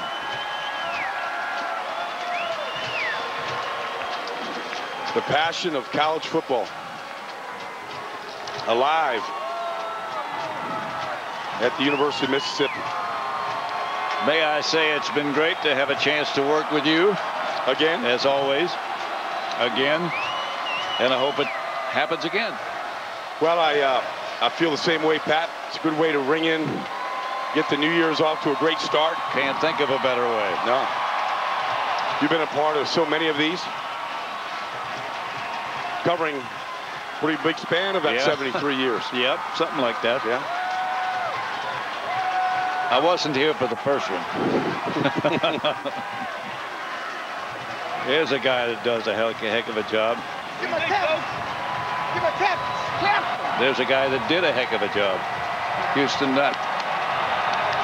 He knows how to get people excited about just about anything. When he walks into the room, he's got your attention. That other guy was Langston Rogers. Yeah. PR man for Ole Miss. There's Jevin Sneed, the quarterback. I wonder if Jevin Sneed, when he transferred from Texas to Ole Miss and sat out last year, if he could envision finishing his first year as a starter here as the winner of the Cotton Bowl. I doubt it. Here comes the Ole Miss team out to the presentation. Jason Cook, their academic All-American. What a nice young man he is. I spoke at the banquet the other day. Yep. Very articulate. Yep. Fine right there. Guy made a couple of big tackles. Served 3.5 years in the Army. Was over in Iraq, serving our country, came back to play his college football.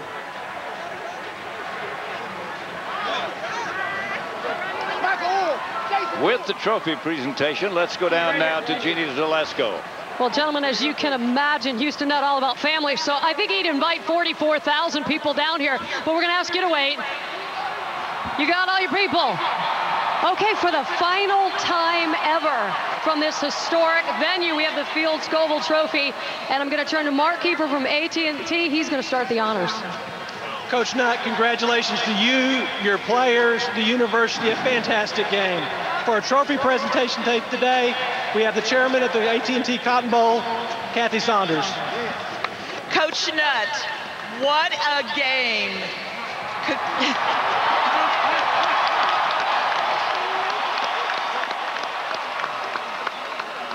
Congratulations to you, to the Ole Miss Rebels. Congratulations for winning the 73rd AT&T Cotton Bowl Classic. Got a couple friends here that might help you hoist that. Where do we begin with you? It wasn't even a year ago. You sold these young men a dream.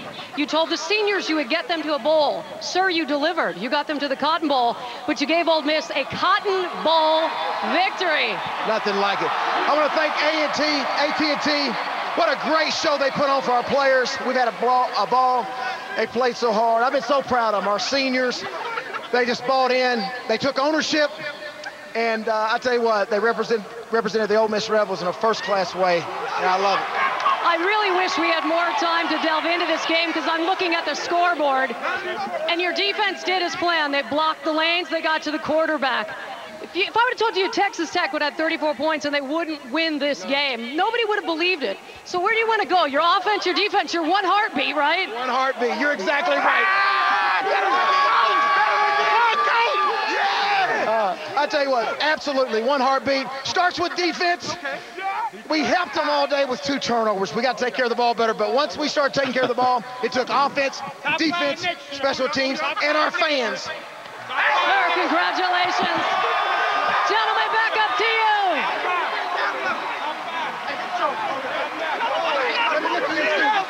Thank you, Jeannie. Well, Houston Nutt delivered on what he told this team that he could do. He could get them to a bowl. They had to stop being individuals, become a family. He created that atmosphere, Pat. He never forgets about those turnovers, does he? Tonight, the FedEx Bowl Bash continues with the All-State Sugar Bowl as Utah looks to complete the undefeated season when they battled John Parker Wilson in Alabama. Our coverage of the All-State Sugar Bowl begins tonight at 7:30 p.m. Eastern Time, 4:30 p.m. Pacific, in high definition, only on Fox. Promotional consideration paid for by the following.